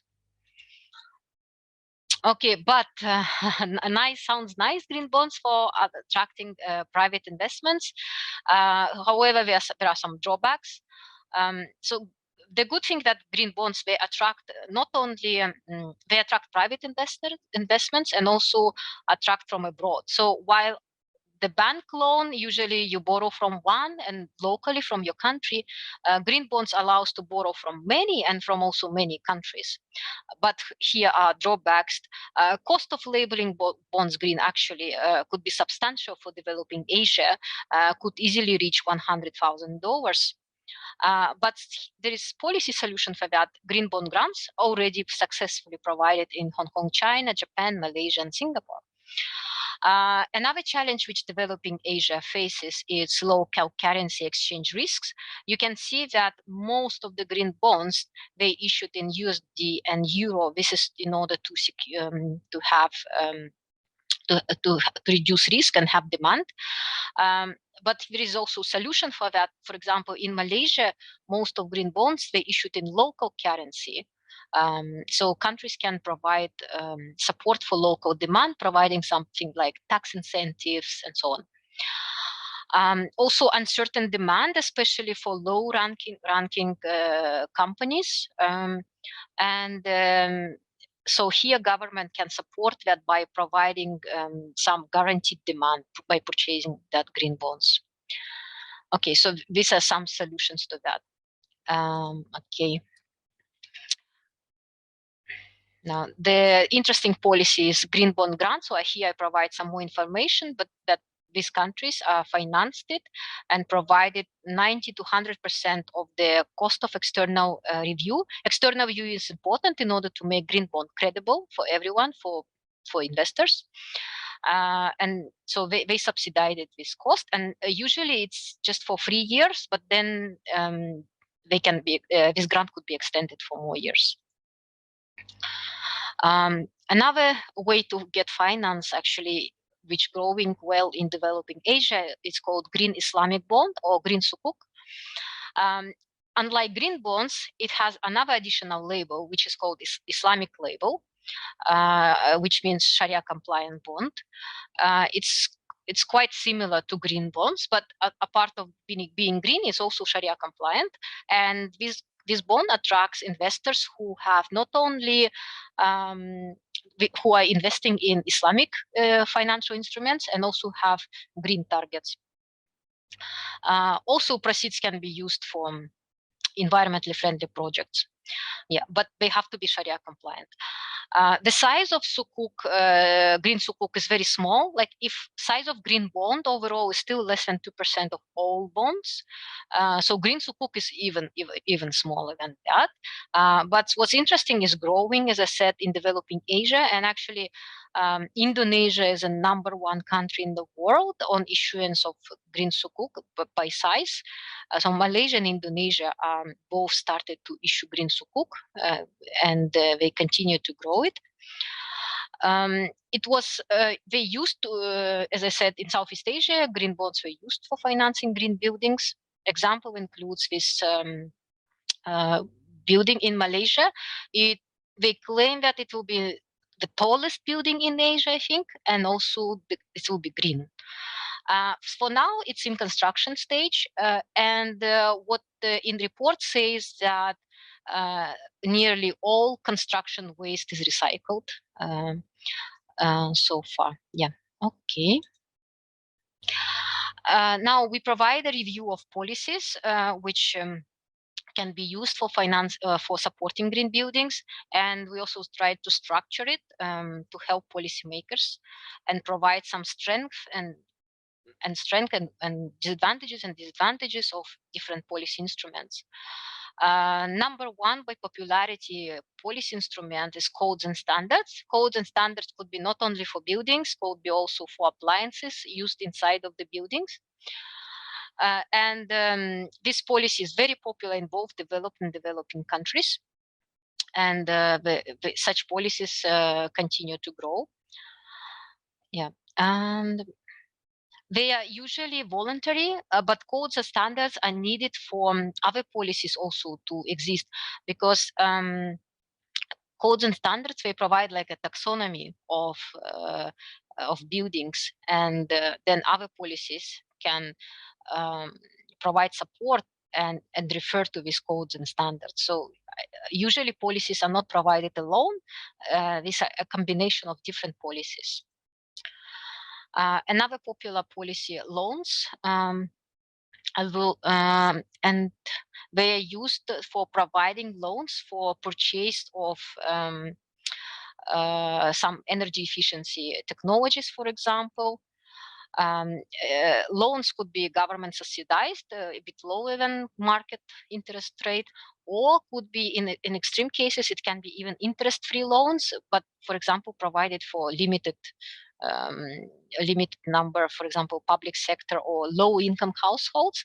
I think paying attention to low-income households is crucial here. That was Toby Peters mentioned about vulnerable and marginalized groups like women and low-income people. so such policy instrument could actually be more targeted, and I think it's a good alternative to subsidies, providing it's more targeted, because by providing loans or support to low-income households for improving energy efficiency in their homes, that helps them to reduce their energy bills, like electricity for cooling, for heating, and so on. Yeah, so I think that that's a good support for low-income. Tax incentive is another good. It could be provided to households and for companies as well. The cost is usually lower of such policy, and it's also the good thing for government that it could be stopped at any time. So it's a short-term policy. And disadvantages of this, that it could be less attractive for investors due to its short term, because investors like to, if technology life, for example, is like 20 years or 25 years, yeah, so they prefer longer term policies. And also it could be less incentives for low income groups, because low income households, they pay less taxes, so they could be disincentivized, and this such policy might affect only high income households. Okay, grants and taxes is another popular policy. And it's usually provided, it's like a one-time payment, is also like short-term one-time payment in order to purchase certain technologies. It's reducing upfront cost, and it also could be provided to households for residential building, and also could be for commercial buildings. And also this is such policy could help to promote also local industries producing such energy efficient technologies. Okay, another very nice policy, public investment and procurement. Many countries already improving energy efficiency in public buildings, and they trying to construct or make retrofit buildings as green, and using, let's say, grants, subsidies, public procurement, public investment, using a combination of different policies. What does it help? It's not only reduces pollution in a city and reduces greenhouse gas emission, but also advantage of this policy that it reduces the energy bills for government. Also, such public buildings could be provided for low-income households. You know that in developing Asia, it's quite common that when government provides public housing to low-income groups, that will, if government provides, instead of just normal public housing, green public housing or energy efficient public housing, they not only provide the place to live for low-income households, but also help them to reduce energy bills, which also, as I said, could be a good substitute for subsidies, energy subsidies. And for this part, we include this box on the case study from Indonesia and India on the use of green public housing. And as Clayton Miller mentioned, perception is important. Actually, that survey shows very good satisfaction of households living in green public houses. Okay, another example is public procurement, when government purchase energy efficient technologies at a large scale, which allows them to negotiate prices and have a lower cost. This is example of government affiliated Energy Efficiency Services Limited based in India, when they purchased a great number of LED lights. Also, like strategic plans, like targets, commitments, pledges are important, because they're providing the right signals to all other government agencies, and also to help them to plan their activities according to that target. There are not so many countries which have green building targets. Many countries have greenhouse gas emission targets, renewable energy target. Example of green building target include Singapore Green Building Master Plan, which is called 80-80-80. They aim, for example, 80% of buildings will be green by 2030. And okay, I would like to summarize. We reviewed for this paper financing solutions and also policies supporting green buildings. We found that there are more policies on energy efficiency and green buildings in developed countries and in developing countries. Also, developed countries have started to establish have more years of such experience with policies than developing countries. And there is a lack of green building, particularly policies. Most of policies are energy efficiency policies, but as I said before, energy efficiency policies cannot be are not equal substitute to green building policies, because energy efficiency exclude construction and also water efficiency. So in order to promote efficiency not only of energy in the building operation, but also in reduce emission from building construction material, it's important to promote green buildings and not just energy efficient buildings. Thank you very much.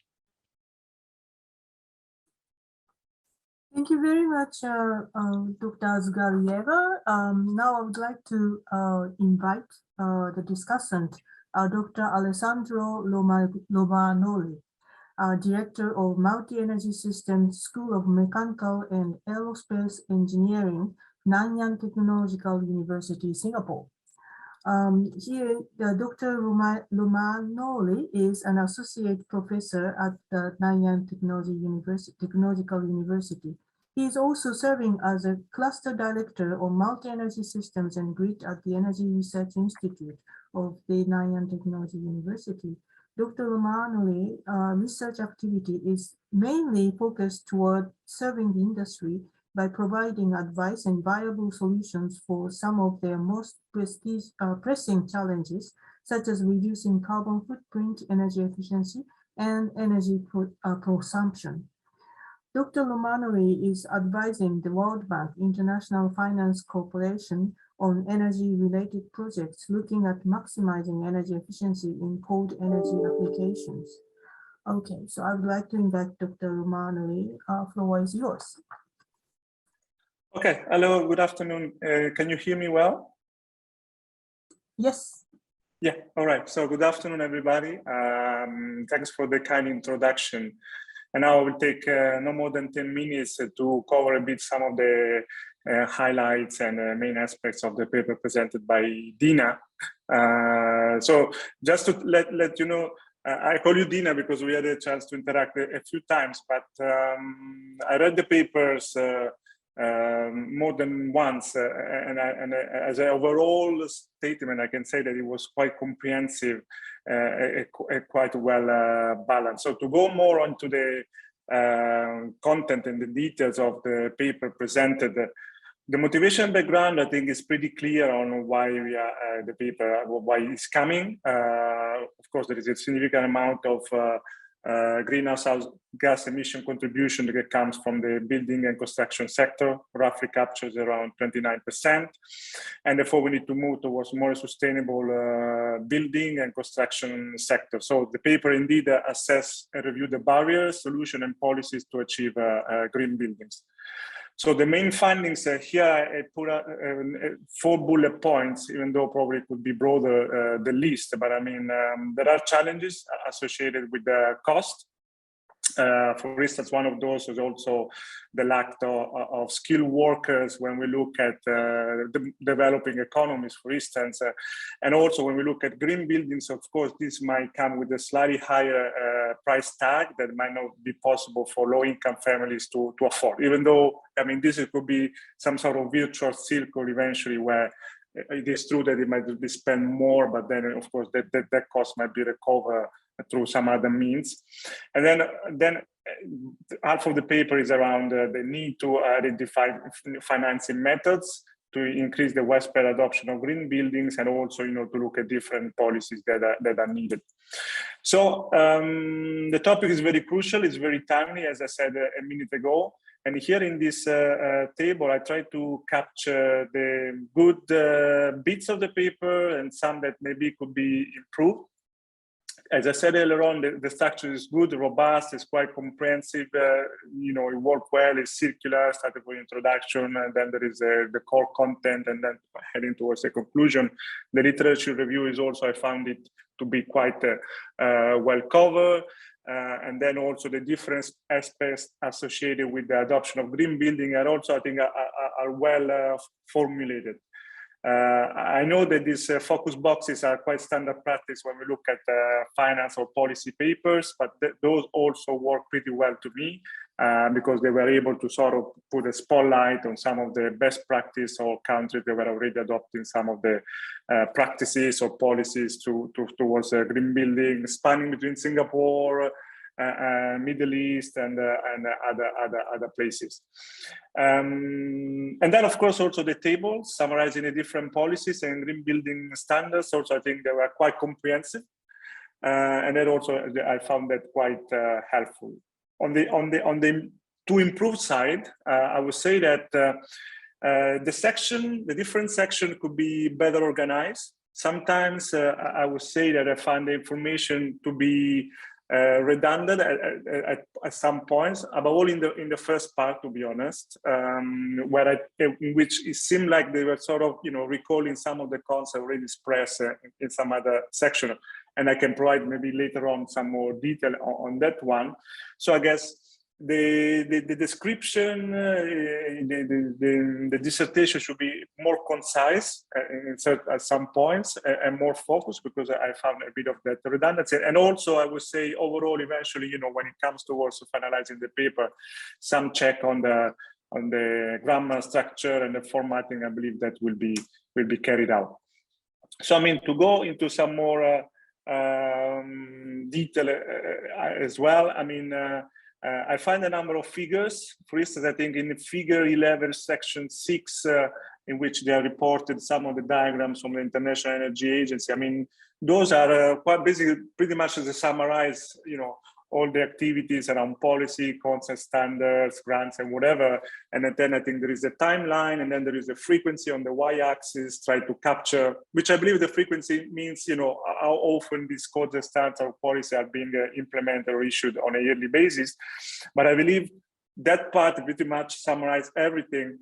It is put there, but even though there are subsections in chapter 6 that cover all of those, I couldn't see a relationship between the diagrams and the description that we find in chapter 6. So I guess, the figures could be better connected with the description that we have in the text. Also, I believe there is I understand this is a very broad topic.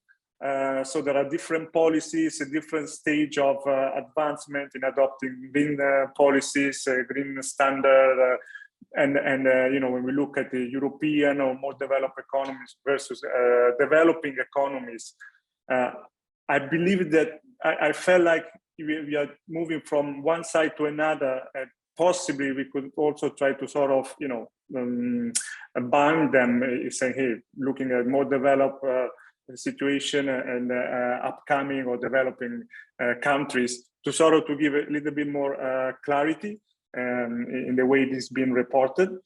And also when it comes to, okay, conclusion is fine. I mean, it's pretty much a summary of what has been found. And I understand this is sort of policy paper, review paper. We see what has been done and what is to be done. So, I mean, again, looking at my last bullet point, I wonder, and this is more of a suggestion, whether there is a way also, or there is the intention to sort of, there is a number of data that have been collected.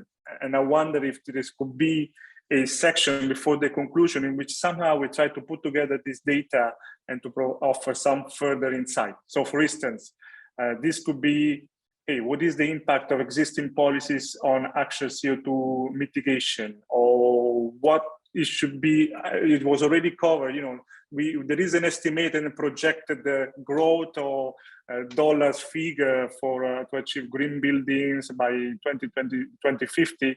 But I guess, is there a growth rate that we can think of how this should grow when we look at different parts of the world? And I guess this could be a little bit deeper elaboration that we could do based on the information that we have that could offer, some additional insight to the reader. So I believe that could potentially be a section before the conclusion.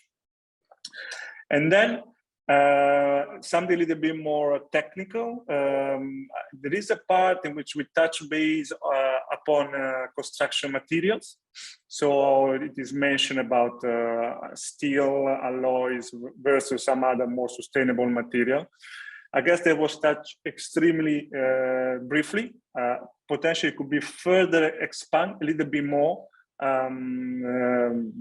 Touch upon sustainable timber was mentioned, but there are also new trends looking at low carbon concrete.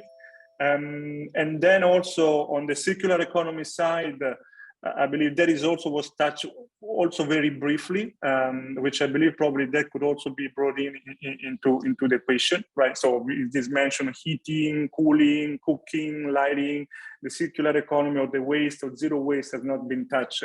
So it could be further expanded on that part. And then also when we look at the energy efficiency standpoint, okay, it was mentioned about LED lighting. It might be too much for new houses, new home to look into IoT and others, but that is the trend.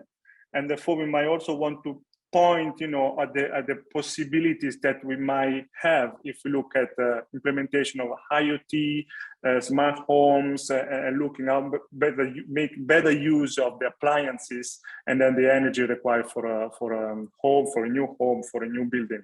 I understand the LED lighting was touched upon, say, hey, there are sensors that on and off depending on the occupancy rate, but it could be a little bit more, forward-looking about smart homes and the contribution that IoT could bring to the green buildings. And then I believe that's all from my side. Happy to engage in a discussion. Thanks. Thank you, Dr. Romanoli. It was very insightful comments. I hope Dina also thinks that way.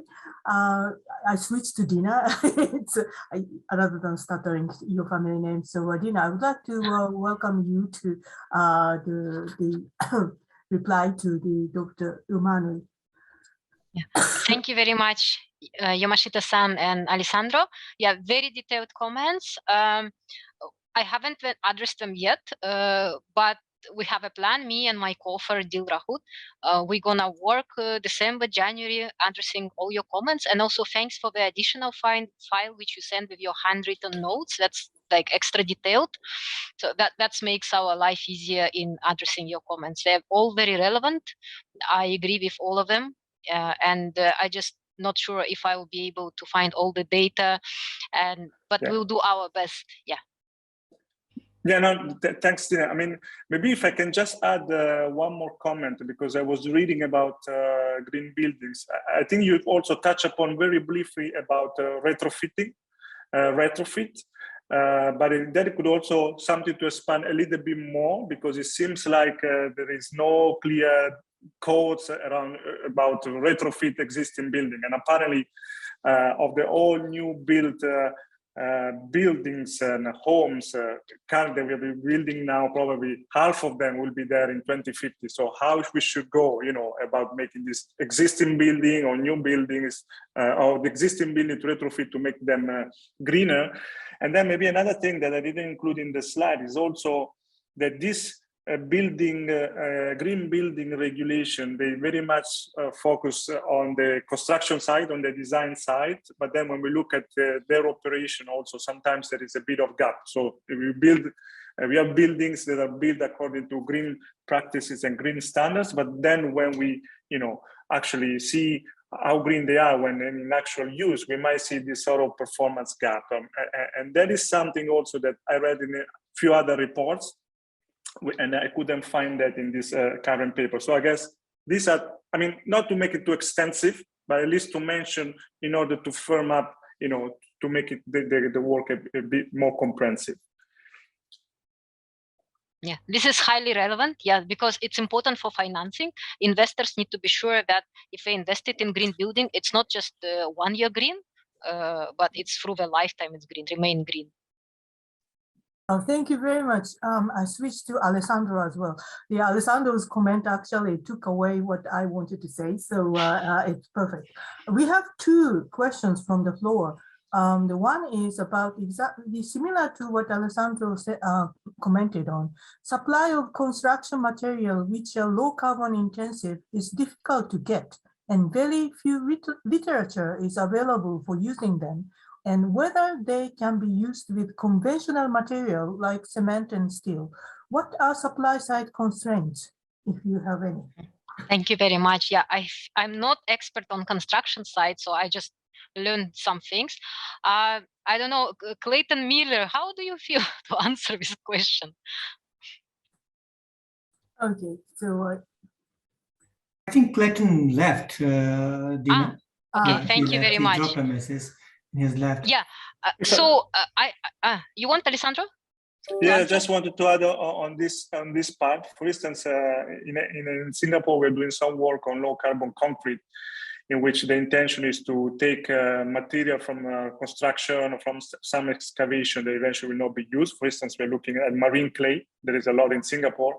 And then use that one to turn into concrete that could be used or comparable with the actual the concrete that is being used normally. I mean, the greenness of this concrete, of course, comes from the manufacturing process, besides recycling materials that already exist, also in the process itself, because to make this concrete, you need to achieve extremely high temperatures, whereas if you come up with the more efficient and better manufacturing processes, you can reduce the energy intensity, so that is more on the embodied emissions.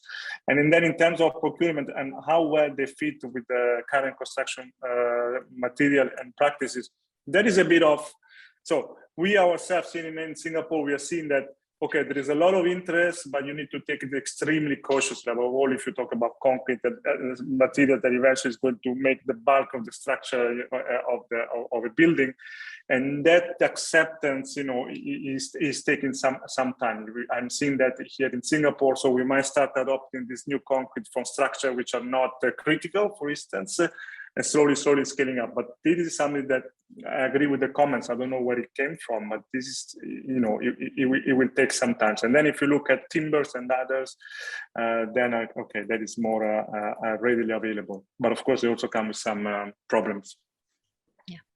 Thank you very much, Alessandro, for answering. I think that's the Ashim Roy who asked this question, gave us excellent idea to add a real case box on construction, because we have none currently. And as Alessandro said, I will try to find information about Singapore case, marine clay, and add it. Thank you. Okay, yeah, just you seem to know the person who asked the question. There is another one from the Ashim Roy. That is, what is the status of policy stimulus like subsidy and interest subvention for loan and green building, which will help access to finance for green housing and promote green adoption, or great adoption, sorry. I was ready to say lead it as green, but what about it? Yeah, this is another excellent question on the policy side. Many countries provide policy support, like different instrument combination, even like tax incentives, grants, subsidies, loans. But what some developing countries challenge they're facing, that even they introduce this policy and support, sometimes they don't get enough demand for this. And they are trying to how to make this policy incentive attractive to actually take this loan in order to invest. Sometimes because there are funds and they are underused. Country makes a fund, but they are underused. So then countries need some, I think, knowledge how to make these policies more effective, so they attract enough attention. So that's the question about this policy. I think there are many countries provide policies support for energy efficiency improvements, particularly. But they are not always attractive, and that's the I think main objective, how to make them more attractive in order to make projects bankable. Because in developing Asia, you know, energy cost is usually low, like electricity price, let's say. We did project on Singapore, and I actually went to meet building owners of those who are working on ESCO, you know, energy services companies. Yeah, and then they are struggling with getting enough demand for these ESCO services, because they say if it's working, then why to worry, right? If it's running, because lack of incentives, like electricity price could be too low. You know, like in many developing countries, also could be lack of awareness, could be lack of education and information. Thank you. I have a very naive question for you. I quote you in your presentation mentioning mentioning it's possible that in the future some government may introduce the compulsory the regulation, the standards towards green building. How do you foresee that happen? In which part of the world do you think it will happen?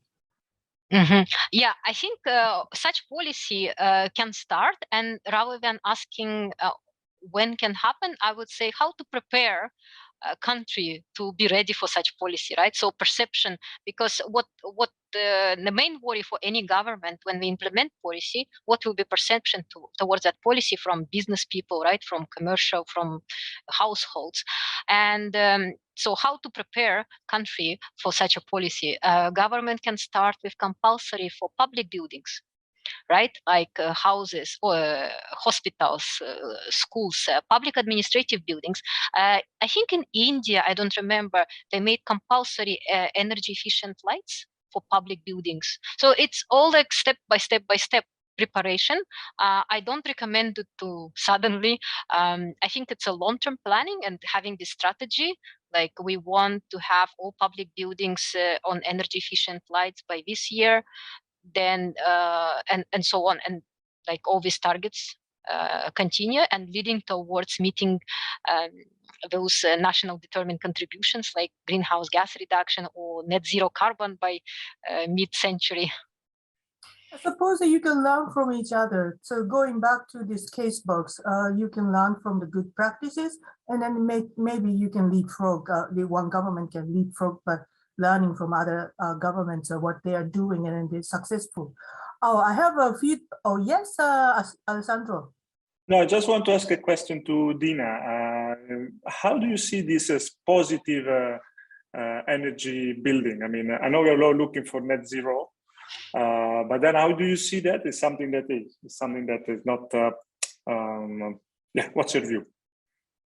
Sorry, I didn't understand. How do I see green buildings? The positive energy building. So meaning that probably a building is producing more than what actually needs. There is some, you know, in Singapore, for instance, we are talking about that. But how do you see that? I think you call it prosumage, right? When you don't consume, you prosume, right? Actually, we didn't include it in the paper. We didn't go beyond green buildings. Like you said, after net zero carbon, then prosumage, positive energy supply. I haven't thought about this, but I think, and as Clayton Miller said, probably not achievable for very tall buildings, but probably could be achieved by households, like living on their own buildings, right? But not so much for big residential, tall residential or tall commercial buildings. I suppose that there are more and more new technologies become available, and then I hope that the consumers will be willing to become prosumers. But for that, they have to be aware of these new technologies and then the trend and then what they are required. The Session 3, the survey came back with the results that the 56% of the audience are aware of green building standards in their country. So we have a lot of room for improvement in terms of green building promotion, and why, which energy efficiency benefits most important to you. The top is reducing greenhouse gas emissions, but followed by improving quality of life, rather than improving indoor environment or reducing the energy expenses. So multi-benefit approach would be very interesting to follow, and then the green buildings may have a very good advantage of doing that. With that, I would like to conclude this session. We have actually reached the end of the timing, and then I would like to thank both of you, Dina and Alessandro, for very lively discussion. And I also have to go back to the first two, the presenter and discussant who may have not be there anymore, but Professor Toby Peters and then Dr. Clayton Miller. It was a very wonderful, the kind of a little bit futuristic session, because we are talking about a lot to do into the future. So I wish you a very best of luck for the future work. Thank you very much. I would like to conclude this session with that. Thank you very much. Have a good evening. Thank you. Thank you very much, Professor Yamashita, for moderating this session so nicely and actively. And thank you for all our speakers, Alexandro, and also Toby Peters and Clayton Miller, and our active audience for their wonderful questions. I would like to end this day. This is end of the day number 2 out of 3 days. Our audience, please kindly, and speakers, join us tomorrow. Same link will work on tomorrow. And we are starting tomorrow on, just a second. We are starting tomorrow at 8:50 Tokyo time. Please join, and we have a recent update on our agenda. We have a confirmation for a keynote speech by COP26 President Alok Sharma from London. So please see our updated agenda and also biographies of all our speakers, and looking forward to see you tomorrow. Goodbye.